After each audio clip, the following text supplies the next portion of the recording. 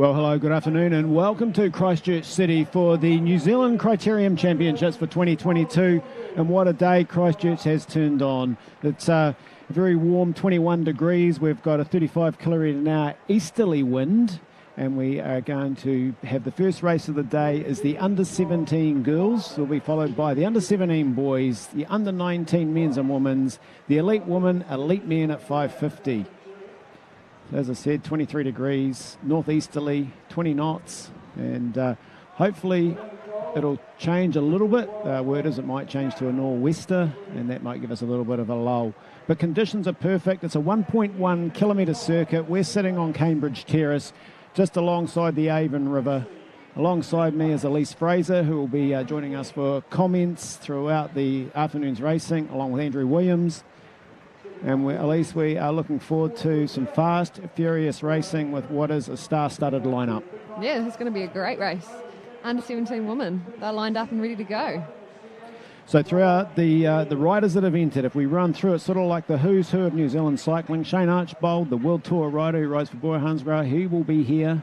As we just look at the under-17 girls start list, Meg Baker, Elise Barnes, Alana Beale, Jodie Blackwood, Millie Donald, Kaylin Gray, Erin Green, Caitlin Kelly, Kirsty Watts, and Maya is a scratching. Unfortunately, she had a fall in the carnival at Denton Oval yesterday, which was some fantastic racing there with the New Zealand men's sprint team and some of the endurance riders taking part in that carnival. So the riders will get a briefing from the race commissaire or referee. Mark Reynolds is the chief referee for the event. Glenn Thompson is the race manager, so he makes sure everything is set up properly on the circuit.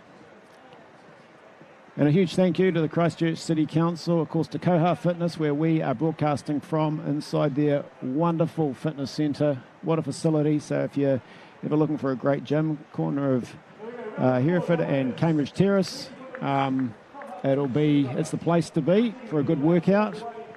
And a big thanks to them for their support of the prizes in the street race, which was the first race of the day. It kicked off the afternoon's racing here at the 2022 National Criterium Championships.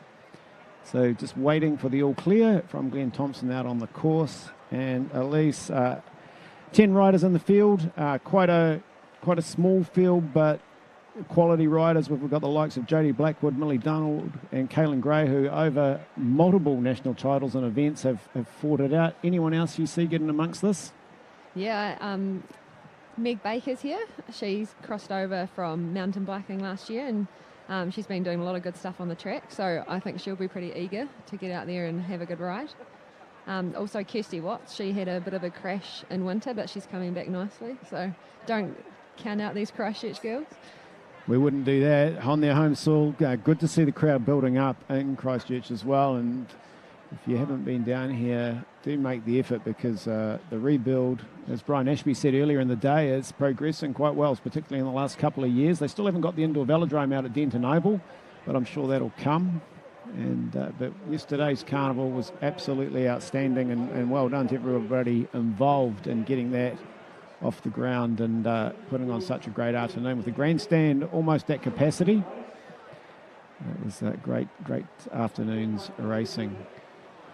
So if we have a look a little bit later on in the program, as I mentioned, we've got the under-19 men's and women's, the elite men's and women's National Criterium Championships. If we look at the field, we've got, as I mentioned, Shane Archbold, the World Tour rider, but also multiple Olympic athletes here, those that you saw on your screens in Tokyo. Regan Goff, of course, the winner in 2017, is competing. Lawrence Pithy, the winner in 2020, he is back. He was in great form yesterday, and when he won that in 2020, of course, he was the National Junior Road Race, Time Trial and Elite Criterium champion all in the same year. Also, 2020 winner Ali Wollaston is back to try and get the title. Olivia Ray is not back to defend that title, but a great field coming up in that race as well. So we shouldn't be too far away. They're going to race for 20 minutes. I'm not sure. I didn't clarify actually with Mark Reynolds, the race commissaire. Elise, is it 20 minutes plus 3 laps or 20 minutes and 3? We'll find out when they put up the lap board. They might just adjust it to suit the program. So there's Glenn Thompson's just pulled in the Skoda. So he's got the Optiva. If you're looking for a car, you can get down to the local Skoda dealer here in Christchurch. And massive support from them for this event. And of course, of school cycling as well. Skoda supporting New Zealand school cycling.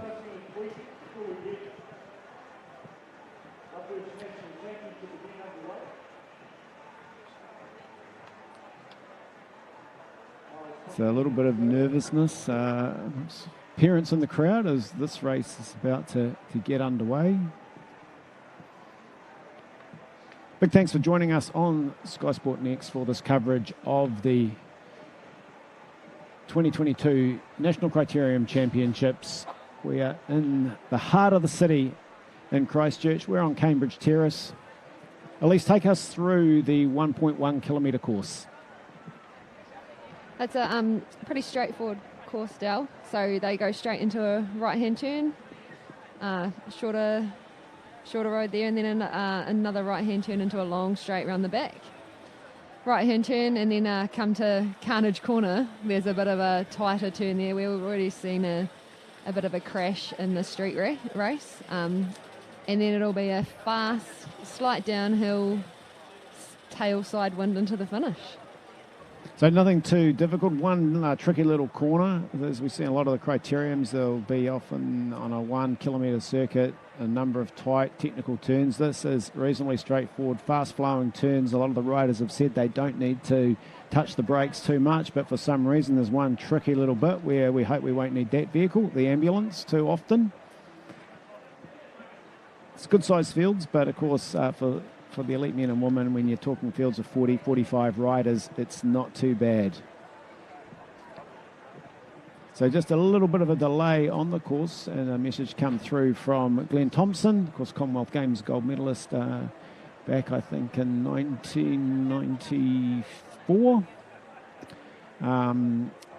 That there's been a little bit of an accident involving the vehicle on the course, or near the course, so he's just going to give it the all clear.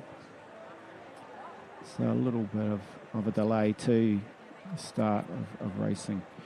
We'll just go through some of the other riders. Rita Christie, of course, riding for the World Tour women's team, so great to see her being involved. Nicole Shields, Nick Kurgazoo, Regan Goff, Tom Sexton, Jesse Hodges, Bonnie Bortha, all a part of the Olympic team here taking part.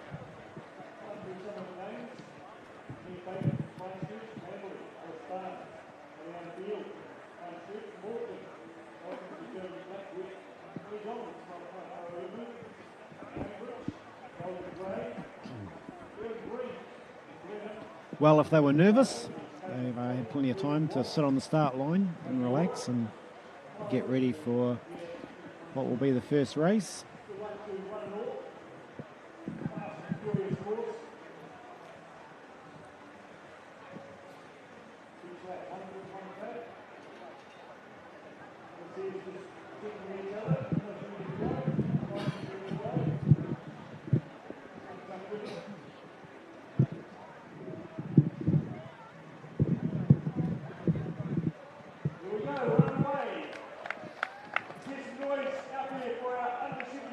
So the under-17 girls get underway to kick off the 2022 National Criterium Championships. And a big thank you to the Christchurch City Council, the people of Christchurch, for allowing the race to return once again. And a different time, we're usually here, last time it was December, the date's moved to January, and I think this date, going by the size of the fields, really suits the riders. Of course, school exams are out of the way. It's the start of the seasons, as opposed to having it at the end of the season.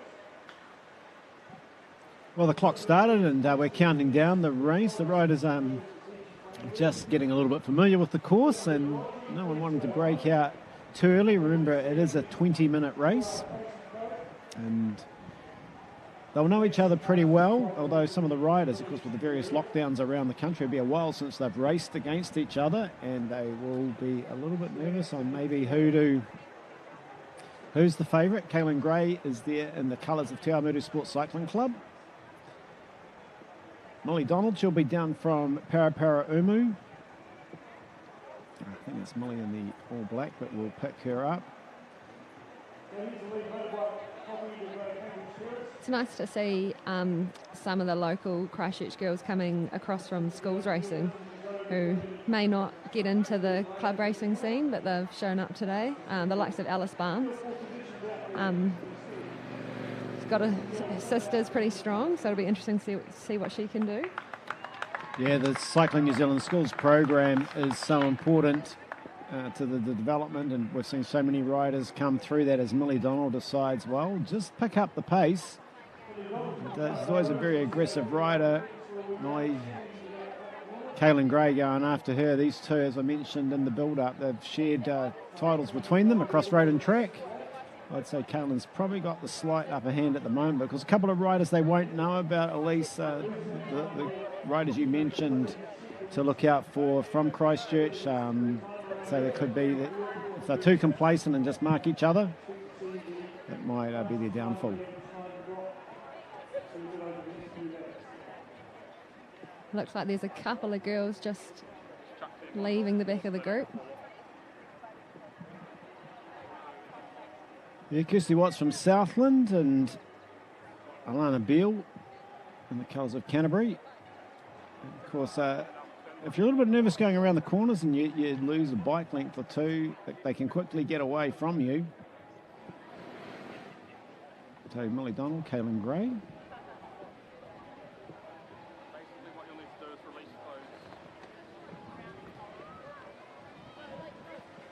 So the national championship, the first national championship for 2022, and it's a nice one to pick up if you can. As other races building up over the summer, we go into the New Zealand Track Cycling Nationals early in March, and then a little bit later, the National Club Road Race Championships, which will be in Hokitika. So plenty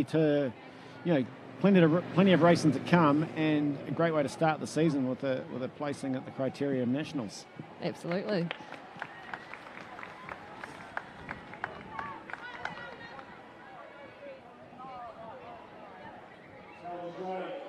Looks like they're pretty happy to roll around together at the moment. So on the circuit with the wind blowing the way it is, you mentioned a slight tailwind down the finishing straight. How strong will the headwind be around the back? You'll get a little bit of shelter from some of the tall buildings, but it'll definitely funnel down through there.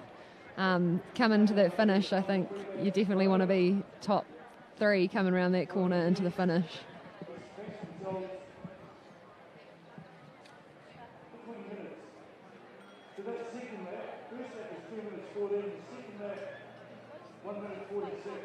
So 1:46, we've just heard from Brian Ashby, who is doing the on-course commentary, and he'll be doing the race interviews with the winners for us throughout the day. So they're not exactly ripping around their full gas at the moment. Yeah, this pace will allow Alana Beale to get back into the race, which is good for her. So we're going to see a bit of a contrast, aren't we, in racing, through the day. We've got this race, under 15, not quite the experience of the elite riders that will come later, and just a little bit, I guess, nervous to take the race on and commit and to force the pace. Yeah, we often see that with the under-17s. Sometimes a bit tentative to, sometimes just a bit scared of losing rather than trying to get out there and rip the race apart. But hopefully as the countdown goes down, we'll see some more aggressiveness come out in them. I'm sure we will. There's some naturally aggressive young ladies in there who love to mix it up. And running into the first 5 minutes of racing. And Millie Donald once again going through. Whistle goes. That must be sprint. Meg Baker from Canterbury on her wheel. So with some sprint preems, it's sometimes riders like to get an early sprint prem just to test their legs and test their conditions. Others just like to sit back and wait. So we'll see who takes this one on. There's no title, national title for winning the prem, but it's a good test, isn't it? It's a good way to find out how you're going.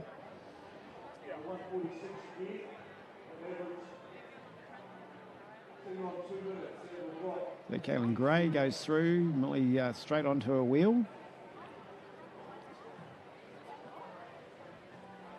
Capjack's Costelli rider, just also staying fairly prominent at the front.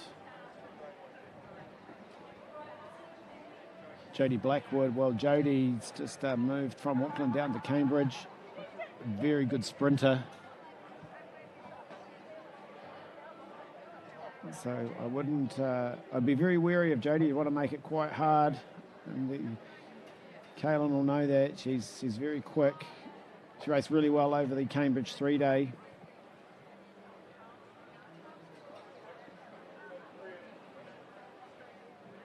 And riding like a sprinter at the moment. Someone moves, she just moves into that second or third wheel position and covers it. Meg Baker leading out of that corner. It looks like she's giving it a wee go to go for that sprint prem. Yeah, free wheels across the line, takes it easy. Now that should be a little bit of a wake up to the other riders, knowing that Meg Baker's got a good jumped out of that corner, opened up the gap, and there's just no way of coming back. So now that will be a matter of, so the race counts down and we get into the final laps, staying tight on the wheel of Meg Baker, because she's certainly showing the other riders what she's got. It's like 6 girls now, off on the front.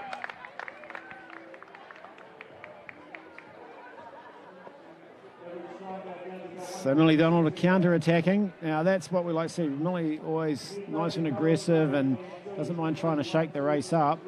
But, into that headwind, it's hard to get the gap and hold it. Gray, Blackwood tracking her.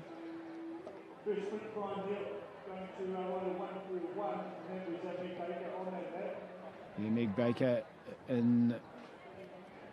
looking like she is in great form, and if that first sprint's anything to go by, will be one to watch.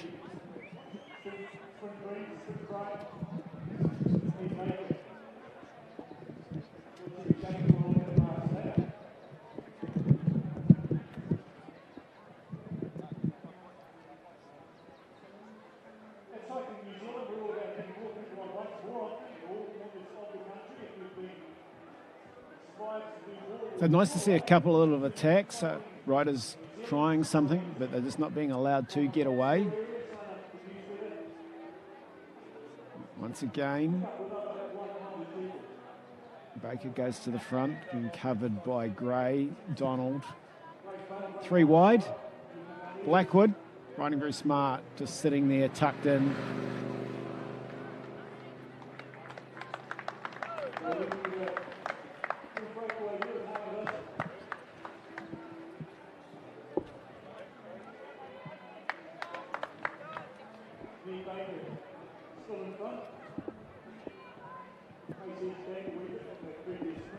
Kirsty Watts in the orange helmet, also just looking really relaxed, really comfortable and under no pressure so far. 9 minutes 50 to go. We'll keep an eye on Russell Owensworth. He's over there with the lap board. He'll bring it out when there's 3 to go.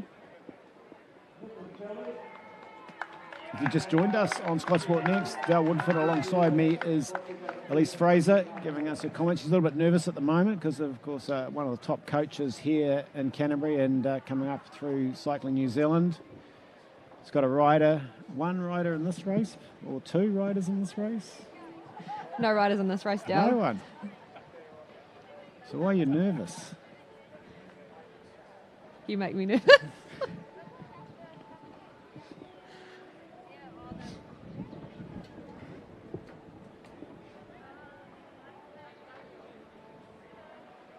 Well, another attack.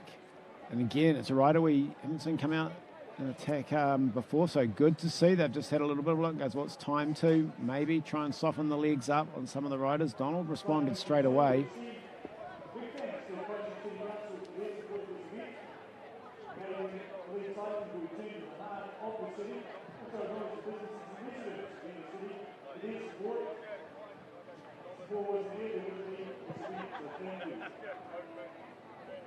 Caitlin Kelly of Invercargill's got herself onto the back again. Nice to see.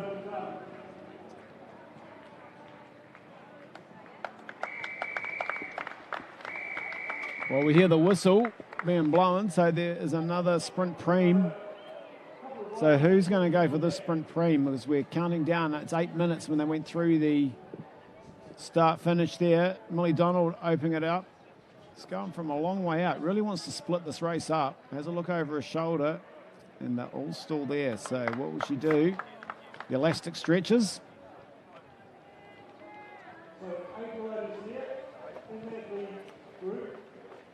So Donald leading, pulls over.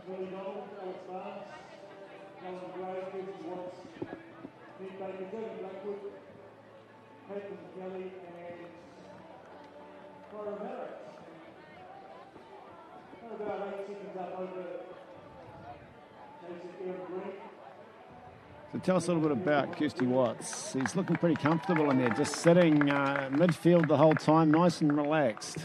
Yeah, Kirsty's coached by Hamish Ferguson in Christchurch.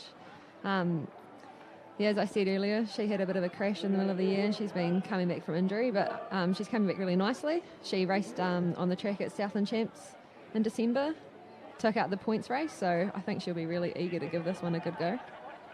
Well, if you can win the points race, it's often on a track, it crosses over well, and she's just run quite a smart race, isn't she? She hasn't attacked, she hasn't done anything, just sitting there nice and comfortable in the field. Yeah, she's always sitting in around that third, fourth, fifth wheel, so hiding a bit, but always in a position to be able to react if she needs to. So Millie's going to go for the sprint. She's opened it up, wants to take the preem. This time Kaylin Gray's there, but it's just sitting there, happy to follow across the line. 3 laps to go. So the lap boards come out, 3 to go. So we'll know in 6 minutes' time who is going to take the first of the 2022 National Championship titles here in Christchurch. It's the Criterium Nationals on this 1.1 kilometre circuit. Kirsty Watts just stretching her legs there. Yeah, sitting comfortable on the field, and you think she's just trying to put in a little bit of an attack, but she'll be pretty confident in her sprint finish, do you think? Oh, this one's pretty hard to pick. There's definitely some fast girls in this race. Jodie Blackwood going through, Gray, Donald, Blackwood, 4 wide, Kirsty Watts.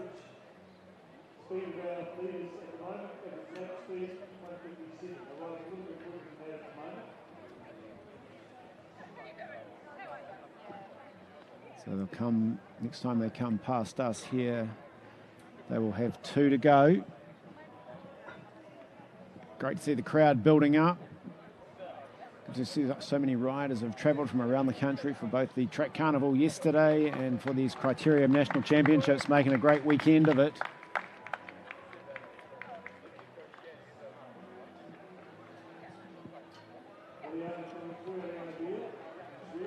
Well, you could throw a blanket over the field and it's going to be pretty tight. Who's going to get the jump right out of the corner next time? Is anyone going to make an attack? Try an attack with maybe a lap, 3/4 of a lap to go and get a gap.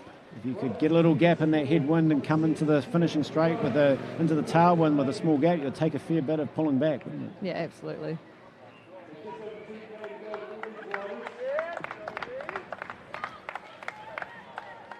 Looking pretty controlled as they go under that start-finish banner. 2 to go. Yeah, 2 to go. And you can feel the tension in that little group. With 2 to go, you can make a mistake and not cover somebody, or you can go too early.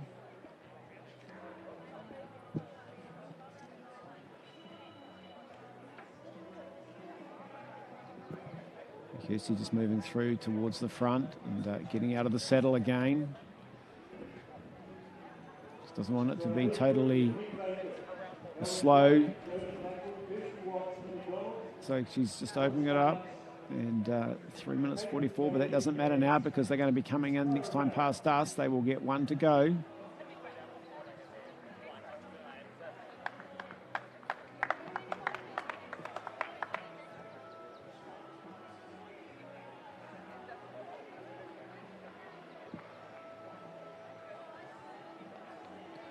So still Kirsty on the front. Jodie Blackwood just moving towards the back, thinking about which wheel she might want to follow. Gray and Donald, a little bit like Velcro, stuck to each other. They've kept each other in their sights the whole time. One moves, the other goes.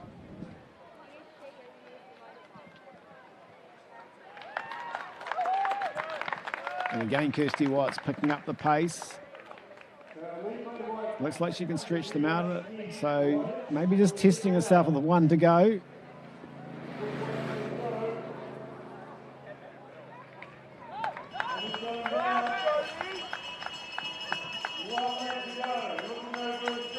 Elise Barnes from Amberley now just moved up into third position as they went through. Watts, she's not going to sit back and wait for the sprint by the look, stretches it out. Meg Baker coming up, positioned herself nicely. Jodie Blackwood. Kirsty's still on the front. And she is, she's leading this out, so is she strong enough to go all the way? Blackwood moving up, Gray sitting up there as well on second, but the head drops a little bit, so she might be struggling to start.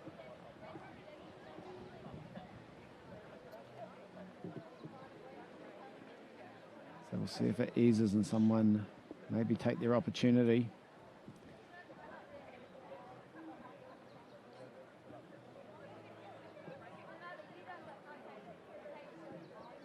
So Kirsty Watts still on the front. Kaylin Gray sits outside of her on her right-hand side. Moves to the left. Jodie Blackwood just ducking, trying to get a little bit of shelter. Yeah, coming into the final corner. Alana Beale moves up.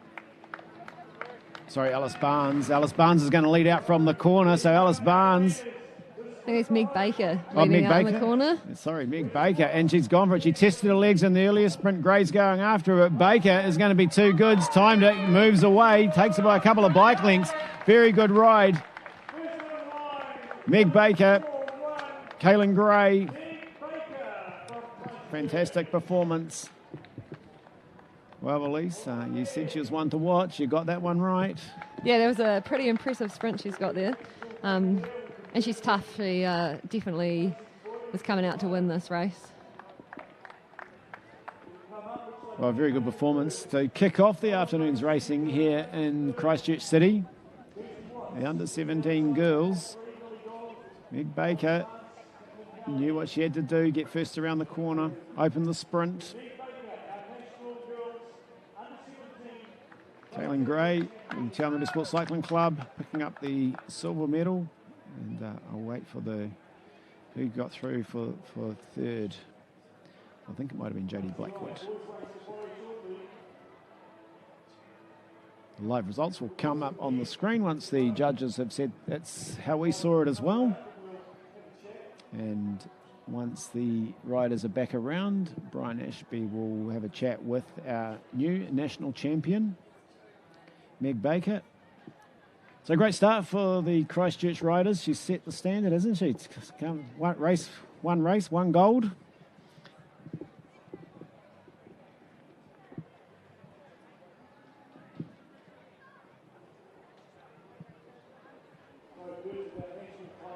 Terry Dryde will be happy with that. He coaches her down here. Yeah, very strong coaching group here in Canterbury. Of course, Andrew and yourself, Terry, Hamish, just put so much into it. And I see Meg walking down towards Brian Ashby. When she gets down there, we he will be having a word. Of course, she hasn't got a bike with her because a biker under 17 has to go over to the commissaires and get checked because they're on a restricted gear. So think about it, if you're at home, you're driving in third gear in your car, that's what they're allowed to race on. They're not allowed to go into fourth. Yeah, which is nice. It just levels the playing field a little bit. So we're just going to throw over to Brian Ashby. The national title, what a way to start your year. Yeah, it's really cool, especially because this is my first national title. So, and taking it out in front of a home crowd too, that's really special. Well, it certainly is. Just tell us a wee bit about your preparation for this event and how confident were you feeling going into today? Well, my preparation was pretty normal. I raced at the carnival yesterday as well, so that was a good warm-up for the legs. But before the race, I was feeling pretty confident. I thought I could do well. But yeah, it was yesterday. Yesterday's racing helped a lot too with the confidence, so yeah, that was good. Great to hear that you've recovered well from battling it out on Denton Oval yesterday. You got away in that group, and I think it swelled to about 8 of you there at one stage. How was the group working, and how did that final lap, home straight, play out? We were working reasonably well. I mean, it kind of wasn't really a working bunch. Like, there was a lot of kind of just people yelling at people to come through. But yeah, and then the final lap, or the final few laps, there were a lot of attacks, and I kind of just tried to hang on to people's wheels because I figured that was my best bet. And then coming into the final turn, I got myself into a good position at the front, and yeah. And you nailed it. Ladies and gentlemen, she is our national under-17 Criterium girls winner, Meg Baker, her first national title. Big round of applause.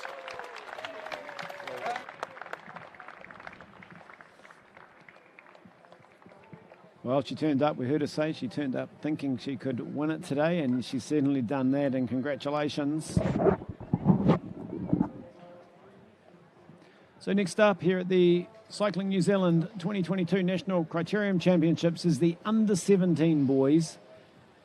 So the race on exactly the same format as the under-17 girls. The field a little bit deeper, and some real talent in this. There we go. There's the results of the under-17 girls race. Meg Baker, Kaylin Gray, Jodie Blackwood, Kirsty Watts, Millie Donald, Elise Barnes, Caitlin Kelly, Kira Merritt, Erin Green, and Alana Beale rounding out the top 10. Very good race, and nice to see Baker take out that national title. Well, there's the field for the men's, and some very good riders in there. Lucas Bymey, Nate Bonus. Two riders that have been in pretty good form. Noah Hollenby, Magnus Jameson also showed good form at the Southland Track Championships. Bernard Pawson down from Auckland. Of course, the whole family racing today. His dad Tim was in the street race. Mum's in the elite women's. His brother Edward in the under-19s. Frankie Thompson. His dad's the race manager, former Commonwealth Games medalist, and his grandfather Brian also here, and Grandma Daff watching this race. So 20 minutes, and under-17 boys, they certainly leave it all out there. This will be a fairly aggressive sort of race, I'd imagine, and Andrew Williams is joining me in the commentary for this. Andrew, who do you see as the favourite for this race? Oh, there's a lot of good riders here today, Dal. I'm going to throw a bolter out here and pick a first-year under-17 and Josh Parsons to have a good crack at this. There we go, Josh Parsons. Tell us a little bit about him. Josh is relatively new to cycling. He's been sort of setting some good targets at the recent Southland Champs. He rode a pretty solid pursuit time, looking really strong at the Yunka Tour, and really seems to be progressing nicely. I think he's one to watch in the future as well. Okay, we'll be keeping an eye on him. Of course, at the Cambridge 3-Day, Nate Bowness was in fantastic form. He fell pretty hard. He left a lot of his rump on the track on the final day. but he's back, and if he can carry that form out from if he hasn't eaten too much Christmas cake and Christmas pudding and pavlova, he'll be, and he's held the form, he will be in another one to keep an eye on. There's a nice spot, sitting there enjoying the racing and jackets on. So that breeze is still a little bit cold. It is 21 degrees. The wind blasts up to 35 kilometres an hour. It's blowing from the east, so it's giving them a very fast run down this super smooth Cambridge Terrace, sitting alongside the Avon River. It's by the Bridge of Remembrance. Beautiful setting in the city, in the heart of the city, for the National Criterium Championships. A big thank you to everybody involved in bringing the race to Christchurch.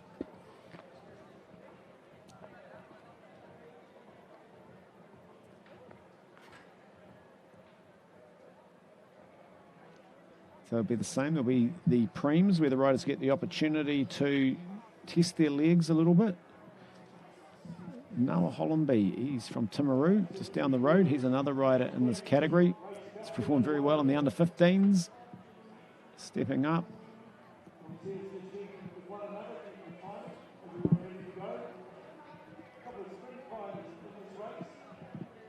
So the rider's just waiting for the all clear and the instructions.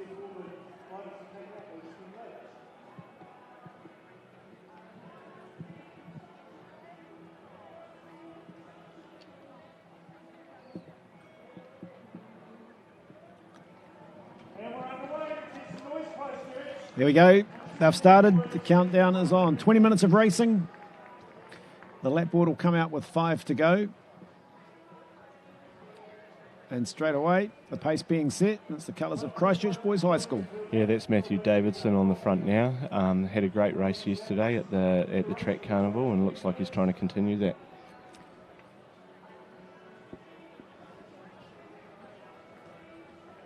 The Christchurch Boys High, they run a fantastic program and are always in the mix. And let's hope this year we get to have the New Zealand Secondary Schools champs once again, being affected the last couple of years. And so, as across all sports, kids missing out on the opportunity to compete in the glamour events for their school. Let's go to New Zealand Schools competition. Fantastic number of events across all disciplines: mountain bike, cyclocross, road and track. Well, we said the pace is going to be on, and they have got into it right from the start.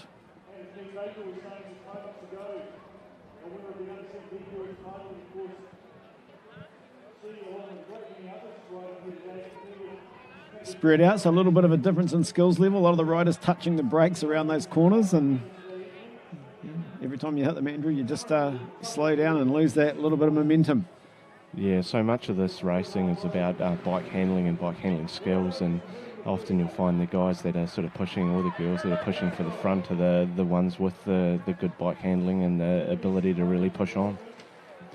So it's Lucas Bimey taking the field through the start-finish at a high pace. He's riding he's down from Auckland, along with Nate Bonus for these National Criterium Championships.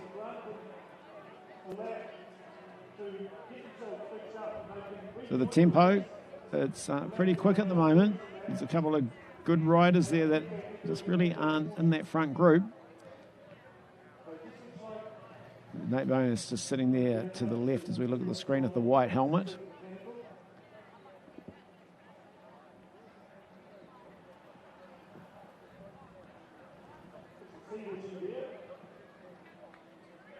It's a beautiful building. I think that's the art gallery from memory. Yeah, lovely building, and plenty going on there too as I came down today and walked past. So if you're in town for a day or two, make sure you get along and check it out. So Nate Bonus decides it's time to pick up the pace and just see if I can stretch the legs, stretch the field out. And there we go. He went a little bit too wide on the corner. Wolf Penne, and with him, Josh Parsons.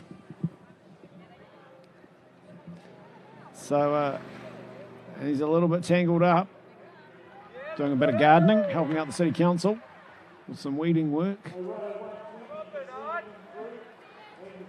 And I wonder if some of these boys realise that they get a lap out on this. Well, if they listened to Mark Reynolds, Mark is a very, very good commissaire, very clear with his instructions. He certainly would have told them.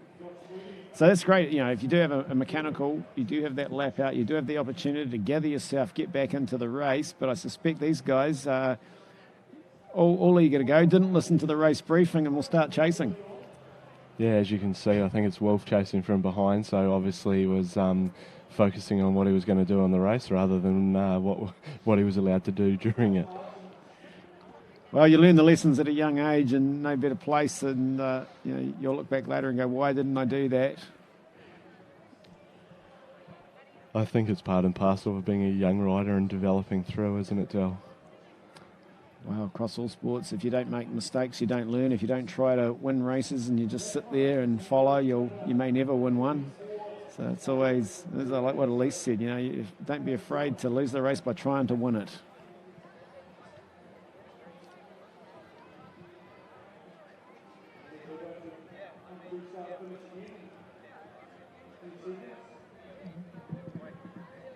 So we'll be coming back down across the start-finish line. A little group, 7 riders. 8 riders just slightly off the front.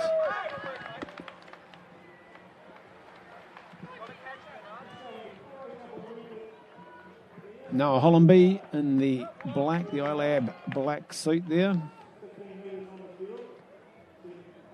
Yeah, in that group as well, looks like Lucas Sanders, Matthew Davidson's there as well. So, there's quite a strong group here, Dal. And the chasing riders aren't too far behind, just a couple of bike lengths. Frankie Thompson's just sitting there at the back of that group, and if it connects, he's had a pretty free ride. But, of course, in a criterium race like this, you like to be a little bit closer to the action.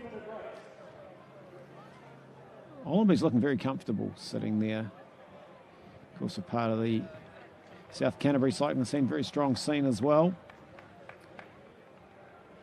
Maybe he's had a chat to Shane Archbold about what the best tactic might be for this one.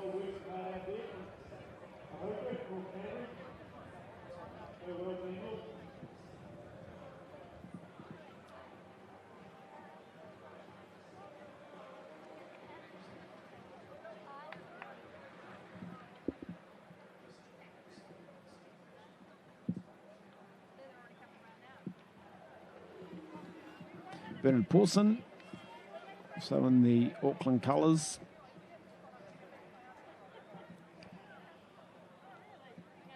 Hugo Sinclair. And as the pace picks up, the elastic stretches and the little group splits off.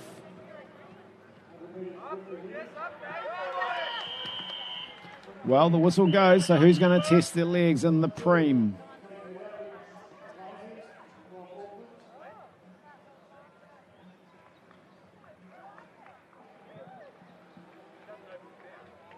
Lucas Bimey with the black helmet. Hollenby moving up onto his wheel.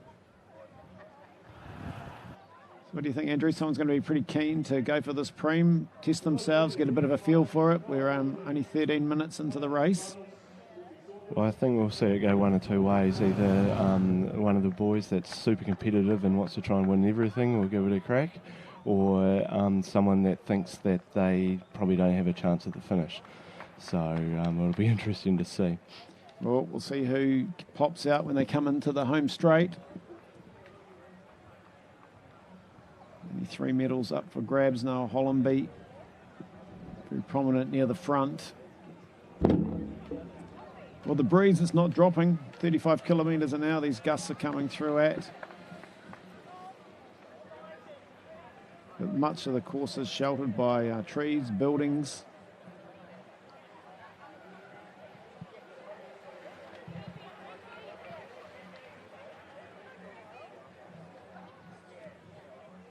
So you can see some of the riders making it quite hard for themselves, not changing down, hitting the brakes, and a big gear grinding out of the corner. Yeah, it definitely makes it hard to get going again.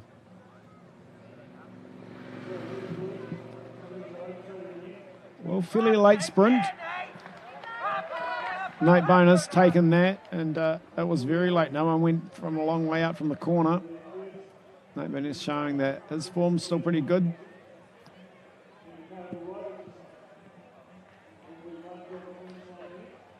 Here he goes, coming through, taking the preem. Or did he? No, went to the Southland rider on the inside.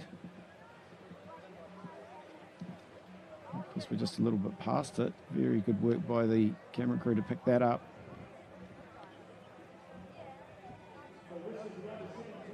So I wonder if that was Magnus getting up for that. I'll try and pick up who that rider was. It looks like he's starting to pay for his effort a little bit now, though. Well, that's always the danger, isn't it? A counter-attack after the sprint. And you just have to hope that you stay in contention, that the race will regroup, ease off a little bit. Nate Bonus, Noah Hollenby. And the local rider in the Callister Christchurch Boys High sneaking around there. Yeah, there's Lucas Sanders in third wheel there. Lucas Sanders, he's looking pretty comfortable. He's got his teammate and schoolmate, Matthew Davidson, sitting a little bit further back. Hollenby and Bonus, though, they want to keep the pace on here, don't they? They're trying to keep it high, sharing the work at the front.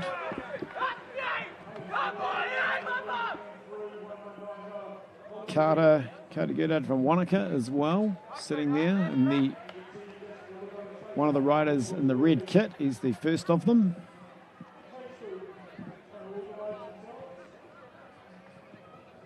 So National Championships, it is always an individual event, but we do have a few teams taking part. Golden Equities Backspoke Racing, of course, will be in the elite men's.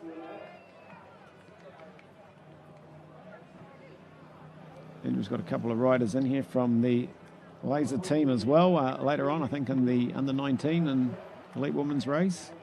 Yeah, we've got a few riders lining up today, so it'll be really good to see what they can pull out, and hopefully they've got some good hard racing coming up.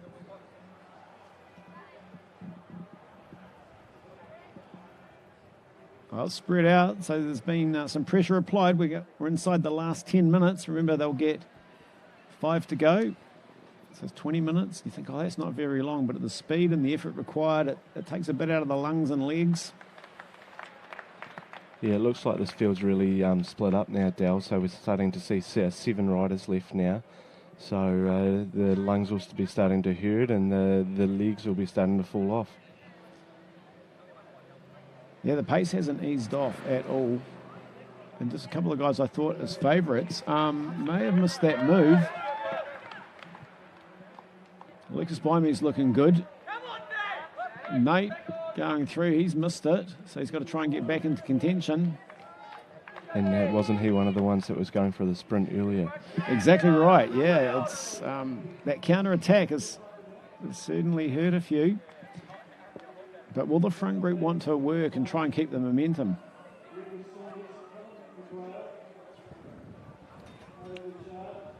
Approaching the last 8 minutes. Yeah, it looks like this group's really gone now, and they're starting to ride away pretty well. Everyone's doing a turn on the front and really committing to try and keep this away. Yeah, Noah Hollenby, he's looking very good. So it's by me, but it's wide open, isn't it? I think especially if it comes down to a group kick, there's sort of any one of these 7 has a chance to win this and really try and unleash as you come out of that bottom corner.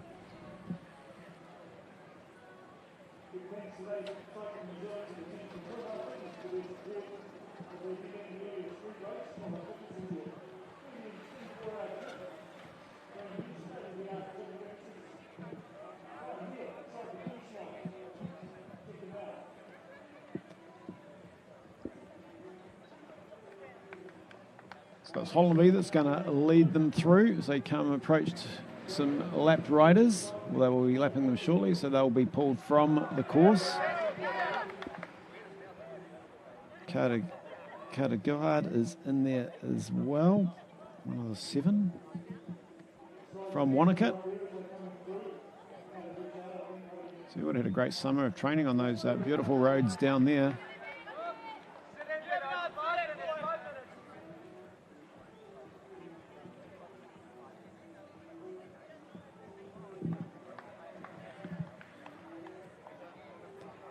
So fantastic to have the roads closed in the city of Christchurch for these National Criterium Championships. This is the under-17 boys.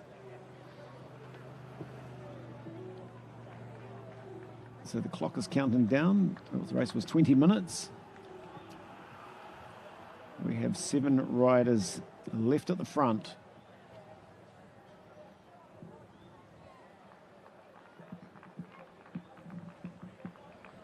As we get closer towards the finish, it'll be interesting to see if any of these boys are willing to sort of take a flyer or take a risk and see if it's good enough to try and win the race. Well, they're not all sprinters, are they? You know, they're not all going to win it in a gallop. So who would you be your pick to take a flyer? Looking at it, I'd probably say Lucas Sanders would be one of my favourites to have a wee go if he's feeling all right. In a sprint, definitely from the Christchurch boys, Matthew Davidson would be pretty hard to go past. Yeah, Davidson is just tucked on the back, looking after himself, saving the legs, saving the energy. So we see Lucas Blimey going through. The whistle goes. So let's have a look after the couple of riders sprinting last time and then getting dropped. If any of these riders. So if you were advising your rider right now, what would you say to him? Don't do it. Don't do it? Don't sprint, not now anyway. As soon as the sprint finishes, then I'd be looking to have a go. Great, okay, so let's see what happens.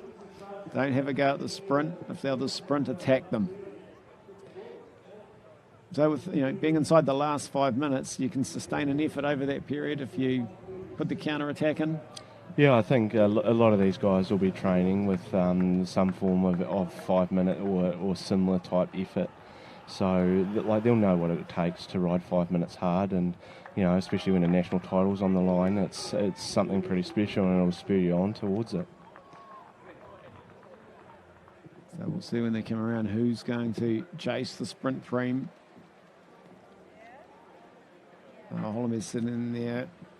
Lucas Blimey. Everyone's fairly happy right now, though, just to hide in the bunch. But listen to Andrew, save the legs, don't do it. Someone's got to be first across the line, though.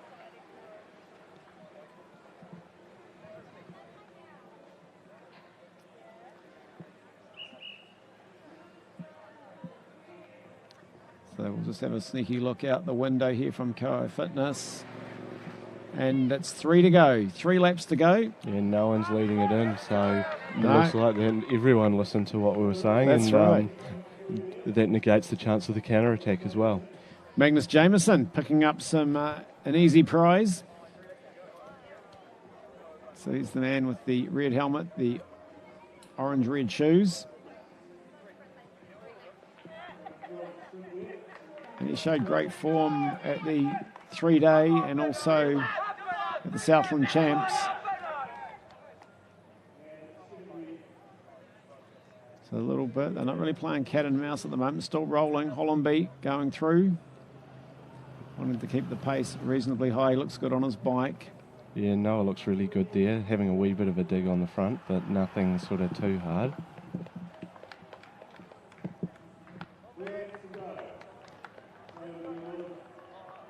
And Magnus Jameson just sitting there in third wheel.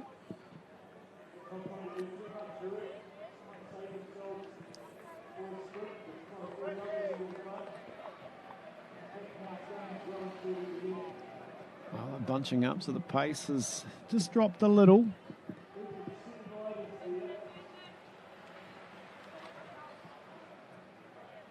Christchurch boys high, just getting a little bit together there.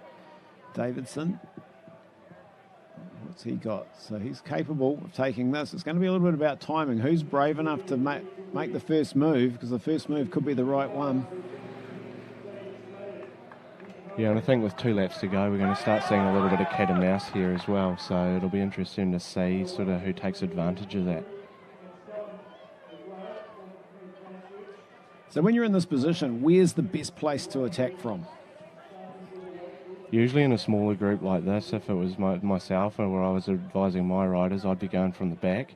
Then no one's watching you. You can get a little bit of a jump. You've got a bit more speed going on. In a bigger field, it's obviously a little bit different. You don't want to be trying to attack from the back with 30 riders in front of you. But definitely in a group of 7, I'd be going from the back and I'd be going pretty hard. Yeah, well, they're playing a little bit of cat and mouse now, so that's the opportunity to launch that attack, because if you commit, the other riders don't necessarily want to chase, because then they're leading out somebody else. So a good time, but no one has taken the opportunity. And there's one going on the right now. Yeah, well, I think it was Lucas Bimey reacting as, who's that? It's gone. It's not Jameson, so it's his what is it? Magnus Jameson might have made the move.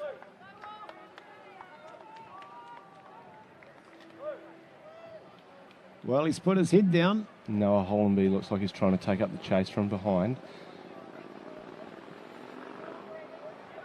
Yeah, Hollenby, Bimey, the 2 riders in Christchurch Boys High colours. Well, he's got the gap. Now, what's he going to do? He's in the tailwind. Yeah, he looks like he's starting to ease up a little bit, though, rather than try and push the pace. So Lucas Bimey had to use a little bit of energy as they come into the bell. Bimey brings it back together. Hollenby sitting there, along with Magnus Jameson. So that was a nice little move, because it meant Magnus Jameson could just sit there and cover and leave it to Bimey and Hollenby. Davidson as well got a bit of a dream run.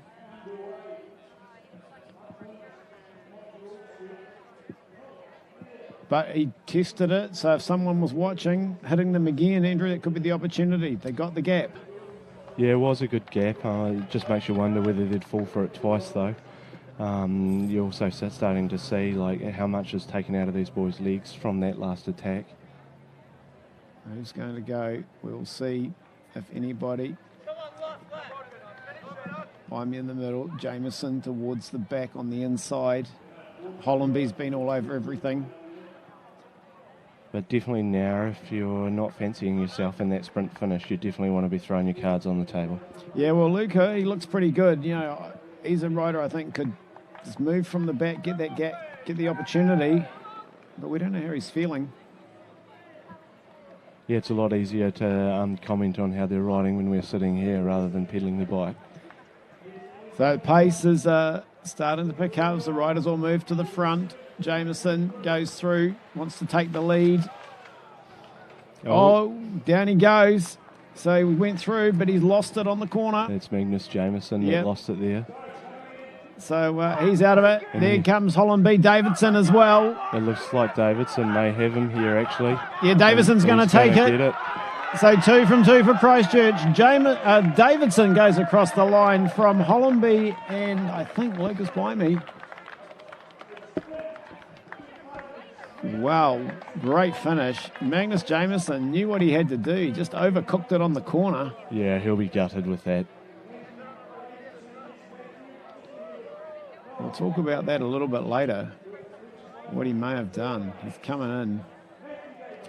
That corner's a difficult corner. It almost sharpens on itself as you come out of it. And that's what we've seen today. Like, there's been sort of 3 or 4 crashes at that corner as it sort of sharpens up.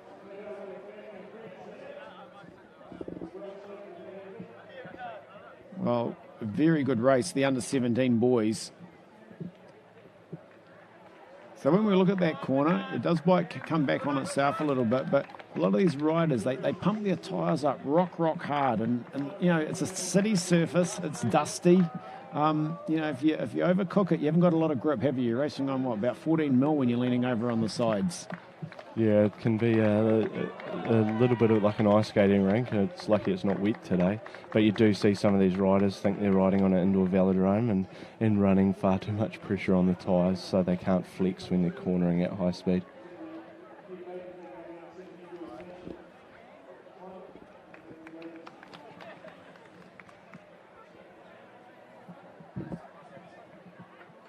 So very good ride in the under-17 boys. So it's 2 from 2 for Canterbury at the moment. And Matthew Davidson picking up that title. Very, very good performance.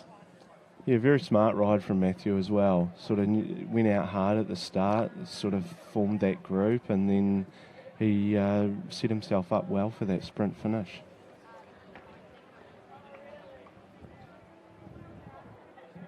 So they'll be rolling around, winding down, and when he is back and caught his breath a little bit, Brian Ashby will be having a word to our winner, Matthew Davidson. The colours of Christchurch Boys High School. There he goes. He's just walking down past us in front of us at Koha Fitness. Looks pretty relaxed, looks pretty comfortable. Looks like he could do it again, and getting plenty of congratulations from the crowd here as he walks past us.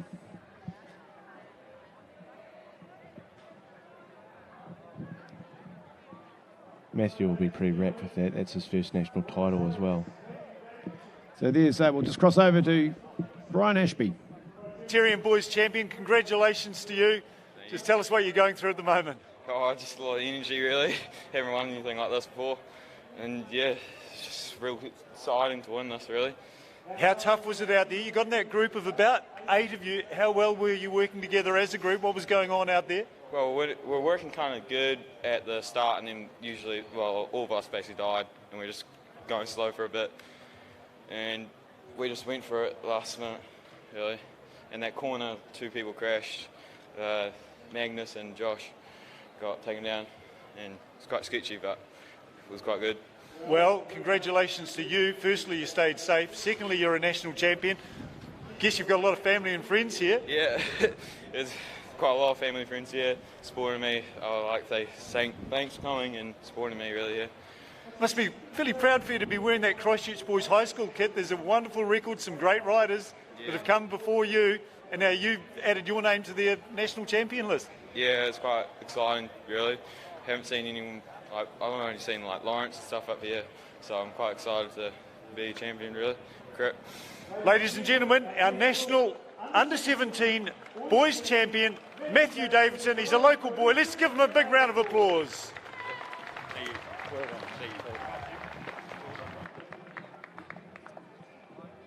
Yeah, big thanks to Brian for that interview, and well done, Matthew Davidson. Nothing better than winning at home. Must be a great feeling. There's a lot of people down here supporting.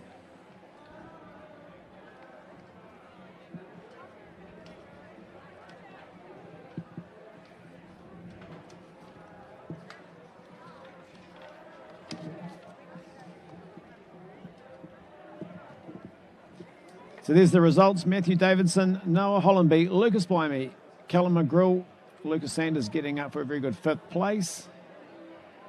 Carter Guard, Magnus Jameson go back up for 7th after that little mishap. Hugo Sinclair, Ben Crawford, Bernard Pawson rounding out the top 10. So Matthew Davidson, excellent performance.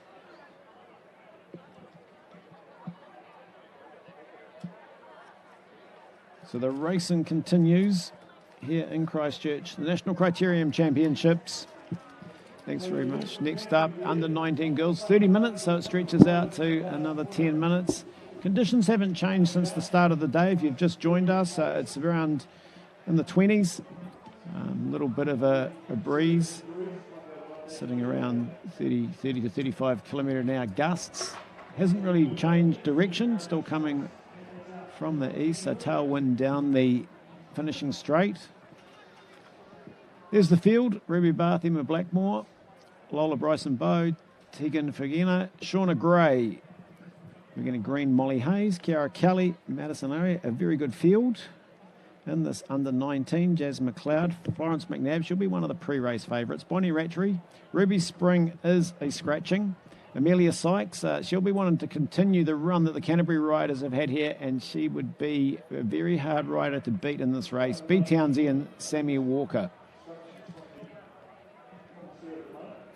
So Elise Amelia Sykes is always in great form, has had an outstanding, well, when I've seen her racing on the track in recent months, she's been in brilliant form. How will she go on the road today? I just had a wee chat to her. She's pretty nervous, but yeah, with nerves comes, she really wants this. She's excited to be here and ready to get stuck in. She had some good racing at the track carnival yesterday. I think it woke her up a little bit and set her up well to race today. So looking forward to see how she goes. Yeah, that's a really interesting comment. Set her up well for today. And I know some of the riders that have travelled down here didn't race the carnival because they felt it would leave them a bit flat today. But it doesn't always work like that, does it? No, sometimes I think you can be, just by doing nothing, sort of makes you more tired. Just a bit of leg speed, being in the fun environment around some of the other riders, and just puts you in the right frame of mind. Other riders you fancy in this race? Oh, yeah, this is going to be a tough race to call, actually. The likes of Bonnie Rattray, she'll be going well.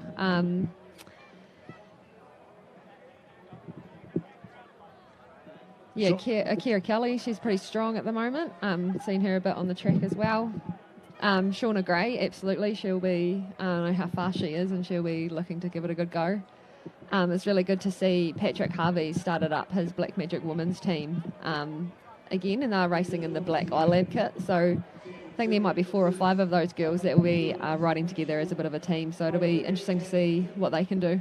So take me through that. We've got a team here with, like you say, 4, 5, maybe 6 riders. It's an individual championship. Everyone wants to win a national title.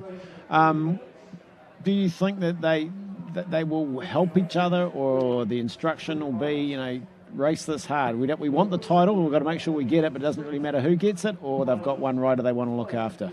Well, if I know Patrick, he loves aggressive racing, so I think they'll definitely want to hit it out hard and fast. The idea around the teams racing is setting these girls up to be able to go overseas and race in teams. And then that whole mindset is that you ride for someone else, you give up your own, I guess, aspirations for the good of the team. And a win for one of your teammates is like a win for yourself. Yeah, it's great to see Patrick. Of course, his daughter's had a sensational season last year in Europe, and we're looking forward to following her with a number of other riders that have just performed outstandingly on the women's European tour. Neem Fisher-Black, the number 1 ranked rider in the world in the under 23 competition, outstanding. Michaela Ella just had outstanding performances. We've got Ali Wollaston racing over there. It's just growing, isn't it? Yeah, it's really impressive. And these under-19 girls will be looking at those female riders and just, that's forging a bit of a pathway for them and showing them exactly what they can do. The ride that stood out for me this year was Henrietta Christie at the World Championships. I thought she just put herself in a great position, raced really well, went in there, raced positively, and got rewarded with a great contract. Yeah, she got some good airtime there. Yeah, she'd come off a week-long tour 2 weeks before, so she was pretty tired, but she, was raced really positively and got out as much as she could from the race. So they're underway, 30 minutes, so the race is a little bit longer. There'll be possibly 3 preems in this, and it's fairly wide open. Let's have a wait and see what unfolds. Elisa said Patrick likes to encourage his riders to ride aggressively, and that's sort of what you want at this under 17, under 19 level, for the riders to be positive, to approach the race in a positive, aggressive way, and make the racing tough, but at the same time look after yourself as best you can and get the best possible result.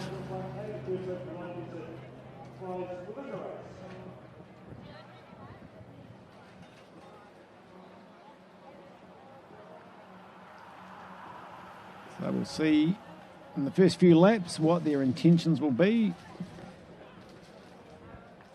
Shauna Gray's been doing quite a bit on the track. Of course, with the Cambridge 3-day, some of the riders here didn't race that event.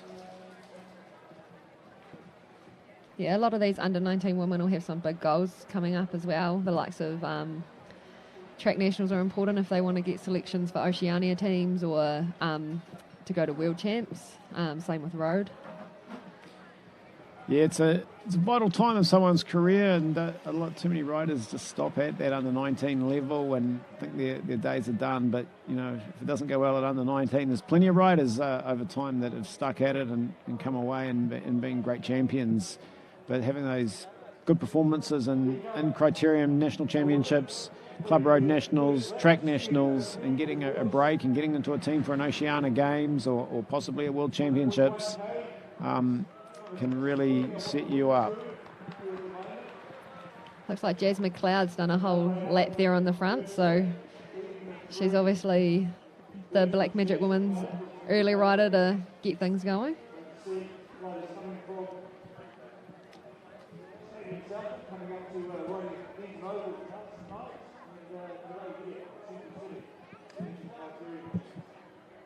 So quite a different start to we saw in the under-17 boys, where the gun goes and they just take off into that first corner, really aggressive and want to keep it fast from the start. A little bit more sedate under-17, under-19 women's racing. Yeah, the women just don't quite race like the men yet, but as their fields grow, I think we'll see that more and more. Well, you've done plenty of racing overseas, and they tend to take off pretty quick, don't they, over there? Oh yeah, in a crit overseas, if you're slow to clip in, you're out the back pretty fast, and it's really hard to gain up any space to get forward. This circuit's quite nice in the fact that, especially along the back straight, it's a really wide road, so you can move around people, get around people, and move up if the race slows. And our fields, they're good sized fields, but they're not massive. They're not the 100 riders you'd get in this sort of race if you were racing in Europe. And that's one of the reasons that Cycling New Zealand developed the 3-day track series is to give the riders experience on the track of riding in maximum sized fields, because it can be the same sort of thing. You can go to the Nationals and there might only be in your age group half a dozen, 10, 12 riders, and you go to the Junior World Championships and there's 25 on the track, and all of a sudden the world changes for you. The pace is different. There's a lot more riders around you. So, what Cycling New Zealand did with the 3-day National Track Series has really given riders the opportunity to race in big fields and feel comfortable, and it's proven massive results for our riders. That's right. It's been a really good initiative, and they have tried to get the National Road Series going as well. They haven't quite got the same numbers as what the track's got, but I think over time we'll see that grow and grow. Yeah, it's been great to see that, and following it last year was brilliant. Even with some of the disruptions, there were some great races, and hopefully those races will cement themselves. I know we've got the CHB Tour coming up, and that's a race where Regan Golf started at, way back, winning the prologue. Yeah, definitely a very cool race. Well supported in the region, so hopefully they can get some good numbers there, get some good racing going. So if you're a rider that's not a part of the Black Magic team, we look at them, they take a fair bit of the bunch here. We won't quite call it a peloton, it's not super big. If you're an independent rider, what's your strategy? What would you be advising your riders here? So what's Amelia's plan? I think Amelia will want to go out probably in the second half of the race and give it a good nudge and see what she can do. She'll also back herself on the sprint as well. So yeah, it'll be interesting to see what she comes up with. See how she can read the race and what she's feeling within the peloton or within the group. Yes. Yeah. Jazz is still on the front. She's done quite a few laps there. No one keen to take over from her. No, so she's following around. Molly Hayes sits in behind her. You want to be near the front, don't you? You just, if you're not facing the breeze, but like you say, Jazz doing all the work right now. And finally someone from her team may be coming up on the outside to give her a bit of a break. Well, we'll find out soon if there's anyone just going to test their legs. And this early in the race, with 24 minutes to go, it's not a bad idea to have a little go on the sprint just to test out what it might look like. Yeah, that's right, to see how your legs are responding, get some blood going. It's also a good opportunity to check out your competition.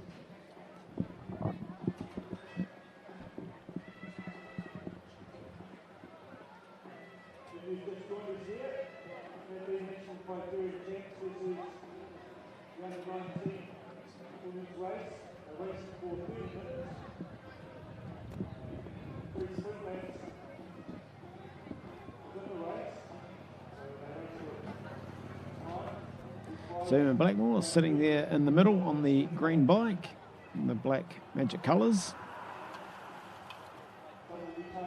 Well, if they ride like this, they're going to play into the hands of the sprinters. Amelia Sykes is very good. She's strong. She'll know what to do on this course. Get around the corner, lead it out. Riding at this pace won't worry her one bit. No, she'll kind of plays into her hands at the moment. There are some other really fast girls in this race, though. Florence McNabb, she's got a really good sprint. Shauna Gray. Yeah, well, Florence McNabb was one I highlighted as one of my 3 for this race. So much can happen, though. As we saw, Magnus overcooking it into the last corner when he looked like he was setting it up for the win. Yeah, you're right. Anything can happen.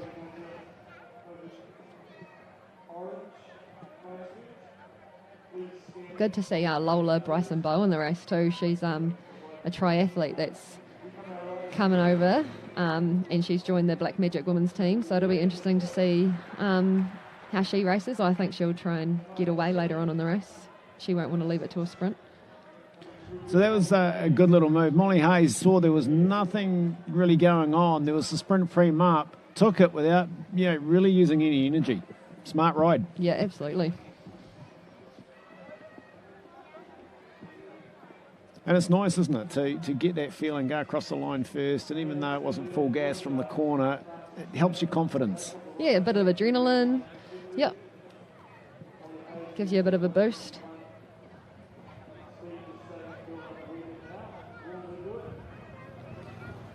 And unlike we saw in the under-17s, no counter after a sprint, just total let's ease off. And we've got Jazz coming back to the front.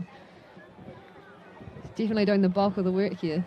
So now she's gone off the front. So that's, with all her teammates there, they can really shut this race down if they wanted to. But it's probably a bit early for them to think about shutting a race down.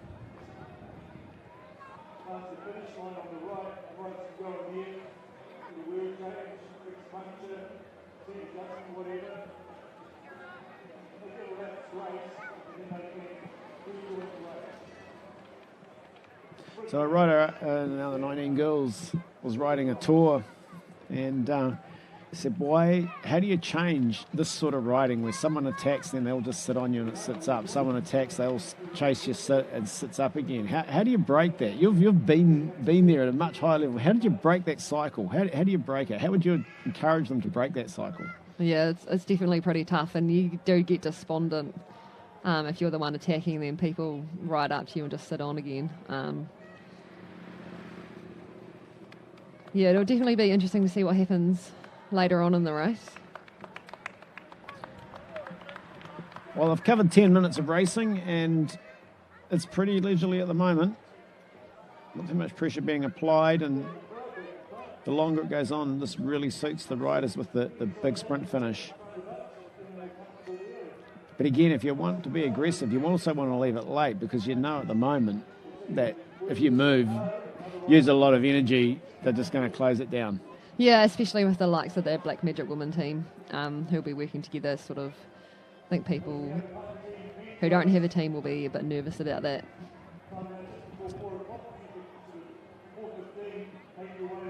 So there's Amelia just moving up a little bit into near the front, because you don't want to get caught out, do you? If they do put an attack in and send someone away, it's easier to keep up with it than try and chase it for a lap and a half.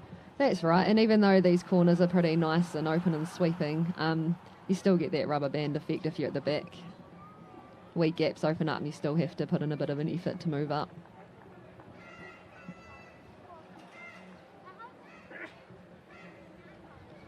And as the race goes on, of course, that becomes more important, to be up near the front, be a bit more alert, because as the riders get tired, that's when the little mistakes happen.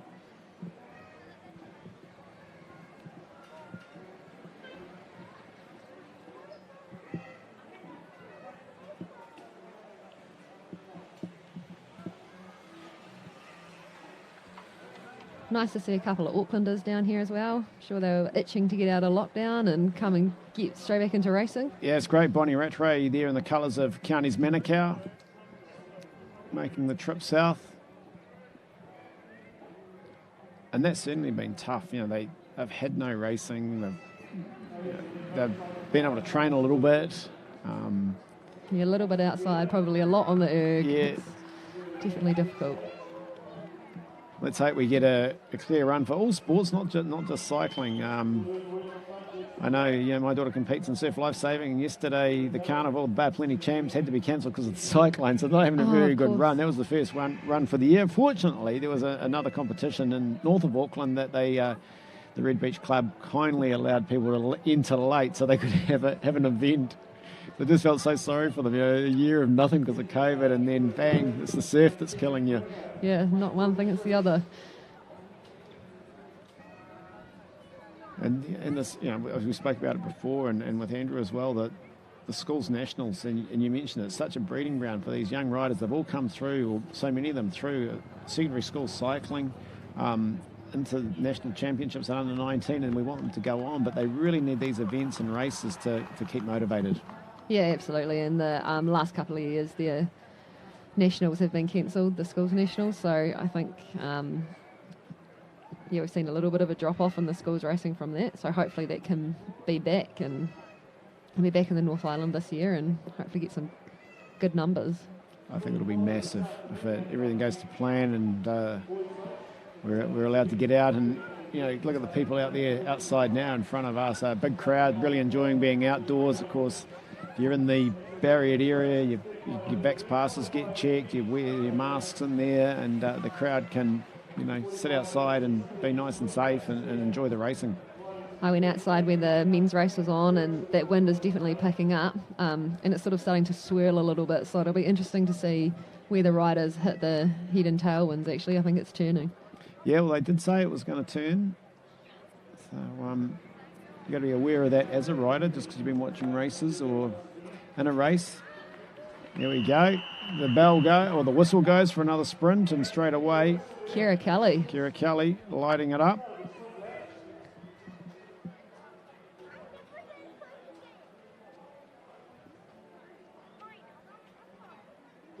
Looking quite comfortable, and I think that's Bonnie Rattray closing her down, getting up onto the wheel.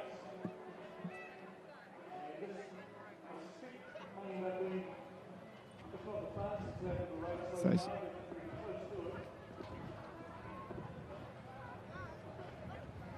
as Brian heard over the PA system, that last lap was the fastest of the race. Didn't give the time, so I guess they're not rocketing around full gas. So there's Bonnie Rattray sitting up there in colours of Counties Manukau. Kira Kelly. Wally Hayes is moving up the outside.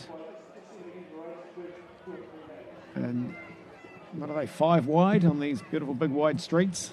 Yeah, when they are wide like that, you can tell that the pace just isn't on.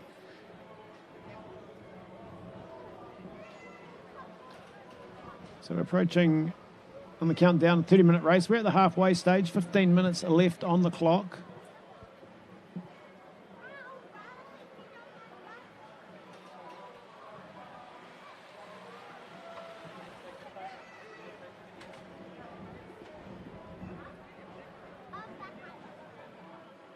The Southland riders trying to get something going.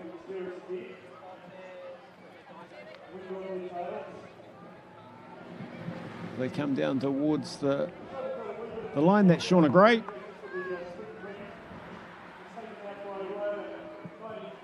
I think that's actually Lola Rosenbow. It was Lola, yeah. Triathlete. Well, you wouldn't want to give her too much room because she's used to riding solo. Yeah, and she's definitely a rider who won't want to let it come to a sprint, so she'll be happy to head off and put her head down. Yeah, look who's going after it. Sammy Walker senses the danger.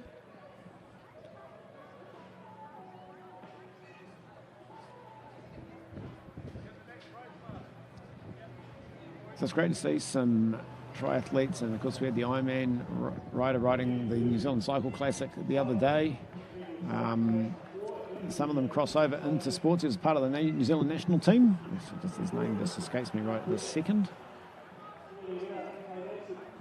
Ryan Ryan Sissons was also another rider, always another triathlete. He rode the New Zealand Cycle Classic a number of years ago, and I said to him before he retired, when are you going to give road cycling a good crack? Because he was very good at it and great build. He could climb the hill well, and but you're so focused on your sport, it's hard to do anything else. That's right. You get these great athletes with big engines, and they ride a road bike very well. Well, these two riders have opened up a bit of a gap, and the Black Magic have gone to the front to close it down a little bit. So they're allowing them to get away with 12:55 on the clock. And so what's Amelia thinking right now? Amelia Sykes in the bunch going, I'm just seeing this go up the road a little bit. Does she start to panic and go, I need to shut it down?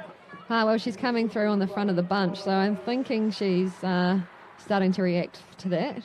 Good to see Sammy Walker gone straight past Lola there. She's really putting her head down and giving a good effort. And that's what you'd want to see, isn't it? I guess as a coach, seeing your rider go, there's danger up the road, I've got to shut it down, and shut it down early. Yeah, you've got to be decisive, especially in a criterium. If you let things go too far, then out of sight, out of mind, really.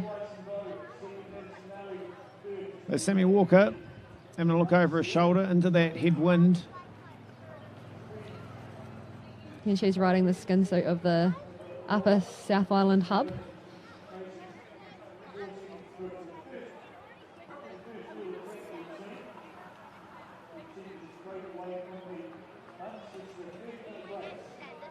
So one rider out front. Sammy Walker, 11 minutes. So you would sort of think now, well, Black Magic, they're going to have to put someone on the front if they want to win the race. That's right. Yeah, they're going to have to respond. Don't think this was the way they thought their plan would go. Well, she's opened up a good little gap. So now you don't want to get caught too far back in that small group, do you? If they react, you want to be near the front so you can react with it. So the bike comes through, crosses the line.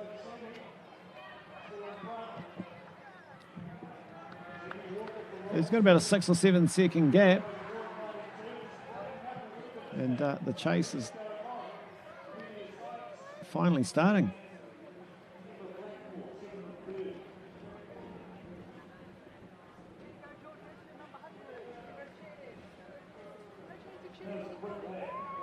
Well, she's sneaked out. She's edged out a little bit more. And she's riding really well. It's great to see. Trying to take this race by the scruff of the neck. That's right, and doesn't look like anyone behind is willing to give it a good nudge. It's all set back up again. Coming up to 10 minutes to go. What's the ideal gap in this situation? How many seconds do you need? How long's a piece of string? So Shauna Gray going through, having a look around. There's a lot of looking around when they go through to the front. So somebody from that team, if that's their plan, to ride as a team to get someone to the finish, then that's one of those riders needs, or two of those riders need to commit to doing the work. Sammy Walker's doing the work out front, not asking for any help. Has a little look over her shoulder. Working hard. That's the hard bit of the course. Now you can get into that tailwind, take a bit of a breather. Out of the saddle there, getting your bike back up to speed after that.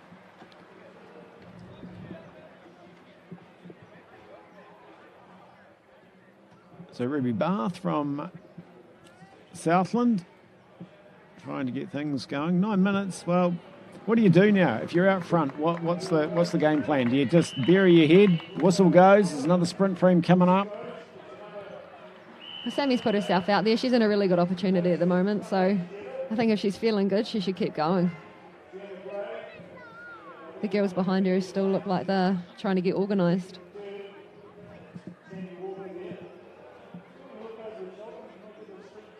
So Amelia Sykes getting herself near the front as well. Nice to pick out in her team kit.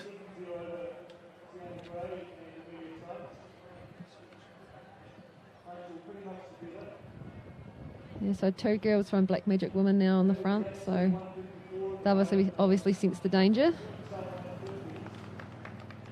And the other riders don't have to do anything here, do they? They've got the numbers, so, you know, we can see here just sitting in nicely. No, I don't need to chase. That's right, yep. Cool, calm.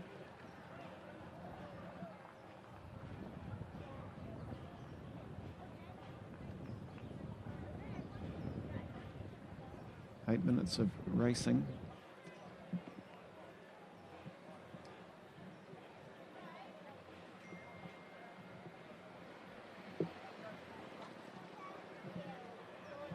Well, brave ride by Sammy Walker. Just keep that momentum going.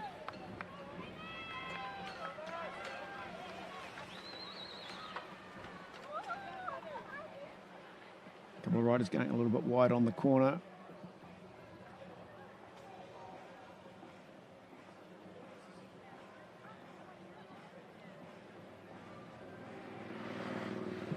Well, as they come down past Huss on Cambridge Terrace, she's still got a little bit of a gap, but it's coming back. Amelia Sykes cruising through in second positions, just done enough on the front without really hurting her legs to just close it down a wee bit and see Sammy come back into the fold. Yeah, still a relatively big bunch. I don't think we've lost many, if any, riders at the back, so pretty sedentary pace, I'd say, out there. Yeah, it's certainly hasn't been on.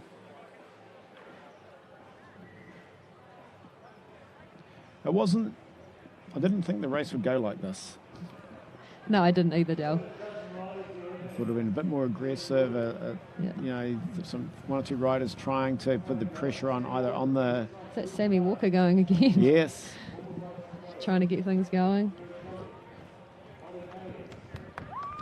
Yeah, it's good to see her riding aggressively.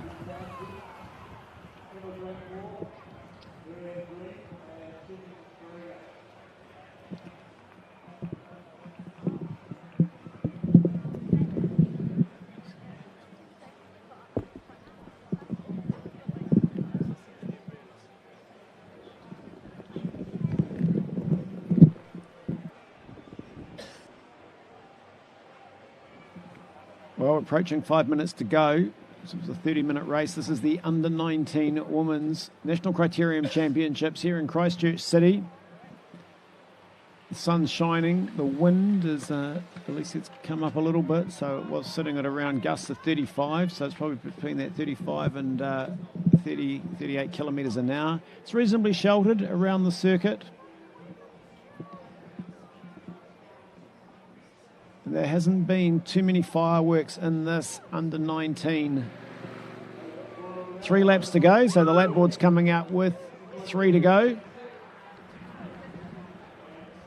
So if you're not one of the best sprinters in the race, now you've got to start thinking about when you make your move. 3 to go.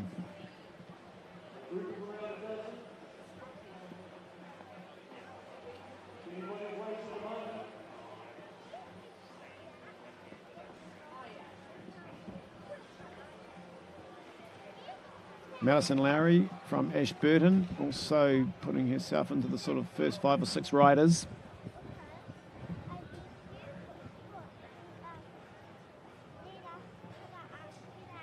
So Southland, is that Kelly taken over on the front?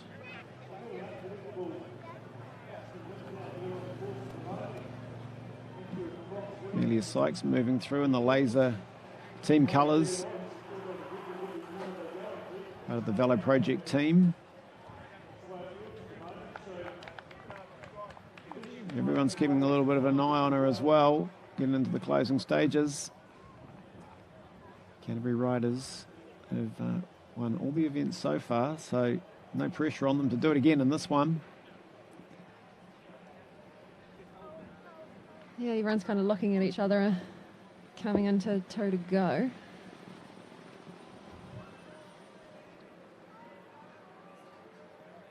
So 2 to go, it's just probably a little bit far out for someone to launch an attack. I'd like to see someone give it a shot. Like to, yeah. What would If you you don't do? have a good sprint, I can't sprint, so I'll definitely be trying You're something. definitely right. Excellent. There you go. If you haven't got the sprint, let's go. That might be Maddie Lowry there, winding it up. Yep. Amelia Sykes taken over as they go through. 2 to go. So now position becomes important. Backing yourself, fighting for a wheel, staying near the front.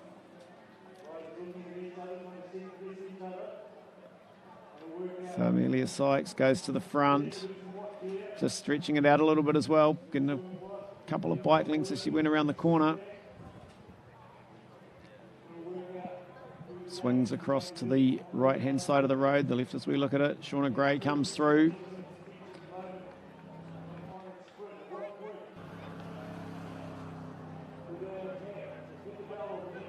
So Amelia Sykes puts in a little bit of an effort and then eases off. So another rider comes over the top and you get back onto a wheel, but at the front of the bunch, out of the headwind.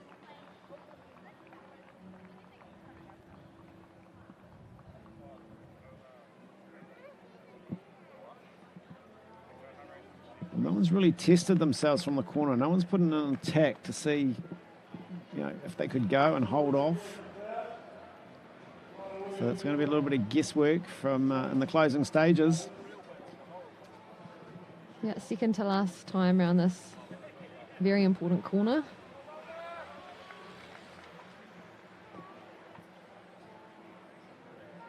Well, now you've got to try and push right through to the front, don't you? You want to be in the first 4 or 5 riders, ready to pounce if anyone does attack.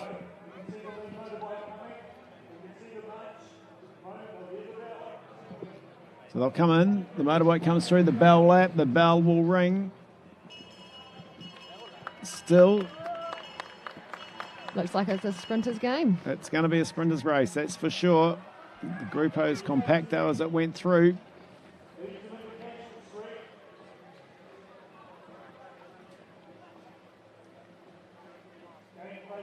B Townsend leading it through there. Yeah, B's very good sprinter as well, but I thought B might have also put in a couple of little attacks.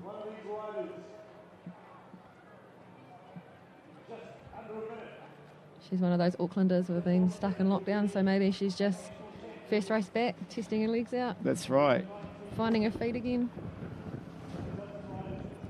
So Amelia Sykes getting herself into a good position. Molly Hayes pushing up onto wheel. It's a good place to be. You want to glue yourself to that, but look, they're 5 wide going across it. Everyone's fighting to get into those important top 3 spots for this final corner. Yeah, so keeping the momentum around the corner, not getting bogged down on the inside. So we're into the closing stages. Last few 100 metres of this race. Who's going to open the sprint up? Maybe take the advantage. And sprinting into this corner. Well, it's tight. Sykes gets around there in second position. It's like Shauna Gray's leading out of there. So they come around, look, it is Shauna Gray, head down. Amelia Sykes coming around the outside. Amelia Sykes, Shauna Gray. It's going to be tight, they're neck and neck. Amelia Sykes is going to, we go to the line. Shauna Gray on the inside. Shauna Gray, Amelia Sykes. Shauna Gray, I think, is taking it. I think you're right, Shauna Gray.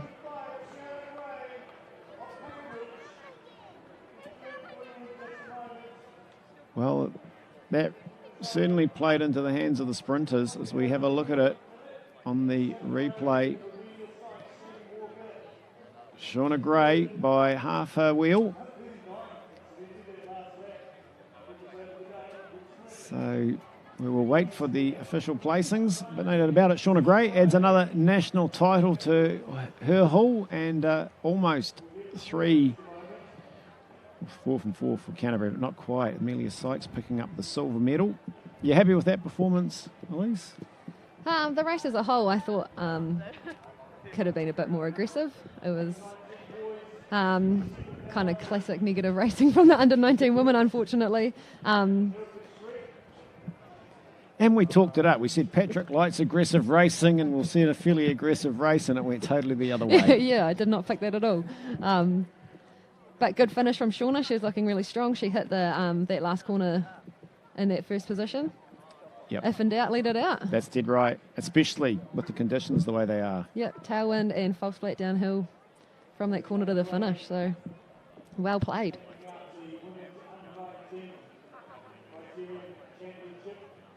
So very good performance from Shauna Gray in taking that.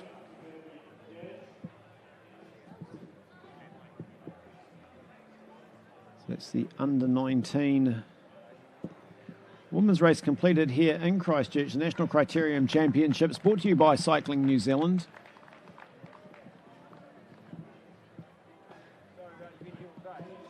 Of course, the weekend of National Championships with the Australian road titles being decided over this weekend as well. They started with the Criterium on Friday night. Time trial on Friday. There we go. Been corrected.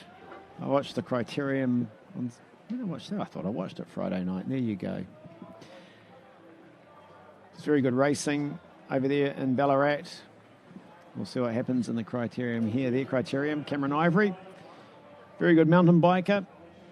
Picking up the title. And the under-23 men's road race title going to Blake Quick, a rider we've seen race on many occasions here. New Zealand Cycle Classic as a young rider. Getting his hand on the National Champions jersey. So Shauna Gray's making her way down to the finishing area to have a chat to Brian Ashby.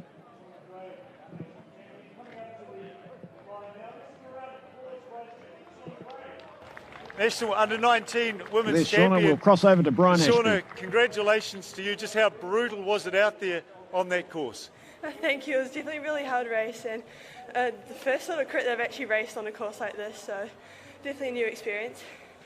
Just what was going? It was a big bunch, a dozen of you out there for a long, long time. Just talk through the dynamics of the bunch and how it was working. Some people launched some pretty good attacks, and I was actually a bit worried because I really wanted it to come down to the last sprint. So, but I think otherwise the racing was really good. Sammy Walker there taking, I think, a couple of the sprint preems and so on, and she was still in the mix. How nervous were you knowing that she was in the bunch? We should really put the hammer down in those middle stages. Did she still look okay? Yeah, I knew she could definitely sprint, so I was kind of hoping that the couple sprints she did to take something out of her legs. Well, your trip from Cambridge has been well worthwhile coming down. What's next for you this season? Actually, I'll be mountain biking next, so a bit of a different change. Well, hopefully we see you back here in Christchurch for the Mountain Bike Nationals later on in the year. Congratulations, ladies and gentlemen. Shauna Gray, National Women's Under-19 Criterium Champion. Well done. Thank you.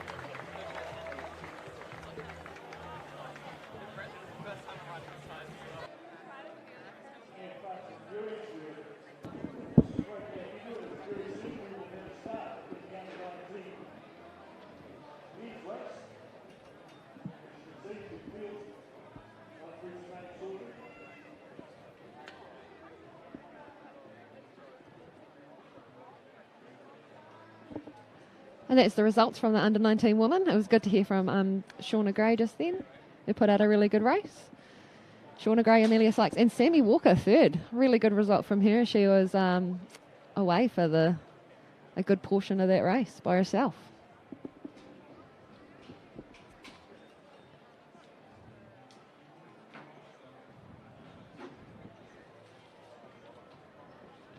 They've got the under-19 men lined up, getting their race briefing.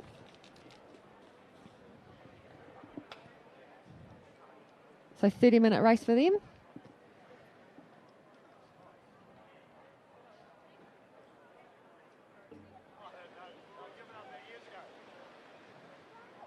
So Glenn Thompson just going around the course, the race manager, just checking things out. The under-19 men's field about to get underway, and this will be the total opposite to what we just seen. Very good field. Lewis Bauer, Redmond Connolly, Marshall Irwood, Jonathan Fish, James Gardner, a winner here a couple of years ago in the under-17. Jonathan Fish, of course, a rider that's performed very, very well in age groups. Mary Morrison, Edward Pawson teamed up, rode a very good Madison at the National Madison Championships. Matthew Jameson, Ronan Shearing, Max Priest, Oliver Watson-Palmer. Some of the riders that no doubt we'll talk about, and Jackson White. He was in sensational form at the Cambridge 3-Day. Andrew joins us again in commentary.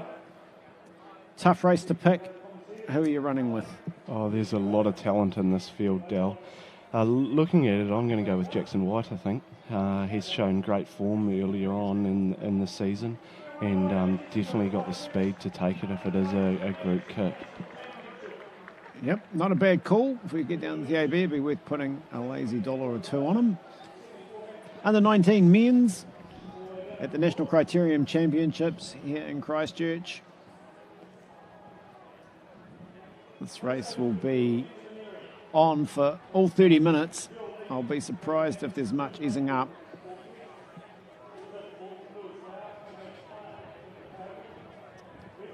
Yeah, and it looks like Jonathan Fish has already taken a flyer here, ready to get stuck into the racing straight away.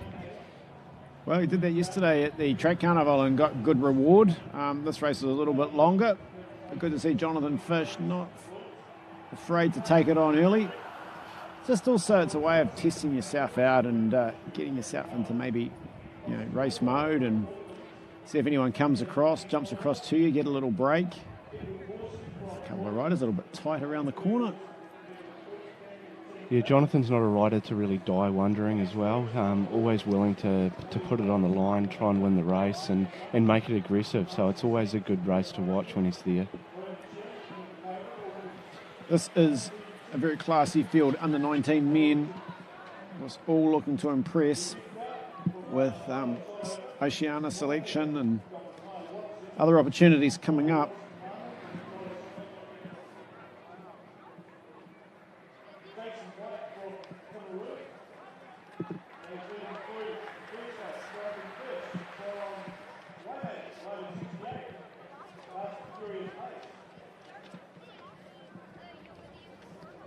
So Fish out front.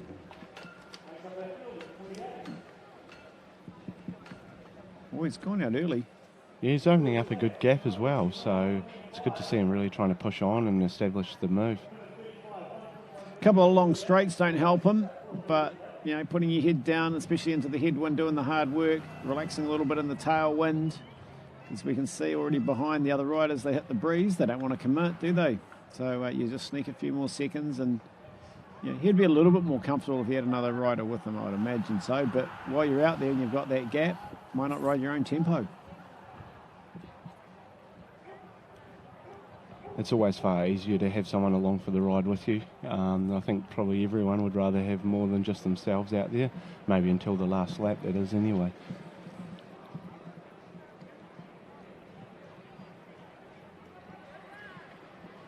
Well, Jonathan Fish, he jumped off the stationary trainer, warmed up, ready to go, and he's ripped right into it. Under 19 men's Criterium National Championships. Whoops, there we go. That is Maui Morrison. He won't panic. He's a very good bike handler. It's not like Maui to bin it. He's a very good all-round rider from BMX, cyclocross, mountain biking. He's picked up the national titles and medals in all disciplines.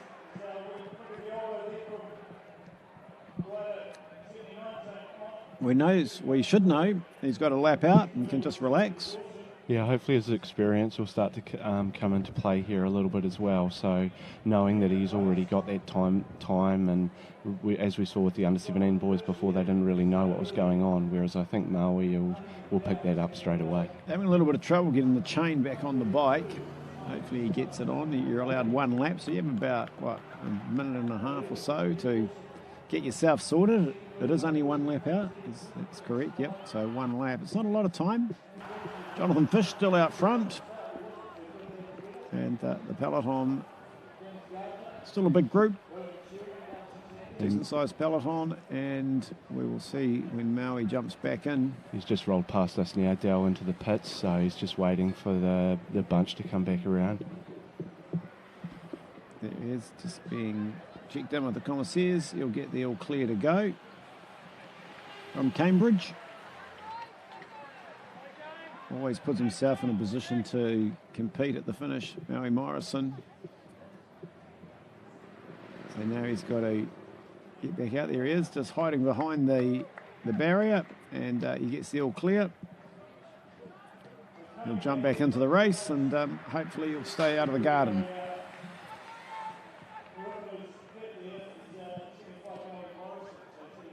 Jonathan Fish, though, he's not looking under any stress out there. He's got himself into a good rhythm and picks his own lines through the corners, and it's nice and smooth. Yeah, it looks like he's holding them at around about sort of 100 metres at the moment. So he's been sort of sitting or dangling out the front now for a couple of laps.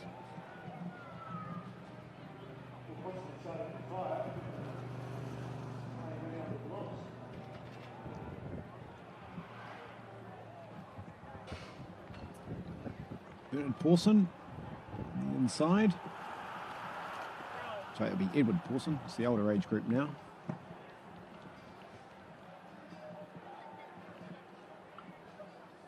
Wilson Hannon in the coloured bike Manawatu. Just in shot as he went around the corner.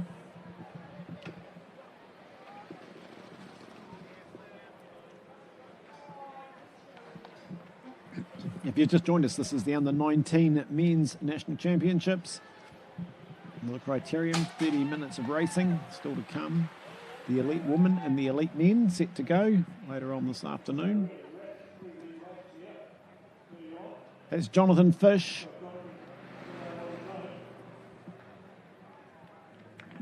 The orange helmet, the orange socks. Has a little look over his shoulder. Slow reaction coming now. Benjamin Erie from Springston.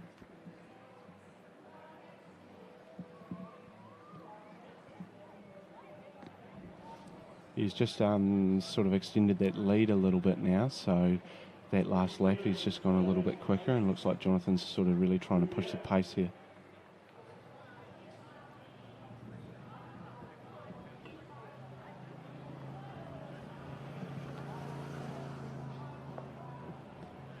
Well, they hit the wind and a lot of looking. Yeah, they're all sitting around looking at each other. So that's going to help Jonathan to no end, and hopefully he'll extend his lead for his sake.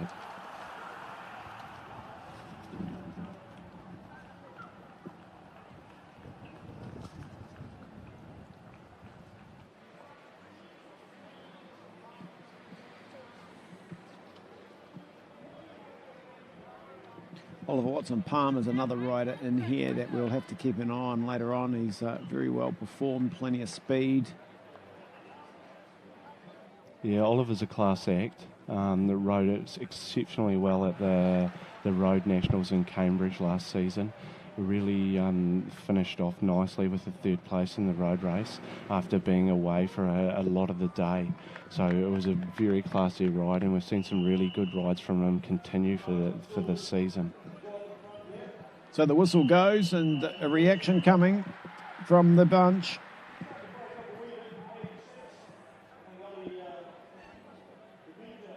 Man from lowest shot over, going after him. I think that would be Elia Tredejka. I'll get that right eventually. I'll have to check in with him how to pronounce his surname. He's the big man in the all-red kit with the red helmet. Stands out. Going after Jonathan Fish. He'll be hoping to hang on out there, pick up the preem.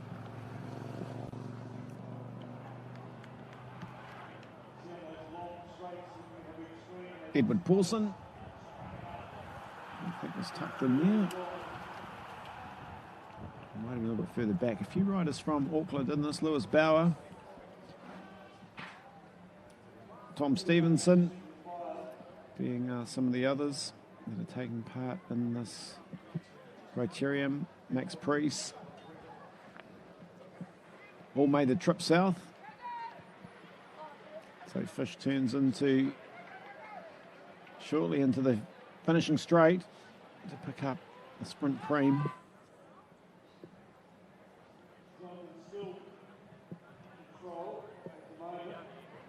as he comes through.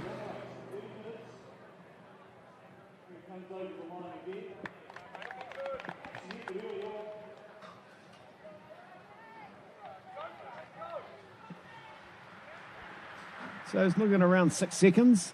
So they haven't really made too many inroads, even with that sprint lap. I think Mary Morrison moving up into second position. Did have the lap out with the little bit of a tumble into the garden. Jonathan Fish leads, puts his head down, back into that headwind. This is where it hurts a little bit. But the big peloton behind, if they're not committed in the headwind, Fish just sneaks out another couple of seconds. He's hanging around that 5 to 6 seconds. You'd like it to sneak out to 20 as we see a big move coming down the right-hand side of the road. Left-hand is the screen as we look at it. We'll just try and pick up Oliver Watson-Palmer sitting second wheel there in that move. Yeah, Oliver Watson-Palmer will be keen to get this bike race back together. But, of course, when it comes back together, someone else will go on the attack. You can be sure of that. Mark Reynolds, Ken Lazenby, to the chief commissaire, one of their commissaires on the course. Very experienced Ken Lazenby. Laz, he doesn't miss a bike race. Great character. Looks after a team every year in the Tour of Southland. Doesn't matter whether you're in the bottom of the country or the top of the country. Ken Lazenby will be there. Laz will be passing his experience and advice on. Looks like Oliver Watson-Palmer leading them through, followed by James Gardner, who took an impressive win in the under-17 race a couple of years ago. Yes, he did. And he got away. He could use his strength in the under-17 to power off the front. A little bit more difficult to do at this level, the under-19. But good to see Gardner on the front, not afraid to mix it up.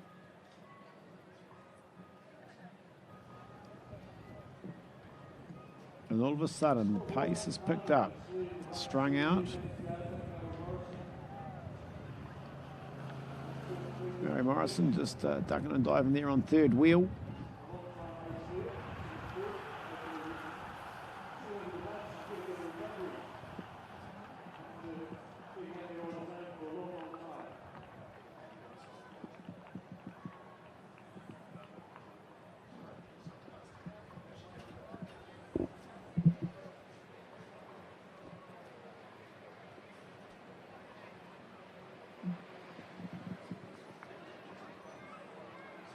The pace being kept nice and high. Under 19 men, Jonathan Fish back in there in about sixth wheel.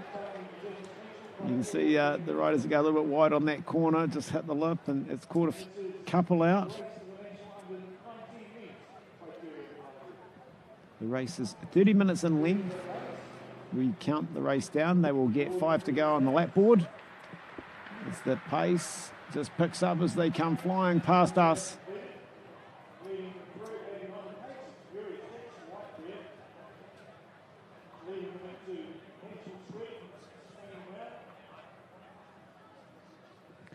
Jackson White. Was that Jackson White going through? I'm pretty sure that was Jackson White, yeah.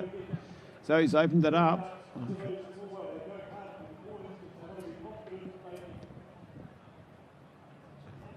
And then someone's reacting. You see the danger. You've got to get across to it. And he's done the right thing. He's gone quickly out of the bunch, not taking anyone with them to get across. And there's a reaction. If you're going to make the effort, don't tow someone with you. That'll be what the coaches have been telling these riders. Shut it down, but don't tow them. So we're approaching 3 riders coming up to the lead in the race. Jonathan Fish back in there, though. He's going to get across as well, I think, so that could put 5.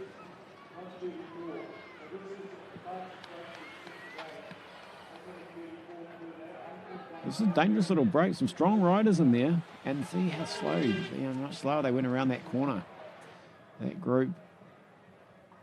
So we've almost got 5 at the front. Now, if they can work together, this will put a bit of pressure on the other riders back in the peloton. Fish has a look over his shoulder. Is that Tom Stevenson leading them through? Or could it? I think it might have been. We'll try and pick up the numbers in that break. I think Lewis Bowes made into that move as well. So Fish is definitely there. I think you're right, Lewis Bauer.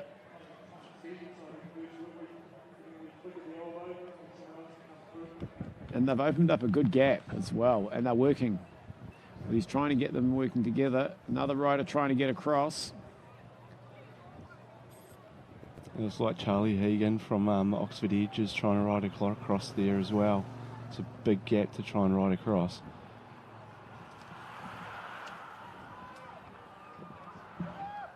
Edward Pawson in the move, just swings off, done his turn. He'll want to keep it going. So they haven't quite got away with riders still trying to jump across.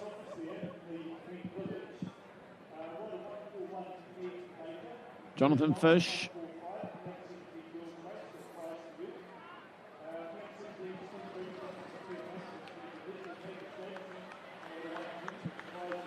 Looks like they're going to come back together now. Yeah, they didn't let them get far. Dangerous little move, but you've got to be going full gas to stay away. And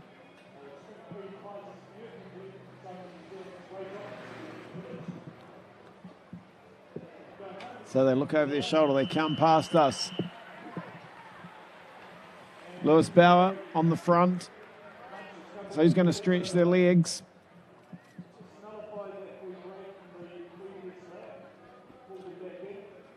So Lewis Bauer, he's flicking the elbow. No one wants to come past him.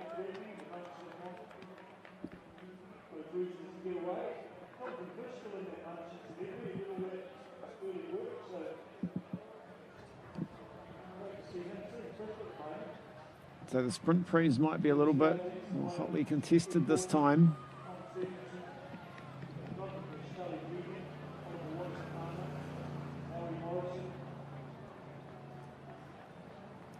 Just have a little look, the group, a couple of riders just having a little chat to each other.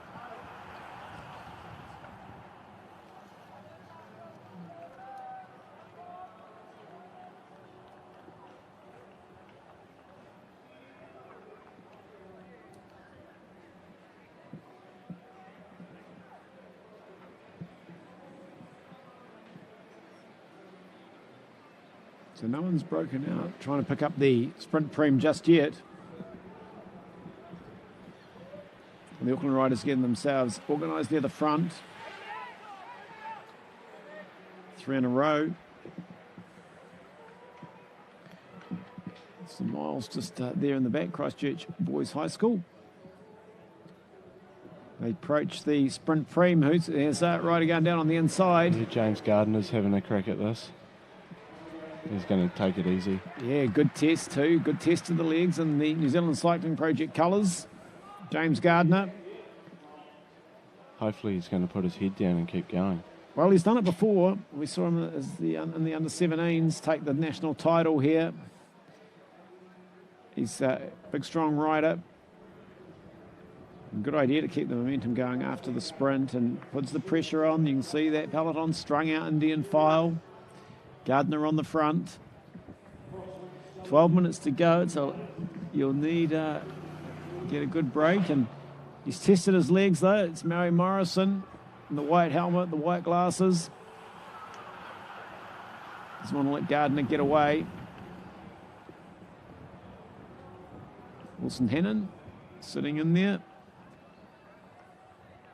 Some of these riders will want to start thinking about pushing a little bit closer to the front as we get into the last 10 minutes of the race. Still 11:37. Great job being done by the traffic management here, shutting the city down this morning from 10 o'clock. Getting the barriers up.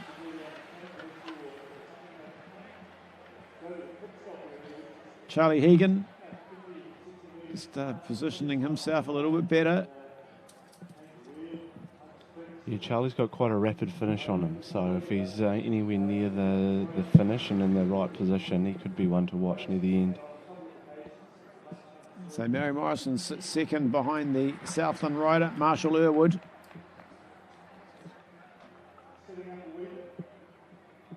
Fish back to the front, following Fish around that corner, Austin Norwell.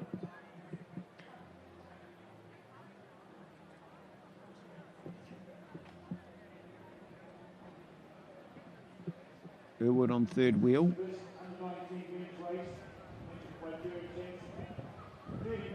Well, the prominent rider has been Jonathan Fish. There he goes, leading them down the back again. Doesn't look like he's taken too much out of himself.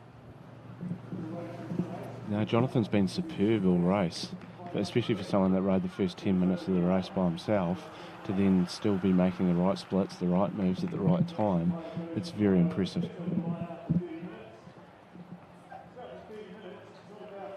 Austin Miles is moving up around the outside, trying to position himself a little bit better. Nick Rush just drifting back.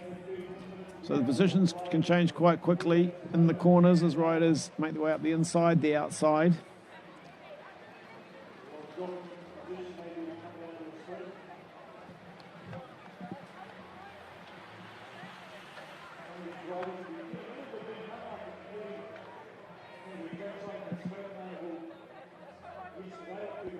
So James Gardner has just now moved him to the back, so he'll just sit on the back, try to recover after taking that sprint. Murray Morrison sits in fifth wheel, never moves too far back. Whistle goes, and a little bit of a flyer being taken. That was Tom Stevenson. So the tall Auckland rider going through, Tom Stevenson. Morrison used the speed to react straight away, got on the wheel, and I think that'll be Edward Pawson. So the Madison pairing from the National Championships a few weeks ago. Second and third in line. Stevenson leading, flicks the elbow. Now he's not too keen to come through, he'll just stay there at the moment. Jonathan Fish moves himself up into a little bit better position.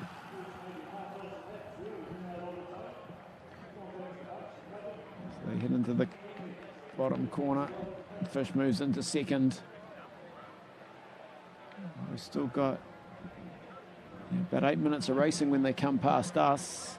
So he's showing he's got plenty of time to recover. He wants to chase the sprint as well. Colours of Southland. Irwood.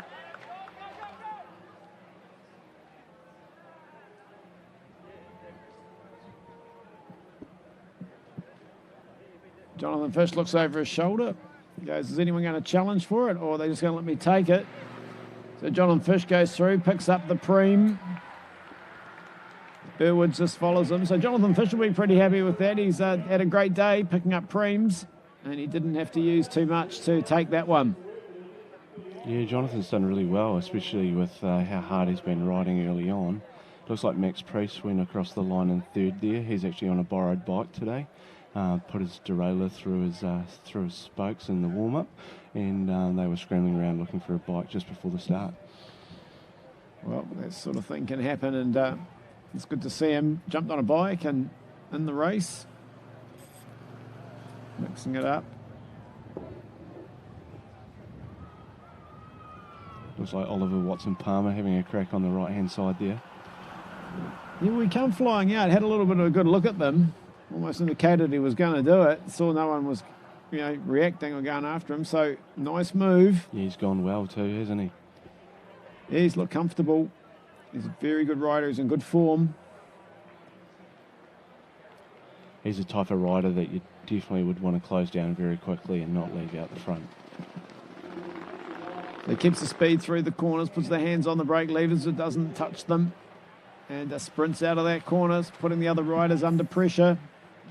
Irwood was in, I think, third position there, just didn't pick up the rider that was trying to chase. Oliver Watson-Palmer, one of the sort of half a dozen riders we picked as one of the pre-race favourites.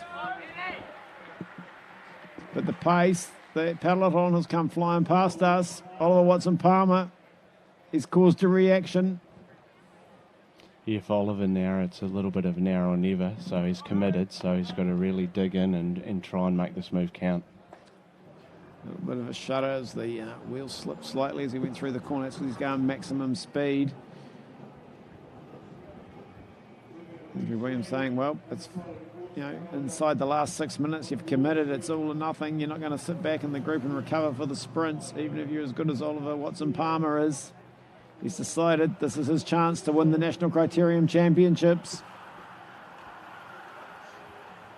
And really with this, it goes to advantage Team iLab Fruzio, if I get your name right.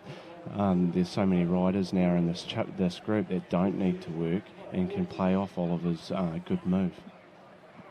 Yeah, we see the riders from Auckland trying to get something going and bring him back. He's just been pulled back now. You get the gap, it's closed up. I don't think he'll be the last one to try as we approach 5 minutes of racing. Keep an eye on the lap board when it comes out as they come past us. See if they've been given... They're going to get 3 to go. There we go, 3 laps to go. So the final 3 laps of the Under-19 Men's National Criterium Championships. And you could pretty much throw a blanket right over them as they come past us. Tom Stevenson, Auckland leads them.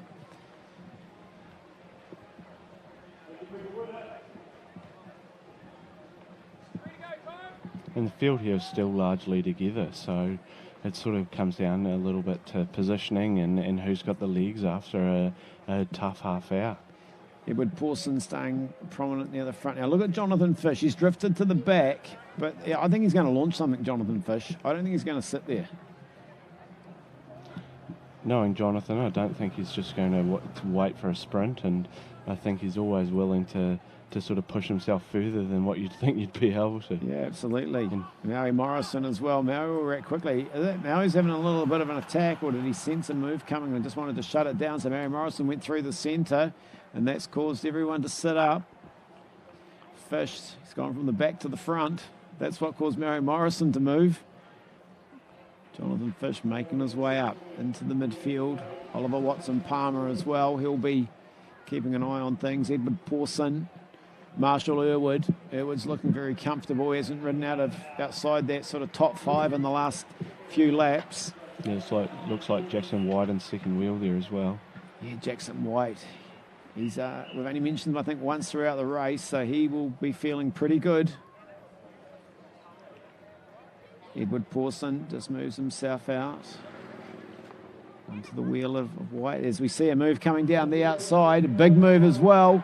That's a really big move coming from Tom Stevenson. He's hit them hard too. He has hit them very hard. So with 1 to go. He hit them hard as he opened up a little bit of a break. Jonathan Fish is trying to shut it down. No bell, so 2 to go. 2 to go. We just didn't hear it.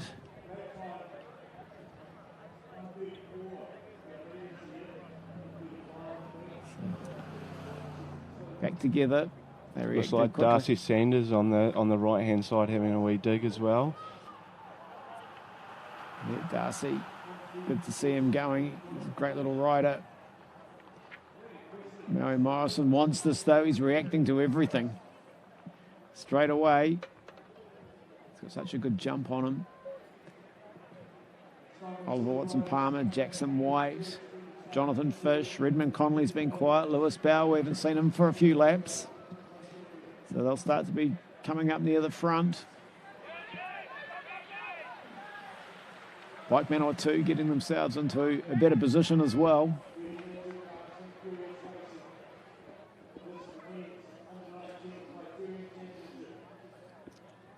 James Gardner moves onto the left-hand side of the road, right-hand of your screen as you look at it. Maui Morrison gets onto James Gardner, Jonathan Fish on the other side. This time it's bell lap. We can see it and we can hear it. Well, in about a minute 20's time, we'll see the Under-19 Men's National Champion. Jonathan Fish goes to the front. Gardner lines up behind him. Marshall Irwood. Stevenson.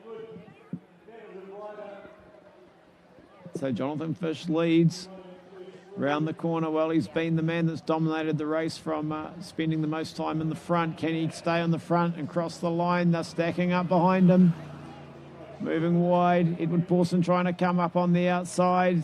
There's Oliver Watson-Palmer or Jackson White. for the fighting for position going into this corner. Irwood first around. Some of the riders cut through the inside, tight to the curb.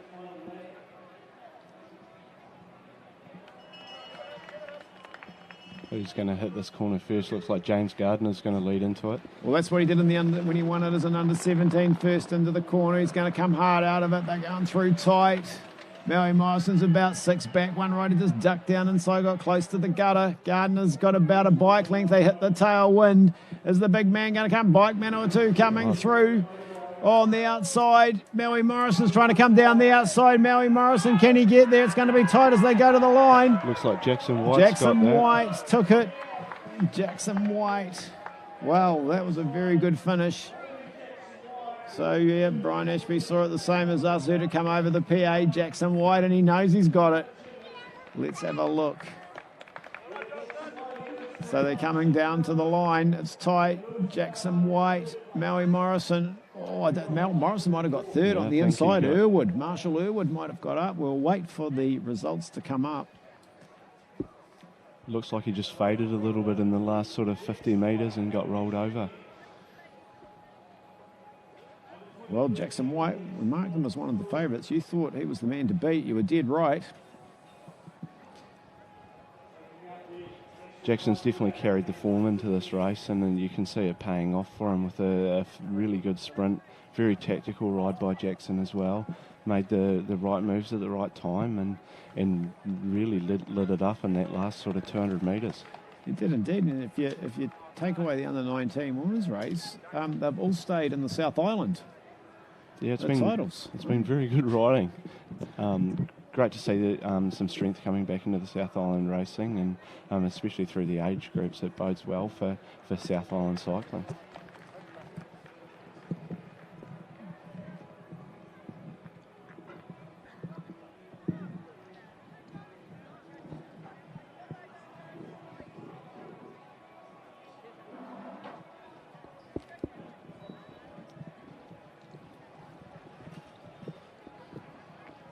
Well, the under-19 men's race, a great way to lead us into our 2 elite races coming up. Elite women's, elite men's. It's been a great afternoon here in Christchurch. Yeah, I think these next 2 couple of races coming up, Dal, we're going to really see some fireworks and some very hard, fast racing. No doubt about it. We've got the prime seat here sitting in Kauai Fitness and Health Centre. This is one beautiful facility. Well, I remember being here 3 years ago for the first one, and it's still in just absolute primo condition. It's one of the nicest fitness facilities, fitness centres I've seen. There we go. It's been confirmed. Jackson White, Marshall Irwood, Lewis Bauer getting up for third. Very good racing.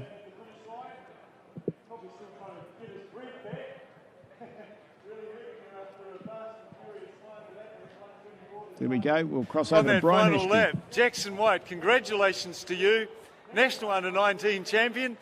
How are you feeling right now? Oh, pretty happy with myself. Yeah, just could have gone any better, I guess. How brutal was it out there? It was a big bunch. No one was able to break away. Just describe the race for us. What was going on in that bunch? Oh, it was super fast down the front straight, and just the wind on the back straight didn't really allow for any crosswind attacks. Just got closed down pretty quickly, so stayed together during the race. Can you describe the wind conditions for everyone over here in this area of the race? Just how brutal is it out there? The gaps in the buildings, the crosswinds and so on. Yeah. Was it hard to find a rhythm? Yeah, the bunch was all over the show. It's pretty hard to stay in the front of the group. But the wind gusting through the buildings caused a bit of crosswind on the front wheel, but that was all good. So you're an under-19 national champion now. Season ahead, what can you look forward to in 2022? What are your plans? Main goals will be road nationals and track nationals, and hopefully something comes out of that. Yeah. Hopefully something does. What a way to start the year. Ladies and gentlemen, Jackson White, a national under-19 Criterium champion. Congratulations. Thank you. Well done.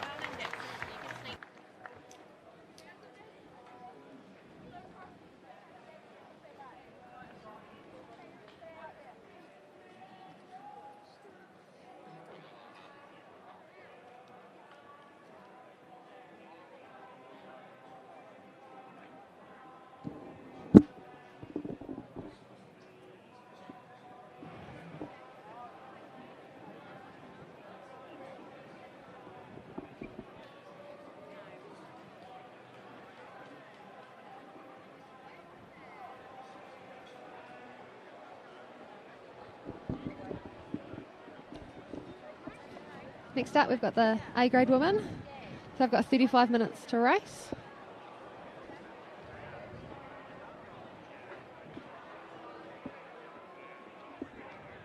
It's a beautiful day in Christchurch. We're looking at about 22 degrees.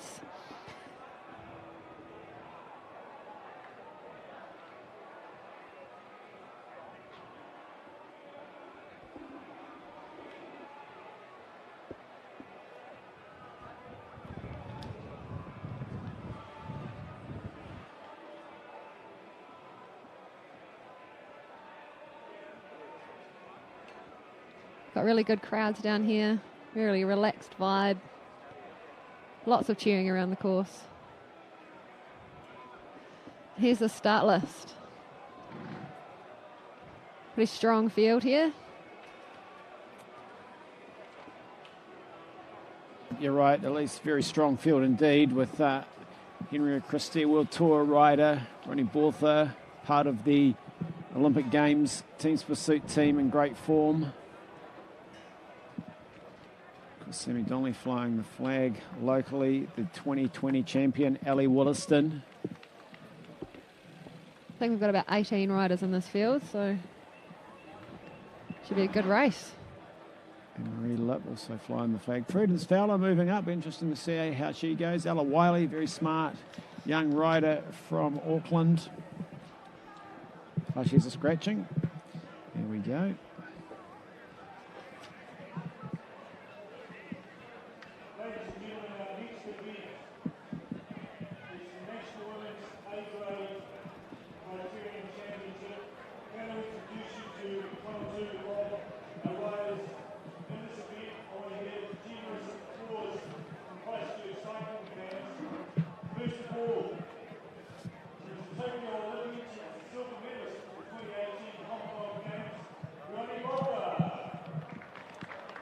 Ronnie Bortha being introduced. There she goes in the colours of Waikato. Of course, I remember Ronnie riding these races when she was at Rangitoto College in Auckland. Henrietta Christie. Well, it was a tough old year last year, battling COVID, battling all sorts of things, but it's great to see her on the start line this year with the Criterium Championships, also from beating Michaela Drummond. So Michaela is scratching, so Brian wasn't informed of that.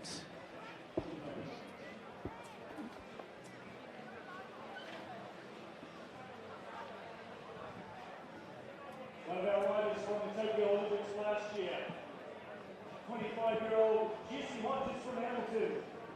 Welcome, Jessie.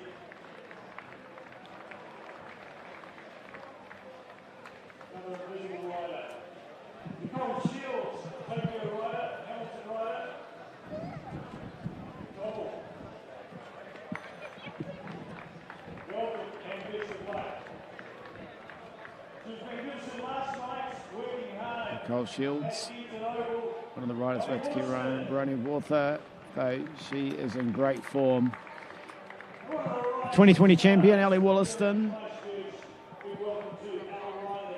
And the NXTG team kit, of course. When she won here, she was riding for Lise Fraser's team, Velo Project, and a couple of Velo Project riders in this race again this year. Yeah, we've got 3 riders. Should be good. Ali would, I think, still going as favourite. Bronny, though, I spoke to her earlier in the day and she said, I've got a bit of a plan. Got to work on my sprint. That was referring to how she rode yesterday at Denton Park. Boy, she took it to them in the wheel race. Almost pulled it off. Ali got a podium and the girls rode exceptionally well in that. Yeah, I think you're right. Bryony and Ellie are both going in as favourites, but they're 2 very different riders. Ellie with very fast finish, and Bryony will try and mix it up partway through the race, I think. I think so, yep.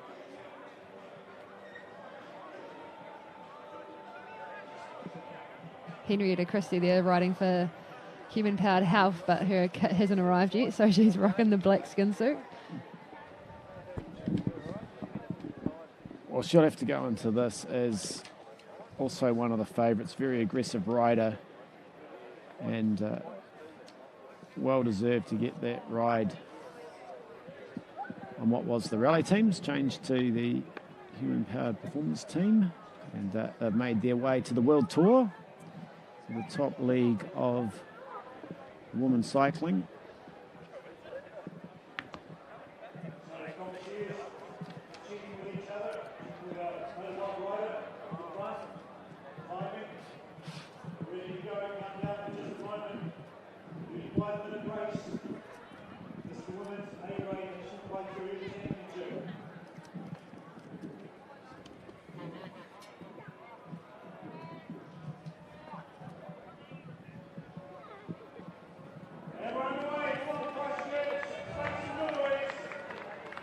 And we're off and racing.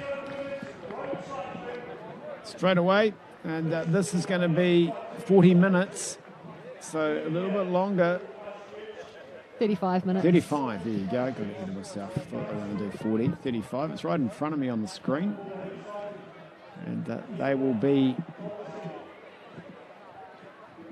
wanting it to go by pretty quickly, but you can't control the time. So a very good field. And a number of riders will want this national title. So the elite women's, the A-grade field. Of course, there's only the elite women at these national championships. The breeze still blowing from the same direction. So the tailwind down the finishing straight.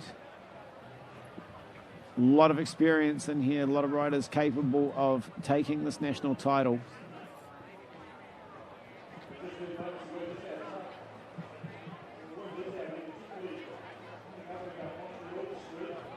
It's really good to see a couple of our Masters riders getting involved in this race. We've got Penny Pawson in there and Katie Richards. So, of course, Katie Richards, well, she won the National Club Road title a couple of years ago. I think was it down in the Wairarapa. Surprised many with her ability and her sprint. It was a good sprint as well. And she was also very competitive in this race last time. That's right, hit out early and yes, kind of got rolled. Yeah. So she races at the elite level. Penny Pawson will be doing the same now because she's committed to riding the Elite National Championships. And once you've made that decision, you are now elite. You don't go, well, senior level for the next season. You can't go back to riding your Masters events. So great to see Penny deciding, well, I might as well step up and give it a good go. She's been in sensational form and dominated Masters women's cycling in her age category. Yeah, across the track and road, so she could be one to watch. Well, chasing her boys around and her husband, Tim. Of course, the whole family riding here. Tim, a former Commonwealth Games medalist.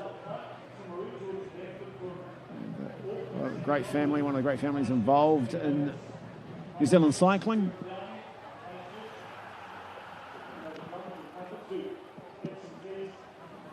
So this field, although not massive, Prudence Fowler's another one stepping up, moving up through the categories, has been very dominant through the age groups, now into the elite.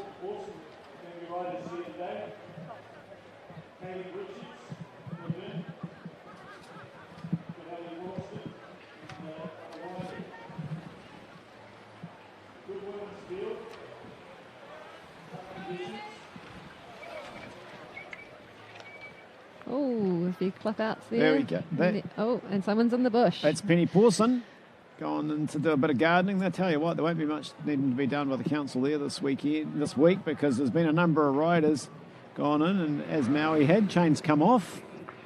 And 3 riders have been able to get away from that. Henrietta Christie, Nicole Shields, straight away. Bronnie Bortha shuts it down and brings it back together. Ali Wollaston as well.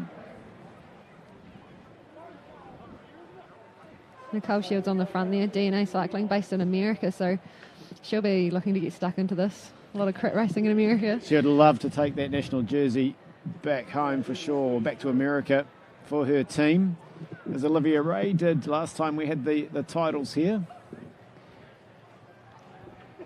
And saw her win some fantastic races in the US for the rally cycling team in the national champions jersey.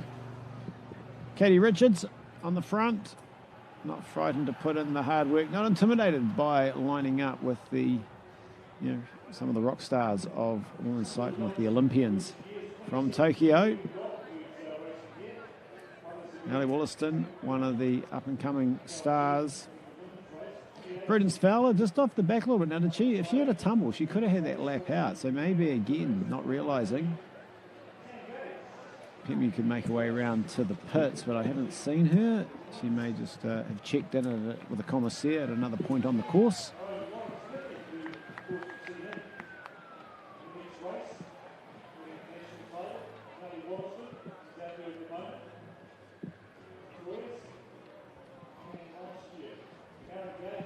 There we go, having a little bit of a drink. Henrietta Christie in the black. Nice to pick her out in the all black skin suit.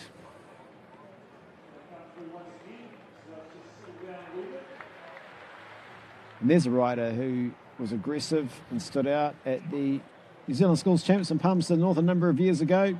Brave enough to take it on in the points race on Manfield, fight out front. And seeing her go from there to World Tour in not that many years.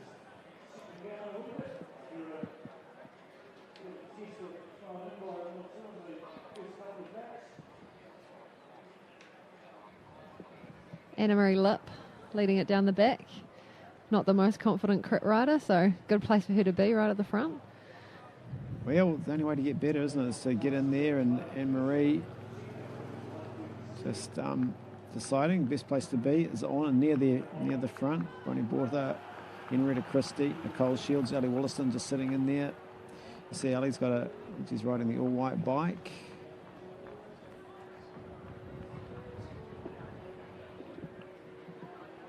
So we've just gone 5:12, still a big crowd, sun's still shining. The wind, it may have dropped just slightly actually from what we had before. It has. The trees aren't blowing quite as hard as I look from outside the Koha Fitness and Health Centre.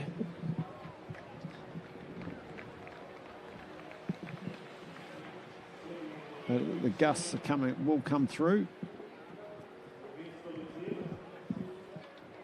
There we go, the gusts are coming through at 39. They were 35 at the start of the day, so we've get a little bit of a lull, and then we'll get that hard breeze coming through. There's Penny just coming back in, so she'll be jumping back into the race after that lap out.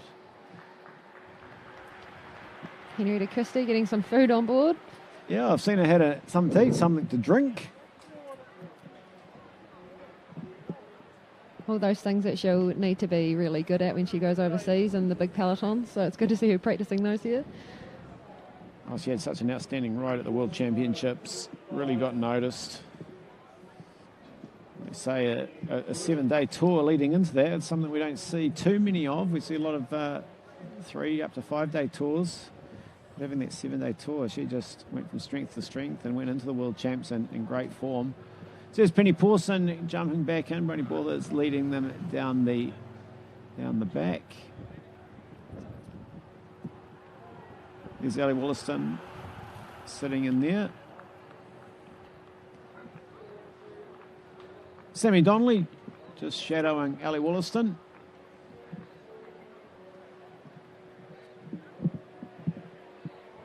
It's a shame we don't have more of our World Tour riders here. No Neve Fisher-Blacks back overseas, and Michaela's overseas just recently gone back too. And Olivia Ray, of course, wasn't able to come home, so missing a few big names here tonight. Yeah, it's pretty tough, isn't it? You know, for any athlete cycling and across sports, it's when you go away. If you are away, do you come back? Because you can't get back. And it was good this year to see some return, particularly in the men. We had, George Bennett, who is actually here today, watching the racing.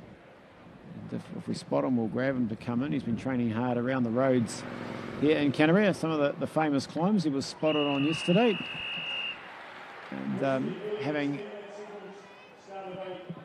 Shane Archbold, who's been racing back to his roots and racing the track carnival, the handicap racing yesterday from the World Tour to that. It's just the young riders and the old riders have really enjoyed seeing these riders competing and racing, from the New Zealand Cycle Classic to a track carnival. It's been a great opportunity, and great to have those two back after them not being back for a little while.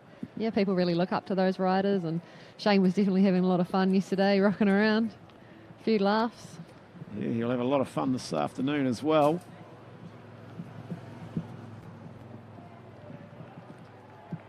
So Bronny just keeping an eye on things, always near the front.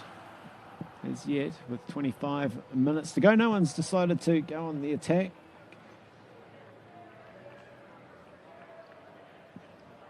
But at some stage, they will try. You can be sure. Bronny knows if it comes down to a sprint finish, Ellie Wollaston is a little bit too quick. Of course, I think re-signing for Bike Exchange. Katie Richards just nipping on the inside. Looks like she's going to try and go for that preem. Georgia Williams, I think, into a 10th or 11th year at the top end of the sport. It's really incredible what she's done on the road, supporting and of course, riding the national champions jersey. So hopefully she'll be back and to defend that title later on in this year in about another month's time. She would have enjoyed watching her new teammate, Ruby Rose Gowman, take out the Aussie crit over the weekend. A great feeling to get a national title in the first month of the year and get some UCI points on the board and lead the world rankings for the start of the season. Go back with some points, talking to some of the professional riders here, particularly the riders like Black Spoke, who Bolton, they'll come to these races getting some UCI points. It makes it a little bit easier for them to get invites when they get to Europe. The promoters look, these guys have got quite a few UCI points, and they get the opportunities to race. So Ryan Christensen was going through the importance of that yesterday to the team. So he's looking to ride the Oceania Games before he heads back. Yeah, that's right. A bit of recognition overseas. And Anna Marie Lips trying to get off the front there.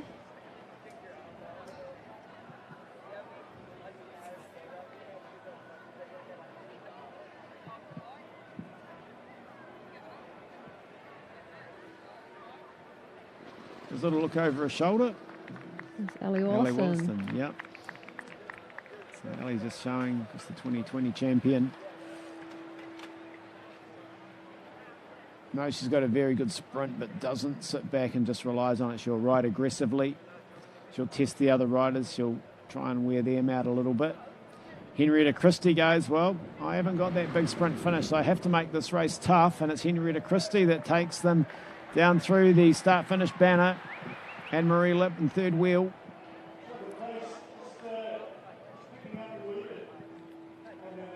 So Henrietta Christie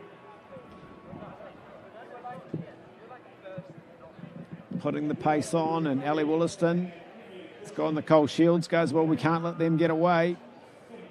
So Nicole Shields trying to lead the chase. But Henrietta Christie's not sitting up. Ellie Wollaston tucked onto the wheel. Christie hasn't even asked her yet to come through and take a turn. Nicole Shields, though, she closed that down quite comfortably. Well, she made it look comfortable anyway. Yeah, Ellie Wollaston is National Omnium champ. That was in December. Very classy ride.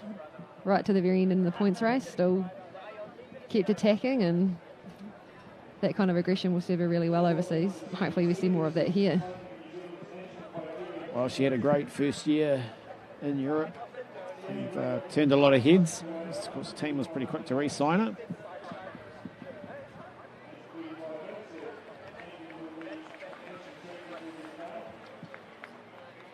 So this is not a slow race right now. They're not strung out an Indian file, but they're not dawdling around the course at all. Pace is being kept pretty high. Yeah, I mean, that pace is kept consistently high. It makes it pretty hard to attack off.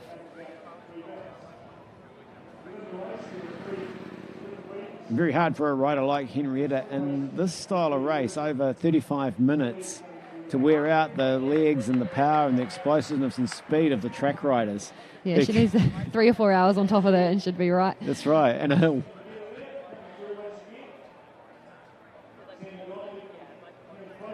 Young Maddie Douglas, another rider from the Velo Project, lays a team in there, and I've seen her out doing some hard rides around the Waikato.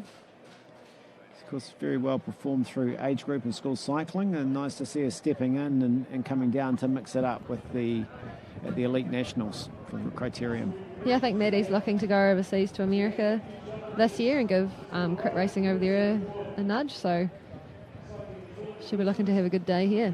Yes, well, if you're planning that, you should be in the front end, near the sharp end of the bike race, because it's not easy in America. You want to be up there fighting for the win, if that's on your agenda for the season. Katie Richards looking comfortable, just sitting on the back. She won't stay there all race. We know Katie will attack. And she won't mind backing herself, taking the race on too, if it does come down to that sprint finish. As you mentioned before, she hit out at them a couple of years ago and almost pulled it off. I like the way Nicole Shields is looking as well. Very dominant in the race. She's always having a presence, shutting that gap down when it looked dangerous.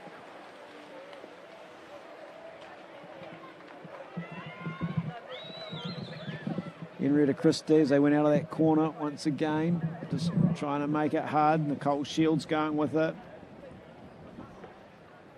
I think it's Prudence Fowler maybe just chasing.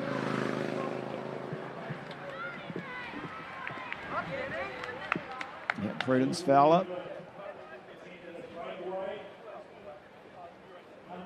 Not worried about the older, more experienced riders. She goes, well, that's where the bike race is. And Nicole Shields is going, this could be a good opportunity. I've got Henrietta Christie with me. She will walk. Look, he's going after them. Bronnie Borther has got clear as well. Bronnie's going, so Ali Wollaston's going to have to make a move.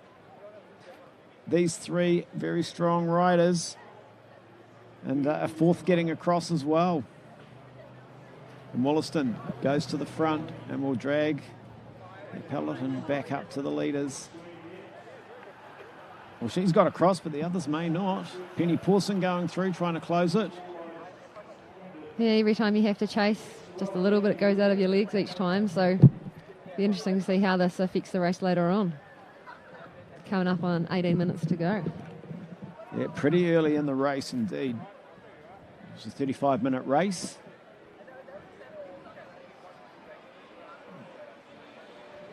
Well, they all want this title. You can see the way they chase each other. Nicole Shields has a look. Got Bronnie Borther, Henrietta Christie. Good to see Georgia Danford in there as well in the Andy Schleck colours. She's another one who's a really good fast finisher. So very good bike rider, Georgia Danford.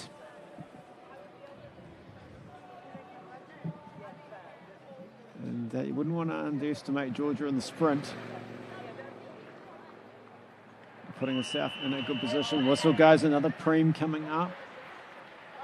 Next lap.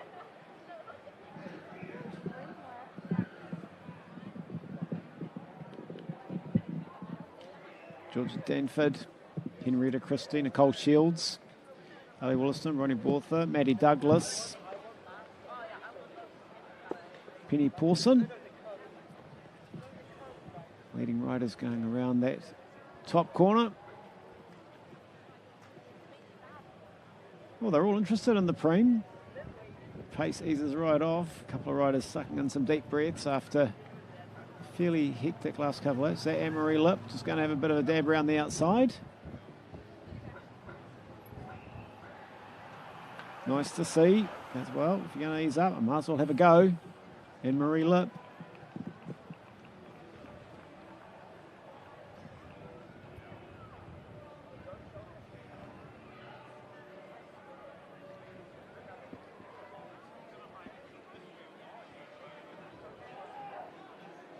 Coming up following this, we'll have the A-grade men. Big field. It'll be a very fast, aggressive race for sure. You've just joined us. We are around 16 minutes, or 16 minutes of racing left in this Women's Cycling New Zealand National Criterium Championships.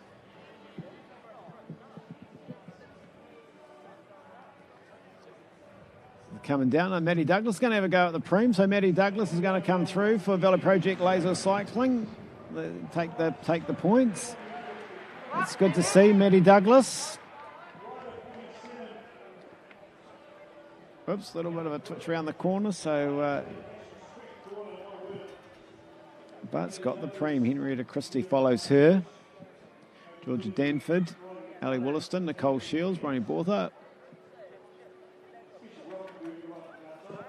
Katie Richards just moving herself up a little bit, sensing that with 15 minutes of racing to go, something could happen. Bronnie hasn't made a big attack yet, but we know it's coming, and the riders know it's coming as well. Yeah, you see as the pace eases, they all start to look around, look at each other. Prudence Fowler, just looking comfortable, just on the tops, just having a bit of a breather.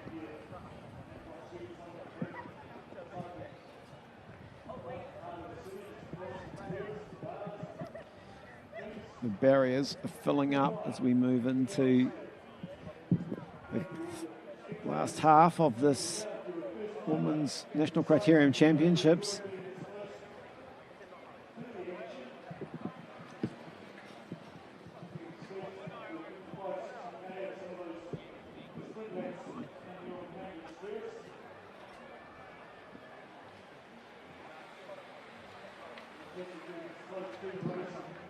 And of course, a massive thanks to Christchurch City Council for the enormous support they've given this event.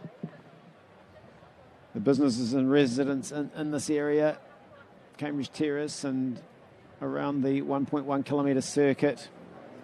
Koha Fitness, once again, a real pleasure to be in here. Miles Skoda for the cars supporting this. It's been it's great to have you guys on board for this National Championships here in Christchurch City. Pretty good conditions. The wind's having no effect on the riders. It's making the finish, meaning they can sprint from a long way out with the tailwind. Very slight downhill, little false flat, slightly down before it kicks up. A little bit blustery, but with the tall buildings around this inner city circuit, right in the central city, it's not affecting the race outcome. The 2020 champion, Ali Wollaston, looks over his shoulder, moves to the left-hand side. Georgia Danford, Nicole Shields, Bronnie Bortha, Prudence Fowler. Yeah, this is a really great circuit, right in the middle of the city. There's not many places that you could do this, so nice to see some big crowds and a lot of cheering around the course. Well, Christchurch loves their cycling. It's when the Elite Road Nationals were here, I think the biggest crowds we'd ever seen. And a real party atmosphere. Party on the hill. And yesterday, big crowd at the Velodrome, Denton Park, enjoying a great evening's racing, or afternoon even. Started, I think, at 2 o'clock, went through to 7, so a good 5 hours of racing. Prudence Fowler is tucked near the back. So Charlotte Clark. Charlotte from Timaru in the colours of Mid-South Canterbury, just moving up on the right as we look at it.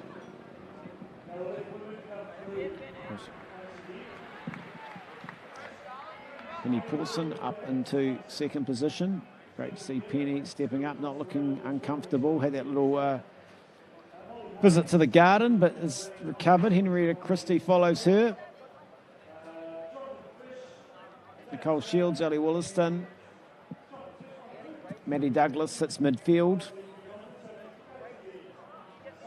Sammy Donnelly.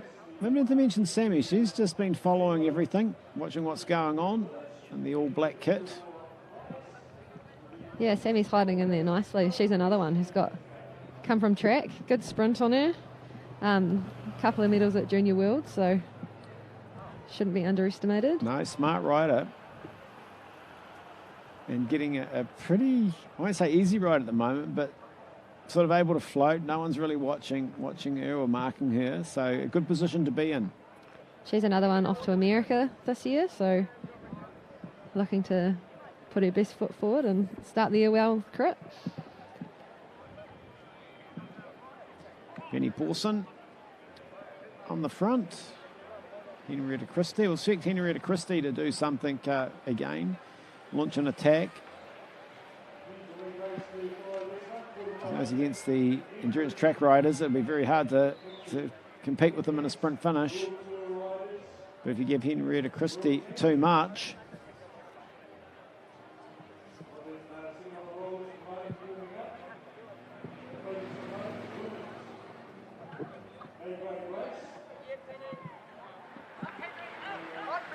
Anna Marie Lip giving another go.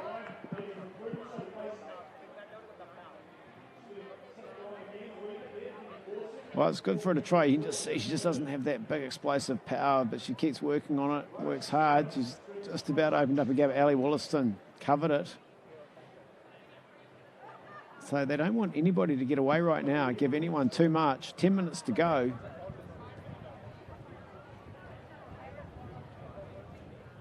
So Anne-Marie Lip on the front. Just a little look over her shoulder. Sees they're all still there. Henrietta Christie. Nicole Shields the back. Ronnie's still waiting. I'm sure she's going to light soon. She's going to just absolutely light the race up. And when she goes, I tell you, you wouldn't want to try and hold a wheel. Yeah, she's biding her time really well. Sometimes it's the hardest thing when you're itching to get out and race hard. So just be patient. That's the key, isn't it? Patience. But the timing for it, I reckon it'll be at around the 4:40 minute mark. She'll go, I'll be good for about 4 minutes of effort, I think, flat out. Team pursuit by herself, you reckon? Yep. And then it'll be up to Ali, Nicole, Henrietta Christie to chase. Anne-Marie Lip's not making it easy for them. She's going to come down, cross the line, leads Wollaston across.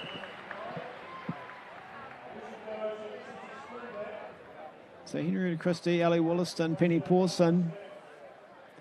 Henrietta Christie, that's the way they go round. Katie Richards coming up.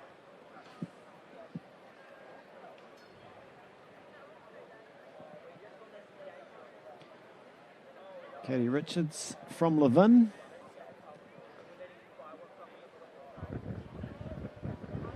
So over the years, Levin's produced some really great riders.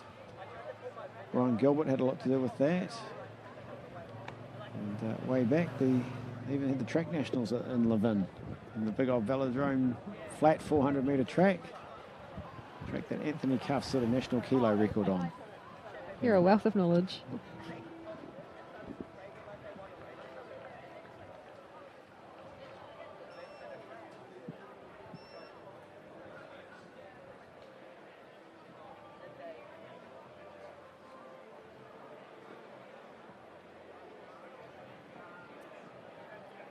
A little bit of calm before the storm. Paulson just leads them down. Maddie Douglas moving through the centre. Katie Richards. Henrietta Christie, second wheel. Ali Wollaston. Anne-Marie Lip. Prudence Fowler. Everybody's still there. Charlotte Clark putting in a good ride with South Canterbury. The yellow and black. Just to be in there at this level with the calibre of rider that are riding these National Criterium Championships.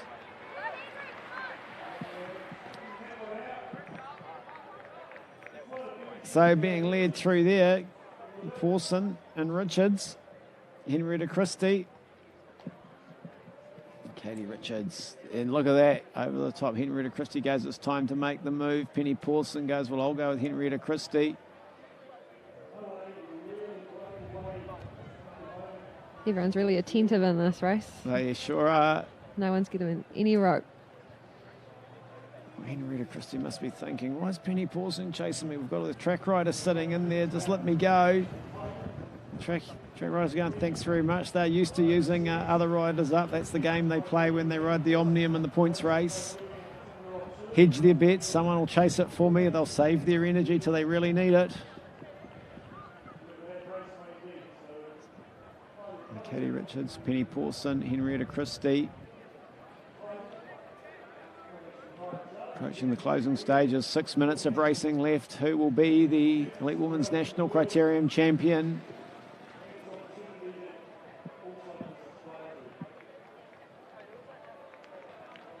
Pawson, Christie, Richards, Shields, Wollaston.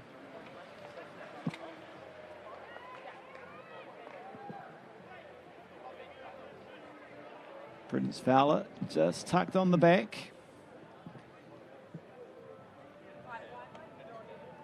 Come back down the finishing straight.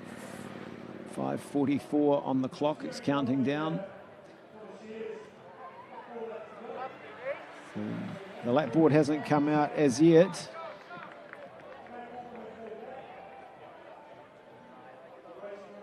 It's tight. They're all marking each other. No one's been given any rope to move. Georgia Danford just sits nice and comfortably midfield.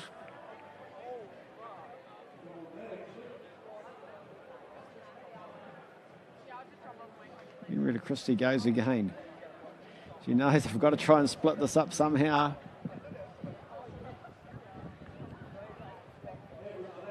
This time it's Nicole Shields that tracks it. Then can Nicole Shields go, well, I'll counter-attack. Katie Richards sits on Nicole Shields. Bronnie Bortha, Henrietta Christie now has to get out of the seat. Penny Pawson sitting there. Ellie Wollaston nice and relaxed, as is Georgia Danford. Katie Richards leads. So head down towards the art gallery.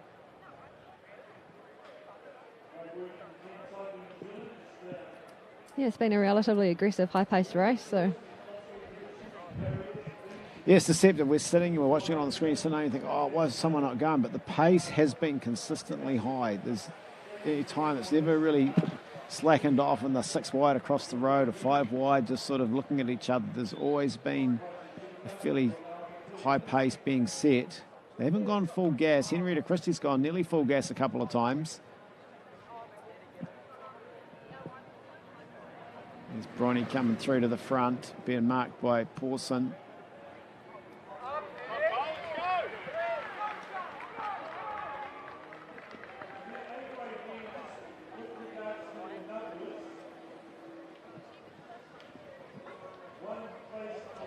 Charlotte Clark, nice to see. Look at her going through to the front.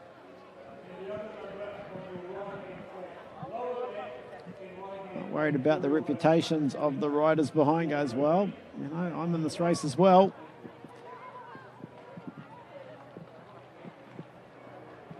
So they've had three laps to go.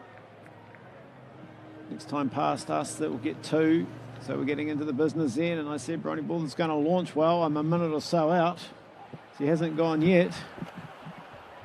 Maybe she's backing herself. Told me she was going to work on a sprint. Maybe she's going to do it at the finish. And you wouldn't want to give her too many bike lengths coming around that bottom corner into the tailwind, because you will struggle to catch her. She's very strong. Absolutely, rides 3 or 4 in the team pursuit, and definitely a big powerhouse. I think this is the quietest Criterium I've seen her ride. I've watched her ride a lot, probably, you know, almost 10 years of them anyway. Penny Pawson follows the wheel. Bronnie Bortha, then Henrietta Christie. Katie Richards. Charlotte Clark. It's leading as they come in. They will get 2. We'll just double check, but that's this. That's what's coming out. 2 to go.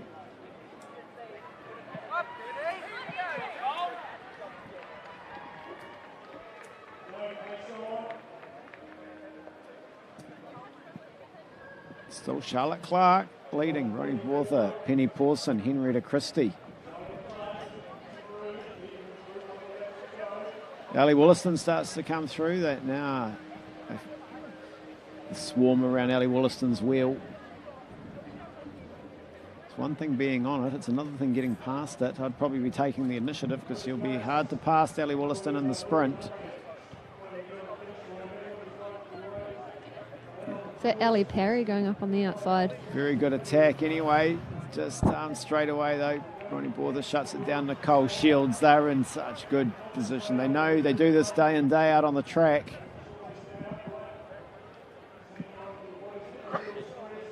Ellie Perry from Lowburn.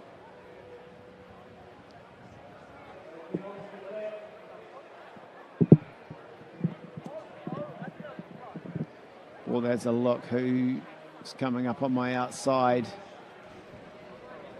Nicole Shields. I thought she's looked dangerous all day. Had she got the sprint finish? Yeah, Nicole Shields has held her position really well all day. Always been in the right place to shut anything down that needs to be.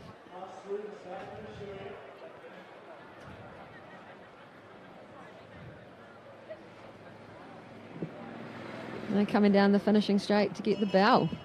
Well into the bell lap already. So the crowd, you can hear them. You can hear them yelling.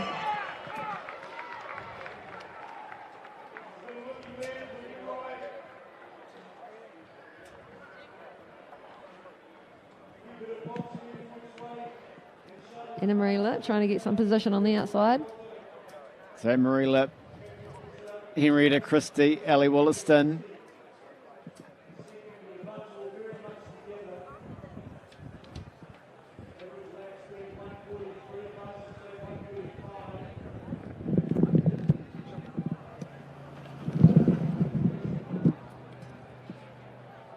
Georgia Danford lining up beside Ellie Wollaston. Bonnie Bortha hasn't gone yet. At Maddie Douglas on the outside. Penny Pawson outside there. Then we look at the riders on the inside.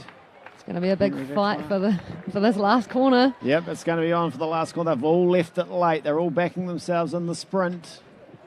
Well, we predicted Bonnie Bortha would attack. That never happened. So Nicole Shields, she's going to lead into the corner. She's fighting to lead into the corner. It's Ellie Wollaston, Nicole Shields round the corner. Georgia Danford. Katie Richards. So taken over on the front, Nicole Shields. Nicole Shields is coming down on the inside. Oh, it's Georgia Danford on the outside. Georgia Danford, here comes Ellie Wollaston. Is she going to get there? I think Georgia Danford, Ellie Wollaston's having to kick hard and fight to the line. Ellie Wollaston takes it.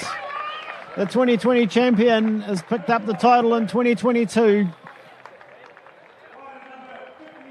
Well, Georgia Danford did everything possible, but Ellie Wollaston takes the Criterium National Championship title. The very good ride. And Nicole Shields just rounding out third place, just ahead of Sammy Donnelly. So comfortable in the end, just about a bike length. Nicole Shields just getting there. And a good ride by Sammy Donnelly if she got up for that fourth place. We'll wait for the results to come up. Well, Ellie Wollaston, she went in as the favourite and has delivered to repeat her 2020 victory here. Well, Lawrence Pithy will be hoping he can do exactly the same in the next race because he won in 2020 when Ellie Wollaston also won that title. Very good race. Yeah, Lawrence Pithy definitely hungry for it. He'll be a bit nervous about Nick Kugazu here, who's out-sprinted him in the last few races they've done. 4 or 5 yesterday anyway. Here we That's go. Right. Let's have a little look at the finish. And Ellie Wollaston, they come to the line and a bike length clear. Georgia Danford. Very good ride by Georgia. Nicole Shields. It was tight for the bronze.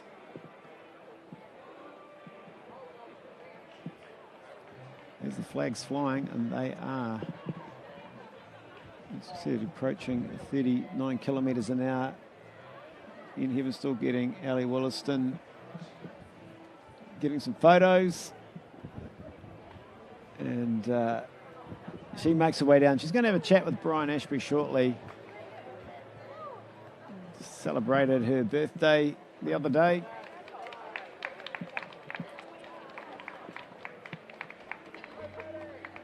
A superstar in the making. She's won through the age groups and such a lovely person, Ellie Wollaston. Here we go, we'll cross to Brian Ashby.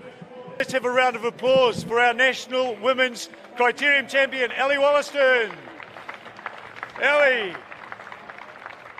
at home, you've done it here, how does that feel? Yeah, it feels pretty good. I think last year, coming second kind of pushed my buttons, so I think I really wanted to win this year. So, yeah, no, I'm really happy. Riding with a bit of anger. Yeah, I think so. Good anger though. It's healthy. What was it like in that bunch there? No one was able to get a clear breakaway. Really tough conditions out there with these crosswinds and so on. Yeah, very tough. I mean, it kind of played into my hands. I knew I backed my sprint, so coming into the bunch finish, I was pretty confident. But yeah, it was pretty hard out there today for sure. Fantastic. All right, well, this is a great way to start the year. What's next on the calendar for you, your plans over the next few months? I think we've got Road Nationals coming up in February, and then Track Nationals, and then I'm going to head off to Europe hopefully in April with my team next gen, so yeah. Fantastic. Congratulations to you. Ladies and gentlemen, our National Women's Criterium Champion, Ali Wollaston. Thank you. Well done. Full of smiles, Ali Wollaston. Brilliant ride. So she's had a great start to the year, picking up the National Omnium Championship, the Madison Championship, and now the National Criterium Championship. All she needs to do is the Elite Road. Coming up, the Elite Men's 45-minute Criterium National Championships here from Christchurch. Star-studded field, including Shane Archbold.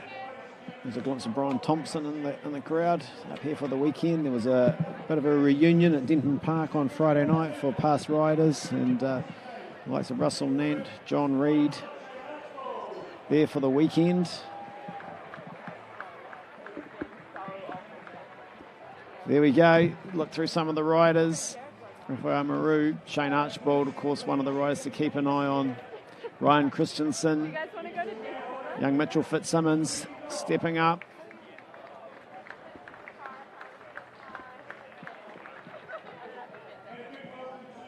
James Fouché, Theo Gilbertson, Regan Goff. I think Regan Goff could possibly go in as favourite for this. He's won in 2017.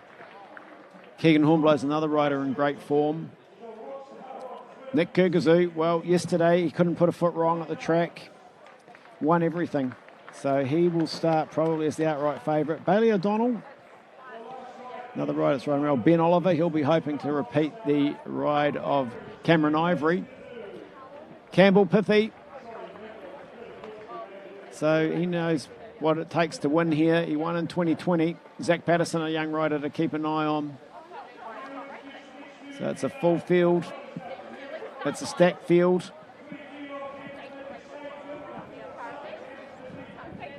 George Jackson on there with the long hair in the New Zealand Cycling Project colours. Regan Goff in the Bolton Equities, blue and yellow. Nick Kurgazoo in the colours of St George. And 3 St George kits on the front row of the grid. We'll have Ollie Jones in one of those, will we? Yeah, Ollie Jones is on the front with Kurgazoo and Campbell Pithy. They've got a good team, good lineup. They'll be looking to get Nick Kurgazoo to the finish. But this is a strong field. There he goes. Shane Archbold, the flying mullet. George Jackson, the National Scratch Race champion. Bailey O'Donnell in the colours of Oxford Edge.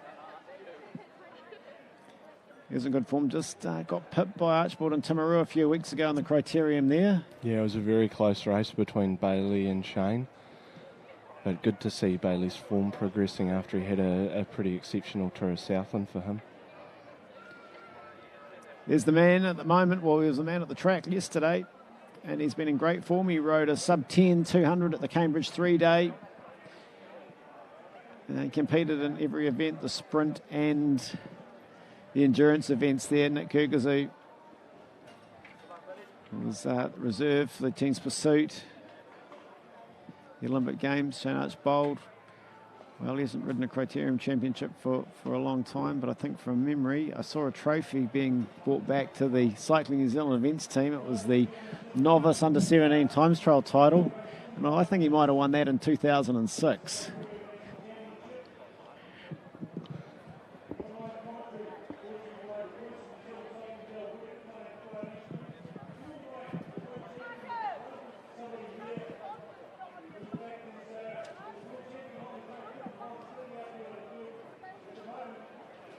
Lawrence Pithy in the colours of FDJ Groupama. Of course, he rides for the development team along with Reuben Thompson, and they both had a sensational season over there. Reuben picking up a couple of big wins. Yeah, and Reuben's actually signed a pre-contract now with the World Tour team for the 2022-23 season.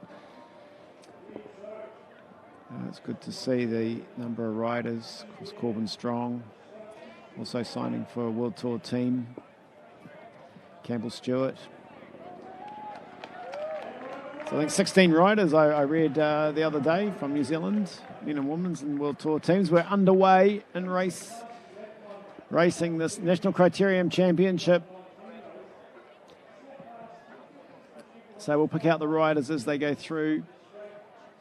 Campbell Pithy in the colours of St George Cycling Club, and St George, well, they won the National Criterium Championships in Australia with Cameron Ivory. They'll be wanting to have both Oceania region national titles in the team. That would be a bit of a dream for them. But everyone in this race wants that national title. Yeah, on Ollie Jones there, you've got Josh Scott, who finished second in this event last year. So a great ride for Josh Scott there. Yeah, Josh Scott, Ollie Jones, great combination. And they've both got plenty of support here as well. Lawrence Pithy's easy to spot. There's Andrew Bidwell in the Swiss Racing Academy get-up. He's third wheel there. Another rider that's had some pretty good form, rode a good New Zealand Cycle Classic.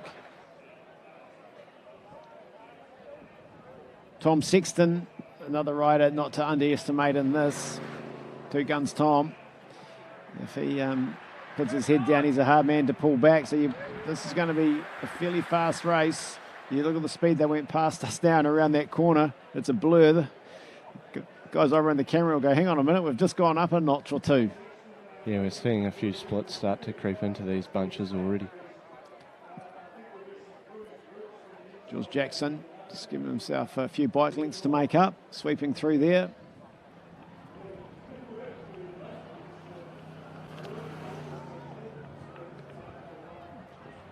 Some big gears being turned. It's pretty cuffering it. Colours the tank guy standing up midfield. That'll be Ollie Jones, I think, in those colours. Is he riding in tank guy colours today, or is he? Ollie Jones is in St George. George. He is in St George, yeah.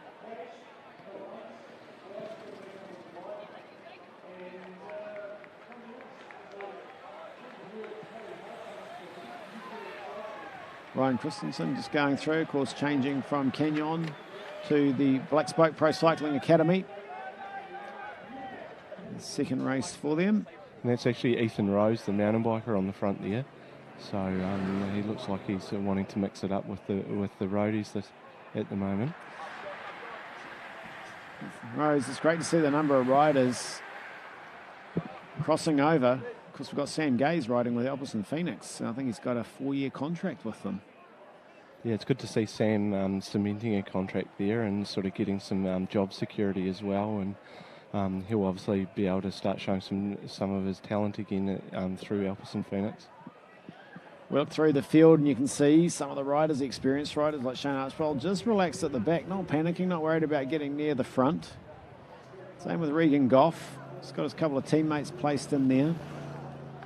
Lawrence Pithy, he's tracked by George Jackson. Nick Guguzu, he'll just be relying on Campbell Pithy and to keep him out of trouble, keep him in touch, keep him out of the wind.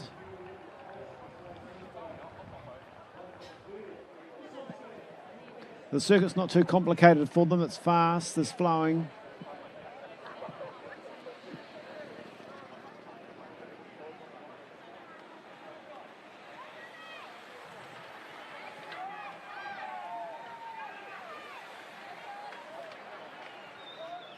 It's hard work if you're way back there, winding up out of the saddle.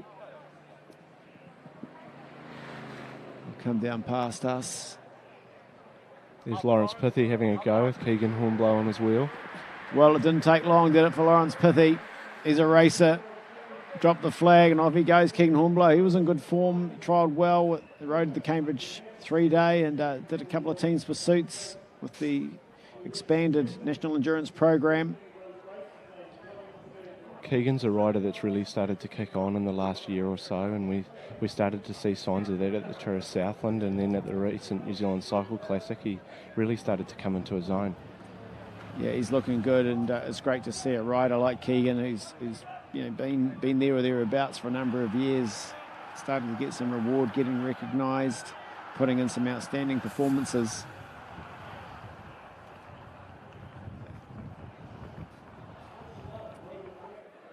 So the race, it's on, it's fast. There's riders at the back struggling, really, really struggling. We've only been going a couple of minutes.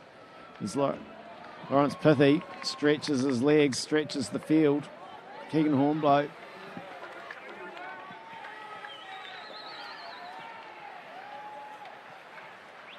Might be Ryan Christensen up there. Regan Goff sitting a fair way back for him at the moment. He's not too worried. This is a long way to go in this race. And he's just a bit of a master of making his way through the field.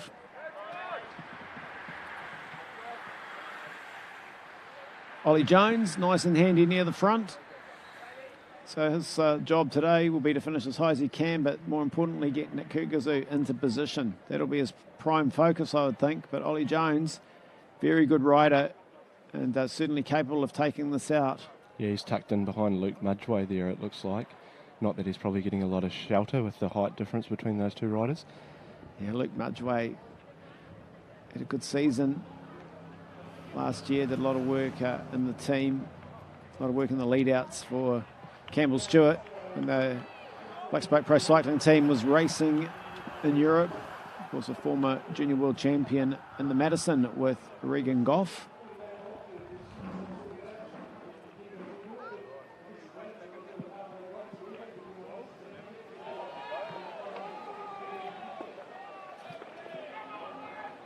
And wanting to get a glimpse, see what's going on as the riders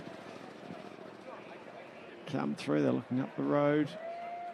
George Jackson getting nice and low. But Shane Archbold just has made his way from almost right at the back to up the front. He might have a mechanical. He sort of set up mid-corner there, so... They put their hands up. There's no team car. He'll just roll around to the pits. He knows he needs some help. It's George Jackson. No, that's not George Jackson going off the front. Is that Theo Gilbertson? Theo Gilbertson, yes, it is. And Pithy's doing a lot of chasing early on too, Dal. Yeah, I'm a bit surprised, really. He hasn't sort of sat back and let the others close the gap, but he saw the opportunity. Now he wants to keep this going. It looks like O'Donnell's trying to go across and join them as well.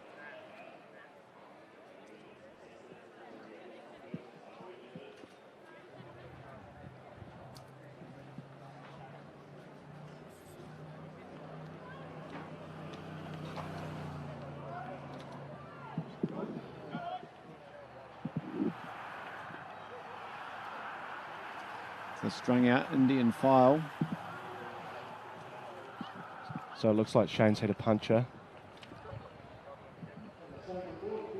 Yeah. Regan Goff maybe as well. Didn't see, but Shane definitely had one. Hand went up, and he'll come around, get a wheel change. He's got one lap to get back in. The speed these guys go around, that's a quick lap. There's one of the riders coming out, goes, no, I'm out, 34, Josh Scott. That's a bit of a surprise.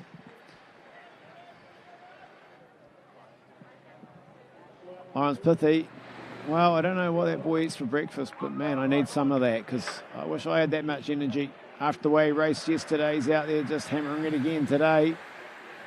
He's the sort of rider that can't help himself. He's either off the front or in the bunch ready to go off the front again. So Shane Archbold, he just has to wait for the peloton to catch up. There they go, so he can jump in there. He's back in. And Keegan Hornblow's leading the chase around that corner there.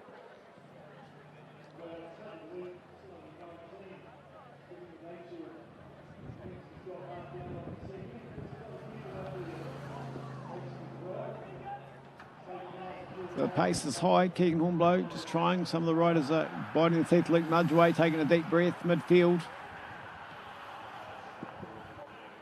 And the pace is certainly on. These riders have been here for a little while, checking out the conditions in the circuit. Cycling New Zealand Elite Men's National Criterium Championships 2020 winner Lawrence Pithy. Wanting to do it again. Keegan Hornblow's with him. Archbold goes to the front of the peloton, wants to pick it up, wants to bring it back together. And he has. Look at that, just gets down, uses the body position to close the gap. Looking at the bunch here, this is going to be in pieces before we know it, Del. It's exploding. This guy's popping.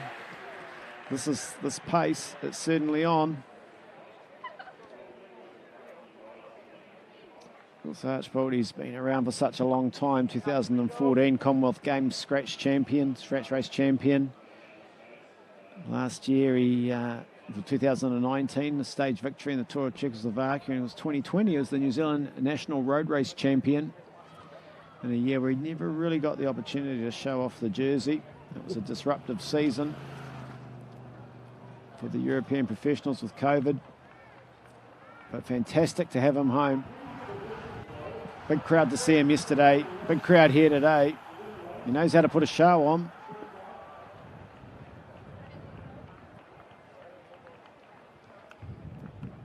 Well, 33 minutes, and it's like the big races on the track. The pace is just on so fast, and riders just get blown.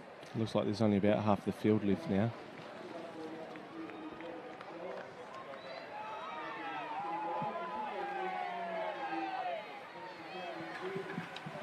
So Black Spoke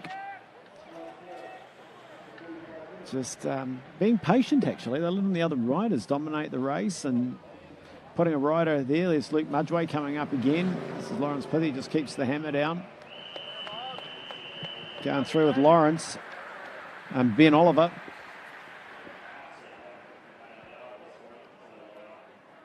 Ben Oliver is an exciting rider. So good on the mountain bike and more than capable on the road. We've seen it just numerous times, and mixing it up in the Criterium, because the mountain bikers, they don't mind this race where it's full gas and eases off around the corner full gas, because mountain biking's like, I don't know, an hour and 20 of intervals, isn't it? Yeah, it tends to transition really well into this sort of style of racing. A lot of hard efforts and then trying to recover as fast as you can to put out another hard effort.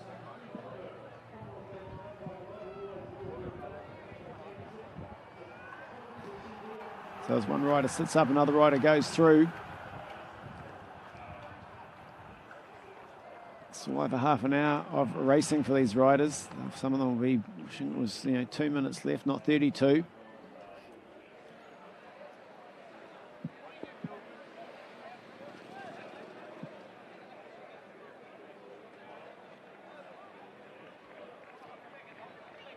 Luke Mudgway, George Jackson. Shane Archbold just tucked up in there. Regan Goff still just sitting patiently at the back. Haven't spotted Nick Kurkazoo. Sitting midfield in the colours of St George Pro Cycling. Yeah, Nick's really lucky. He's got some great help from Ollie Jones here, and then also Campbell Pithy. Making Nick be able to sort of sit back a little bit, relax, save that fast finish that he's got for a little bit later on. Yeah, there's Ollie Jones in third position. Shane Archbold, Lawrence Pithy. Pithy must have an amazing recovery, because he's off the front, he's in the bunch, then he's ready to go again. He just never seems to tire. There's Shane Archbold, goes, well, I'll just test my legs out. Hurt them a little bit, and it's he opens up a gap. They switch across the road. Archbold, Pithy.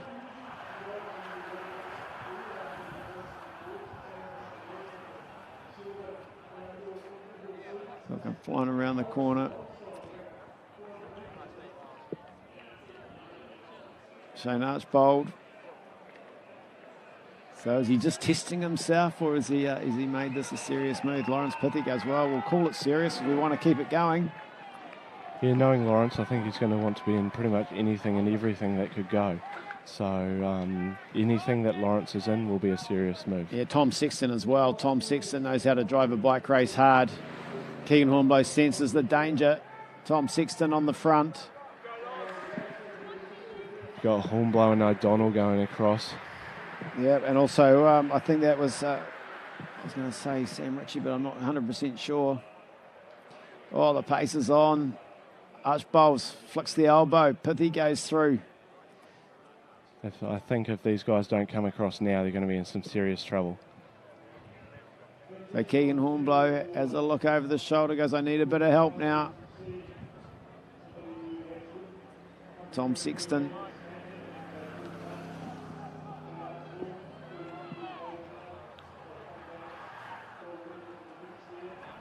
It's Regan Goff, I think, just goes, I've got to get across. He knows the danger. So the favourites coming through with half an hour of racing to go. Yeah, and Regan's going across that gap pretty quickly. So when's Kukuzoo going to make the move? Because that's what these riders will be thinking about. Make it hard.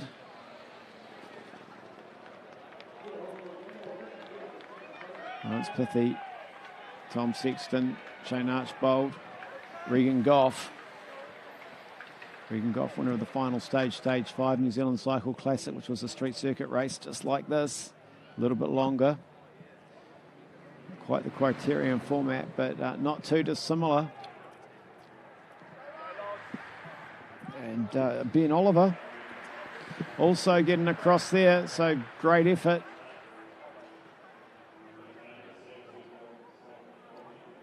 Archibald, he's not slowing down. Look at the pressure being applied.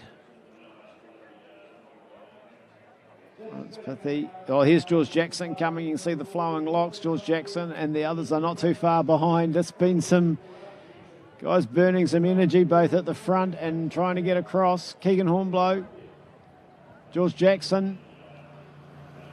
Yeah, Keegan's really trying to close that gap down and close it quickly.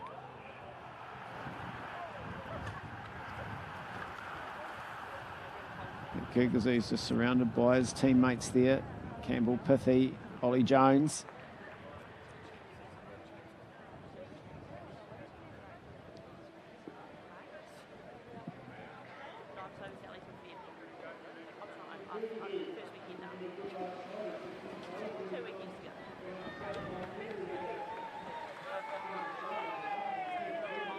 So back together, but the numbers are reduced in this peloton. Absolutely reduced.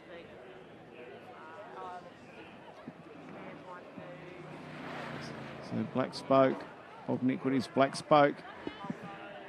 Centre rider off the front, James Fichet. Another very classy rider in their team. And that's going to take the pressure off the Black Spoke team. They don't need to chase, so they can just let everyone else do the work now. Yeah, it was hard, wasn't it? Like that attack was brutal, and there's been a lot of guys that have used a fair bit of gas. Some of them might have taken over half the tank out, just closing that down. James Fichet sitting there, goes, this is a great opportunity. Give it Regan, Tom Sexton, Luke Mudgeway, Ryan Christensen, the opportunity to sit back now, and they'll start rallying around Regan Goff. You've got Campbell Pithy on the front, just trying to manage that gap for Nick Kukuzoo.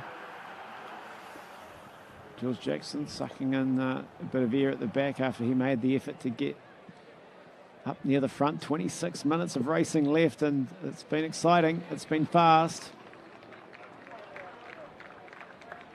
So James came through the Auckland Schools cycling program with Rick Faulding at St Kennigan's College.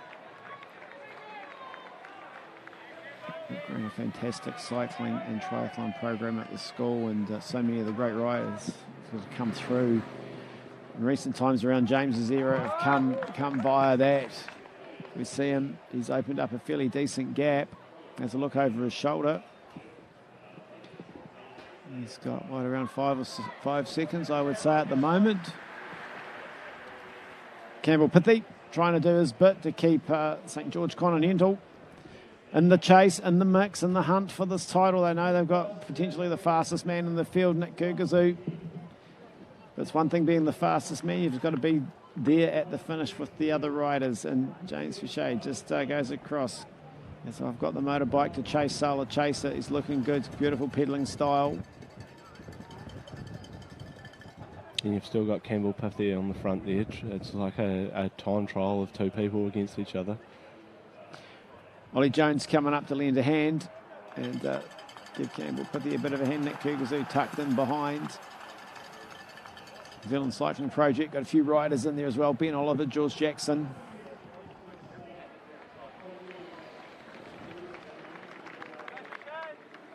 So James just cruising around the corner. Compared to the other races, when we got that shot, there was fingers on the brakes. Brakes being applied. He just sits there, keeps the momentum, doesn't touch the brakes. Always taking the pressure right off Regan Goff.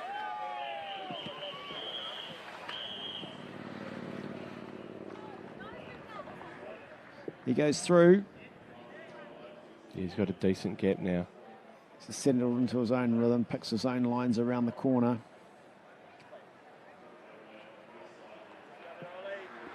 Ollie Jones gone to the front and lined up behind him. Teammates of James Fichet up the front.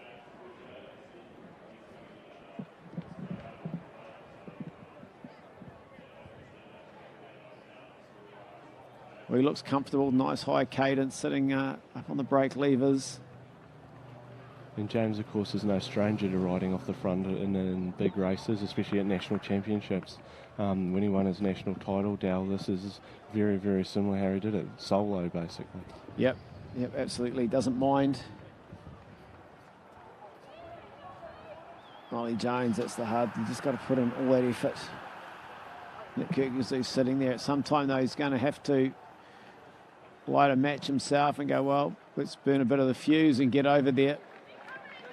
It's James Fichet. The longer we leave him out there, the harder it's going to be. You can see James really managing that effort there. Didn't get out of his seat or accelerate out of that corner. Tries to hold as much speed as possible. Keep the heart rate a little bit lower with it by not accelerating so hard. I guess the one thing in Nick Kyrgyz's favour right now is Lawrence Pithy sitting there, and Lawrence won't wait. At some stage he'll launch after him and he won't care if he tows the whole field. He'll want to be at the front end of this race when we get into the closing stages. George Jackson going through.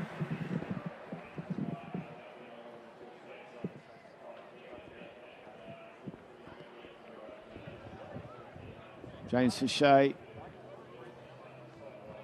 Nice and comfortable.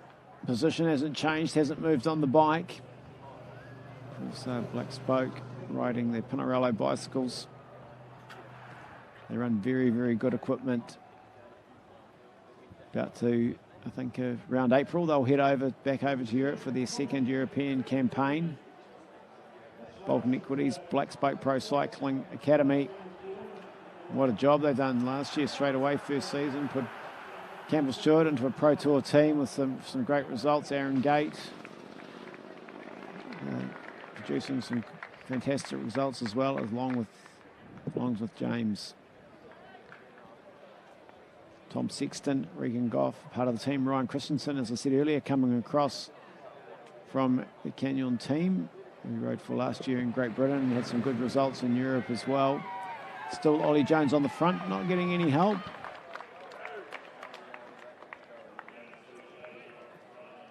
So James has really stretched this gap out now. So it's definitely going to take some fireworks to close this up. Yeah, as he comes through, we'll see if we can get an idea of the time gap. Ollie Jones still on the front. The gap at Dell is about 17 seconds. Well, it's a big gap. Tom Sexton just sitting there second wheel. He'll cover everything. So it's the biggest gap we've seen. 17 seconds. It's a 1 kilometre circuit. So he's well out of sight, or just still in sight at the moment, but only just at that part of the course, one of the longer straights. Yeah, Nick Kyrgyz here is very lucky with Ollie Jones on the front, one of the biggest engines in New Zealand cycling. So, and I think he may have finished second or third at the eSports World Champs last season. So, no stranger to hurting himself. He can get along, and you've got to produce a lot of power for a lot of time, and James Fichet's doing it comfortably. He can pick his lines. He's not worried about what's going on behind him. Just good riding, a good tempo.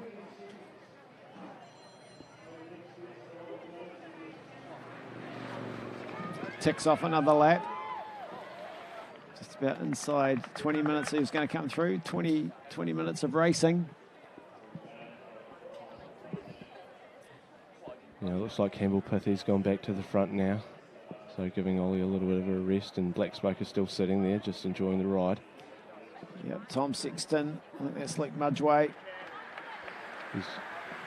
And James Foosh has just edged it out a little bit, and now out to 19 seconds.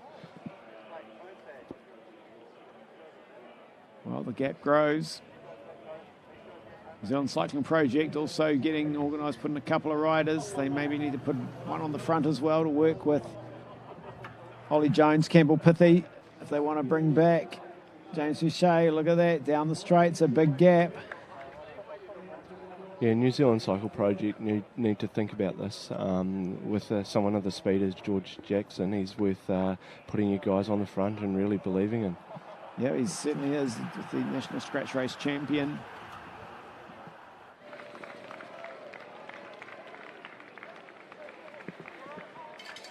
So he's just hasn't changed, still sitting up on the tops, using his gear, down one, accelerates out of the corner without using too much energy.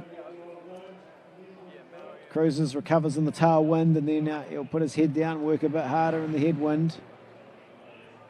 Last time's round it was, 19 seconds. We'll see if he's still going away. Looks over his shoulder. He's struggling to see them, James Fouché.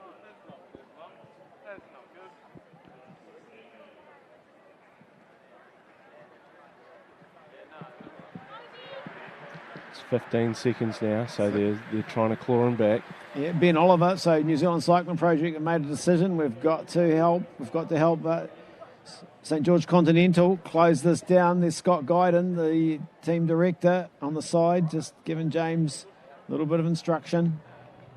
He'll just be telling him, you're going well, keep the pressure on.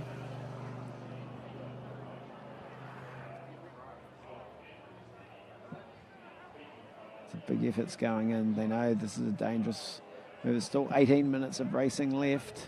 Bailey O'Donnell goes through. Wants to get in, get this race back together if he can. You bring it back together, someone else goes.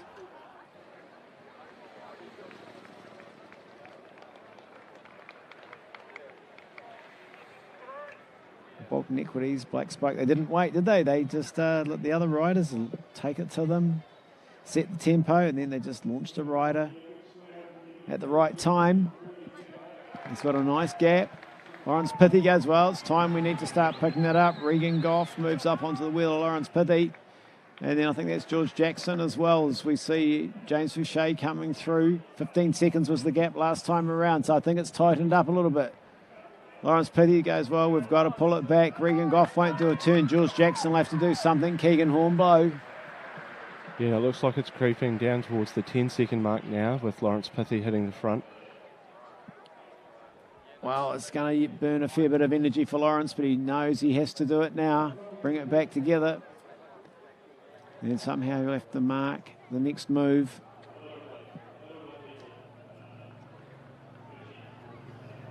Yeah, this is where Lawrence needs a little bit of a hand, and I think we'll see Keegan Hornblow and George Jackson probably coming through on the right side of the screen, and we do. Yeah, it's good.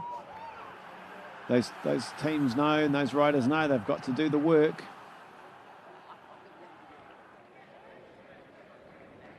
You can have the fastest finisher, but if he's not in the front group, he's not much good to you.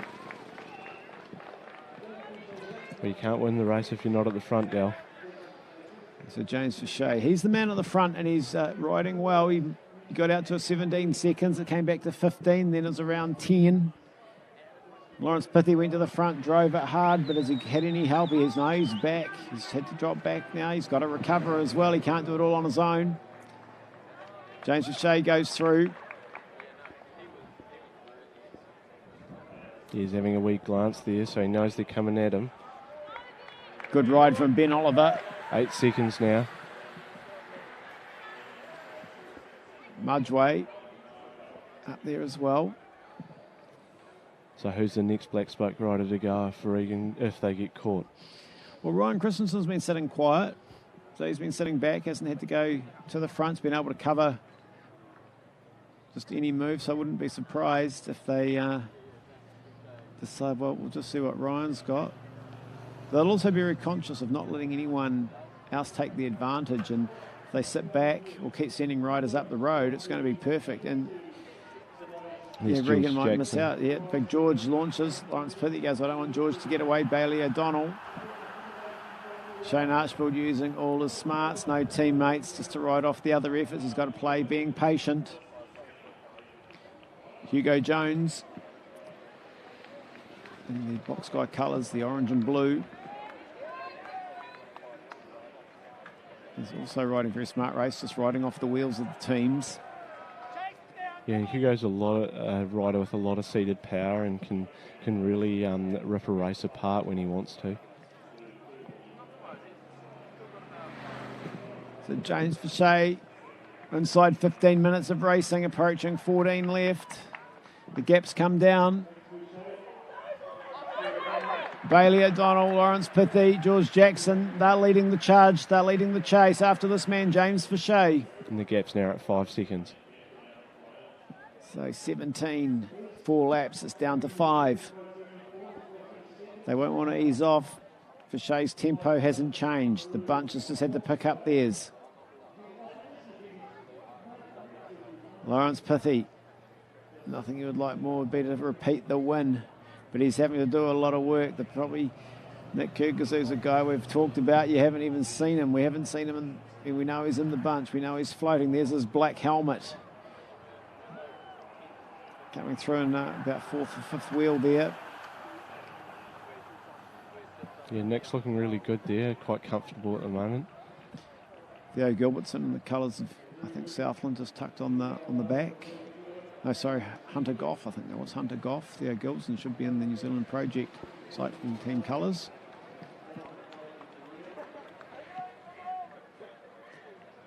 So James Fauché, he'll just keep tapping away out front while he's not being caught. That's Hugo Jones having a dig off the front now, is it? Yep, Hugo Jones has decided, well, I've waited, I've been patient, so let's see what happens if I go. So James goes through, across the start-finish line. Campbell Pithy.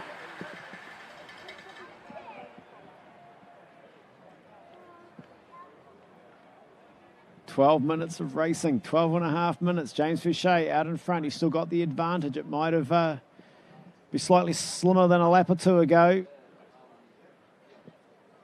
but he's still got it. Hugo Jones. Campbell Pithy.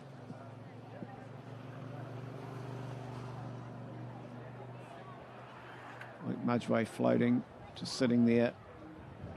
Regan Goff, just a couple more wheels back. Ryan Christensen, the bigger glasses on. Shane Archibald.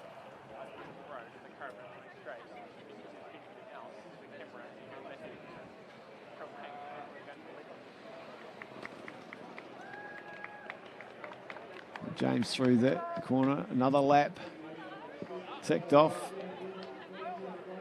No company.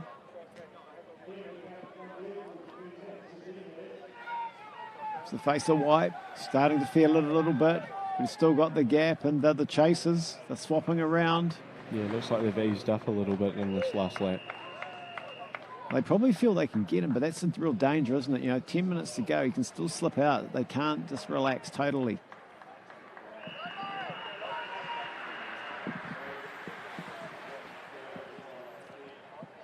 Well, they know it's time to thinking about closing it down.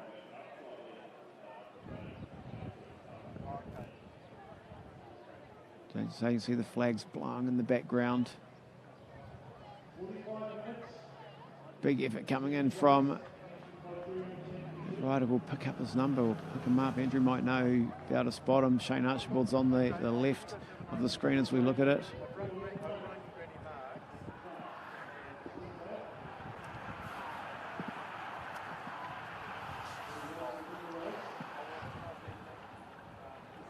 Two riders just coming back. That may be Xander White, is it? Having a crack off the front. Could be, yeah. It looked a little bit like him. Just wanted to pick his number up.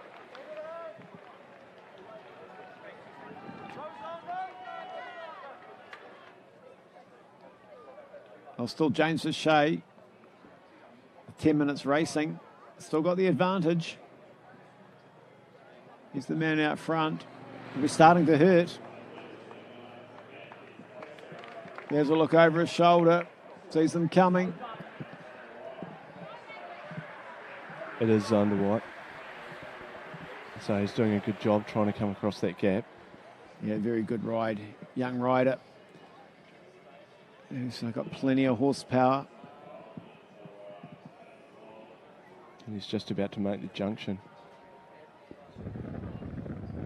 So what will James do here? Is he going to work with him, or is he going to go back to the peloton with his teammates? Mudgeway, freewheels on the front because there's two. White, Fouché, Xander White. Big move coming down the outside. That'll be Ollie Jones. Wants to bring it back together. Ollie Jones. Of course, straight away marked by one of the black spoke riders. And these guys have got to be careful here because they'll let the race ride away from them.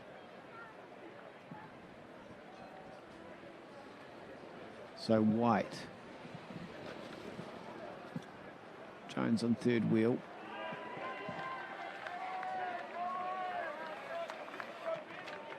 With him is still James Fouché out there. There's Pithy going across.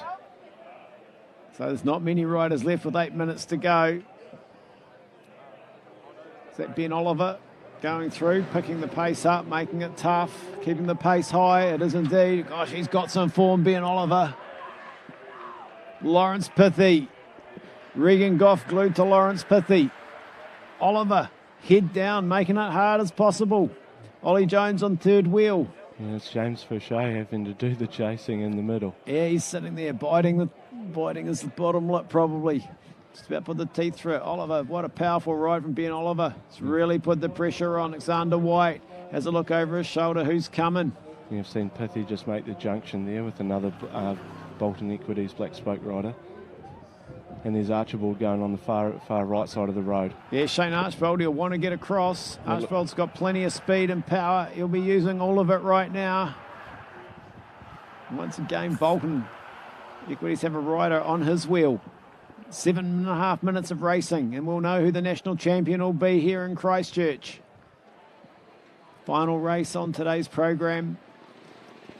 What a performance, Ben Oliver. James Fouché, Ollie Jones, Campbell, Lawrence Pithy. Hugo Jones went through. We haven't seen Kyrgyzoo. He's got to be careful here that he doesn't let it get too far in front of him. We've got 4 from Bolton Equities, Black Spoke. Ryan Christensen sitting there as well. We haven't had to mention him, but he's there on the back. Archibald's there. Oliver's still looking good. Despite the amount of work he's done, Oliver is still looking very good. Ben Oliver. There's a move, Campbell, Pithy, Ollie Jones straight away respond. I think that was Regan Goff, took a flyer.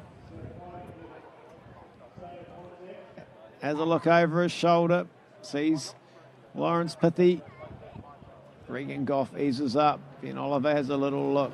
Ollie Jones, he's done a lot of work and he's still in there. He's still in the mix. So Nick Kyrgyzoo, he's coming up into the picture now, but he's got to be careful. He's got to start moving up, Andrew. He needs to be in the fight. Yeah, Nick's got to be really aware that a small move doesn't go away and he misses it. With his speed, he should hands down be the fastest guy in this race. Well, the pressure's being put on. I think it's Ryan Christensen now going through. It is. Ryan Christensen goes through with Ollie Jones on the wheel. So they really want to take it to Lawrence Pithy. Raphael Amaru is in the picture as well. We haven't talked about him, but he's moved himself up into about 7th or 8th place. Well, another move. Look at Archibald goes. Bailey O'Donnell's there as well. Bailey O'Donnell having an outstanding ride. Ben Oliver. So right, it's Regan Goff leading them through. Archibald has a drink. So does Ben Oliver. Not surprising straight away. There's an attack coming from another rider from, it's Luke Mudgeway. The pocket rocket. Got him covered, it looks like. He just covers everything. Yeah, how much is this taking out of his fast finish, though? Well, it's been aggressive. I don't think anybody's got too much left. Ryan Christensen jumps on the wheel. We'll have a look. They must be getting into about 5 laps to go. We'll see if we can, we'll keep an eye on the lap board. The crowd is built up right up in front of us here. Big crowd for this national title, seeing Lawrence Pithy, Shane Archibald, Ben Oliver. Nick Kurgazu's in there. We haven't had to talk about him because he hasn't been near the front yet.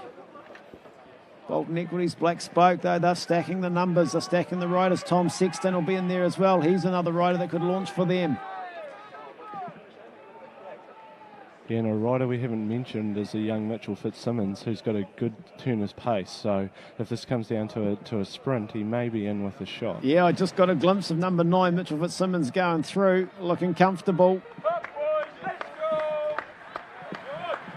Tom Sexton, Shane Archibald. Oh, what did we see the lap board? I didn't put it up. We'll have to keep an eye out. It's 3 to go. It was 3 laps. Oh, straight away, Bolton Equities launch again with another rider going through. Might have been Christensen. I'm just not sure. It looks a bit tall for him. Might be Tom Sexton. Yeah, and Pithy's after him again. Again, yep. Being chased down by his brother. Yeah, so Campbell goes across. Lance Pithy.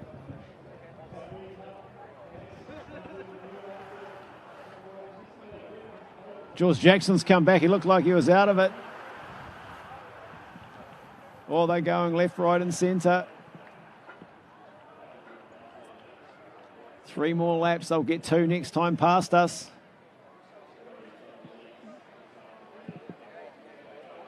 Lawrence Pithy, what's he got left? Yeah, and Kurgazu's fighting to get on the back of this 4. He sees the danger in this move. Yeah, George Jackson's got himself there as well. There's Kurgazu coming up. Might have timed it right. 2.5 minutes coming up, racing left, but it's really going to be 2 laps to go. They swing down, they'll see 2. Campbell, Pithy on the front. Pithy's coming through.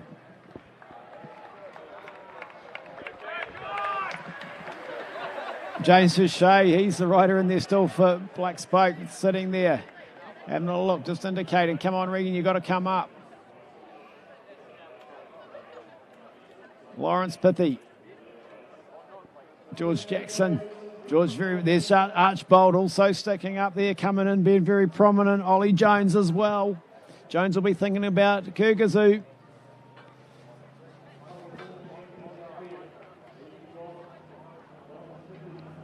Well, Bolton Equities, Black Spoke, they've thrown everything out. There he goes. There's the face of Nick Kurgazu. It's the first time we've seen him. It's the first time we've had to talk about him with 1:46 on the clock coming into the bell lap. Kurgazu appears right where he needs to be. Bolton Equities starts setting up, putting 5 riders on the front. They'll be relying on Tom Sexton, Regan Goff. Luke Mudgeway's also pretty quick, but I think he might have done a little bit much work so far. Ryan Christensen leads them, starts to set them up, swings over. James Fouché, Tom Sexton. Yeah, and it looks like Fitzsimmons is on the back of that Bolton Equities lead-out train. Yep, he's putting up great rides, just stayed hidden. And that's a rider that, you know, you've mentioned, but no one else has really talked about a lot throughout this weekend as a rider to watch out for. George Jackson. Bell lap, George Jackson up into 3rd position. It looked like Ben Oliver was coming up as well, keen to launch something. Ben Oliver, well, we saw Cameron Ivory do it with 1 to go. Bailey O'Donnell also. James Fouché, where's he getting the energy? There's Lawrence Pithy moving up into 5th wheel. He fights for the wheel of the flying mallet. Shane Archibald. Archibald's got himself into a good position. Nick Kurgazu's there. So Kurgazu now having to bite, pull on the handlebars, grit the teeth. He hasn't had to do anything. Archibald's there. He's had to do a bit of work. Alexander White, Bailey O'Donnell also fighting to move up. He's on the wheel right beside Archibald. They went head-to-head in Timaru a few weeks ago. Who's going to lead into this final corner? They're going to swing around. Who's going to take the initiative? Who's going to lead it out? Black Spoke Pro Cycling Academy know what they need to do. Archbold's there as well. Bailey O'Donnell looks under his arm. Bailey O'Donnell, Nick Kyrgyzou, Lawrence Pithy. Round the corner they go. Bailey O'Donnell leads them into the corner. He's leading from a long way. George Jackson's gone. George Jackson's gone hard. Lawrence Pithy. George Jackson's got the advantage at the moment. Here comes the flying mallet, Shane Archibald. Shane Archibald's going to take it. Archibald goes across the line and takes it. Shane Archibald shows why he's one of the best lead-out men in the world. Led himself out, takes the victory. Congratulated by Ben Oliver, who put in an outstanding performance, along with Lawrence Pithy. Well, the flying mallet showed everything, all of his years of experience to take the National Criterium Championship. Let's have another look at it. Fought all the way to the line, a comfortable victory. Archbold didn't catch who got through on the inside. Was that Ben Oliver? I think went second, and then third it was someone from Bolton Equities, or it may have been Nick Kyrgyzou. What a ride by Ben Oliver, though. He did a power of work. Almost pulled it off. It took a World Tour rider going full gas to beat him.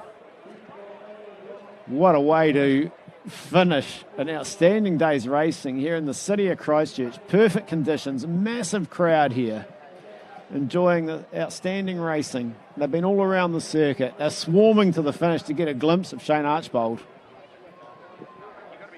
Wow, he rode the track yesterday, entertained us there, and came here today and delivered. Just showed the class. Take the national champion Criterium jersey. Unfortunately, they don't ride a lot of Criteriums in the Pro Tour, but a national title jersey, and he's going to take a lot of confidence. Here he is coming past us, Shane Archbold. Here's the final results coming up. Archbold, Ben Oliver, Nick Kyrgyzou getting up for the bronze. Outstanding performance by Archbold, Ben Oliver, huge engine. Nick Kyrgyzou had the dream run. The team did everything for him, but he was just beaten by better riders today. And Shane really showed a clean pair of heels there, and why he's considered one of the best lead-out men in the world. Had to do it all himself and get himself to the line, and he really delivered. Look at that shot, great shot. Pithy looks still fighting. Ben Oliver, the work those two did, absolutely outstanding. Archbold tongue out, going to the line. Oliver's coming back at him there, but just a little bit too late. There's that Fitzsimmons in fourth. Very, very good performance. Well, they had everything. We had team tactics, we had breakaways, and we had the best sprinter, one of the best sprinters in the world, take it. And we're going to go to Brian Ashby to hear from him. Yeah, it's good. I heard a lot. It's pretty hard riding against quite a few very strong domestic teams, but thankfully my intelligence got the better of them, hopefully. And I had the sprint to finish it off. It's awesome to be back here in Christchurch. I got third in this race 17 years ago in 2006 when I was a first year junior. Wasn't the Nationals then, but it was the same Armstrong Prestige race. And yeah, it's great to be back and win it. I remember seeing you probably 7 or 8 years ago at Canterbury University, the Criterium there, and our Festival of Cycling, and I think you hit the tarmac a couple of times. You got up and won that. You've won the Timaru Criterium on Boxing Day. Crits, that's really your thing? You love them? You can do a lot in the Criterium without form. If this was 2 hours, I wouldn't have been there to tell the story. So in an hour, 45 minutes, you can get away with a lot just by using intelligence and bunchcraft and knowing when to go and when not to go. Thankfully today I didn't have to do too much until 5 to go. I knew that move was gone unless I did something, so had to go to a cross to it and just had enough legs in the end. But yeah, Criterium's after the Madison's my favourite race, so you can't beat it. Crowd, atmosphere, you can smell the beer. You can't get that in road racing. You beat yourself up yesterday at Denton Oval as well. How are you feeling now? You're going to be a bit smashed by about 9 o'clock tonight? Oh, yeah. Yesterday hurt a lot, but for all the kids out there, I can say one thing after winning today. There's a lot of bad information going around that racing save yourselves for this, save yourselves for that, national champions, this, national champs. And I can prove that racing the track yesterday only helped me today. So it'd be great if more people supported the racing that's out there and put on by the lovely organisers, Canterbury Cycling, Timaru Criterium on Boxing Day. We have a lot of it in the South Island. You've got to make the most of it. You can't train like you can in a race. Shane Archibald, it is an absolute delight for the people of Canterbury to see you here, a World Tour rider. You've contributed so much to the sport of cycling, track, road, every which way. We wish you the very best of luck for the remainder of 2022. Thank you very much. Thanks. Shane Archibald, our national Criterium champion. Well, there he is, the national Criterium champion, Shane Archibald, who's wrapped up a fantastic day's racing here in the wonderful city of Christchurch. A big thank you for your company on Sky Sport Next. I hope you've enjoyed our coverage. A big thank you to my co-commentators, Elise Fraser, Andrew Williams. On behalf of the team, I'm Dal Woodford. Have a great evening.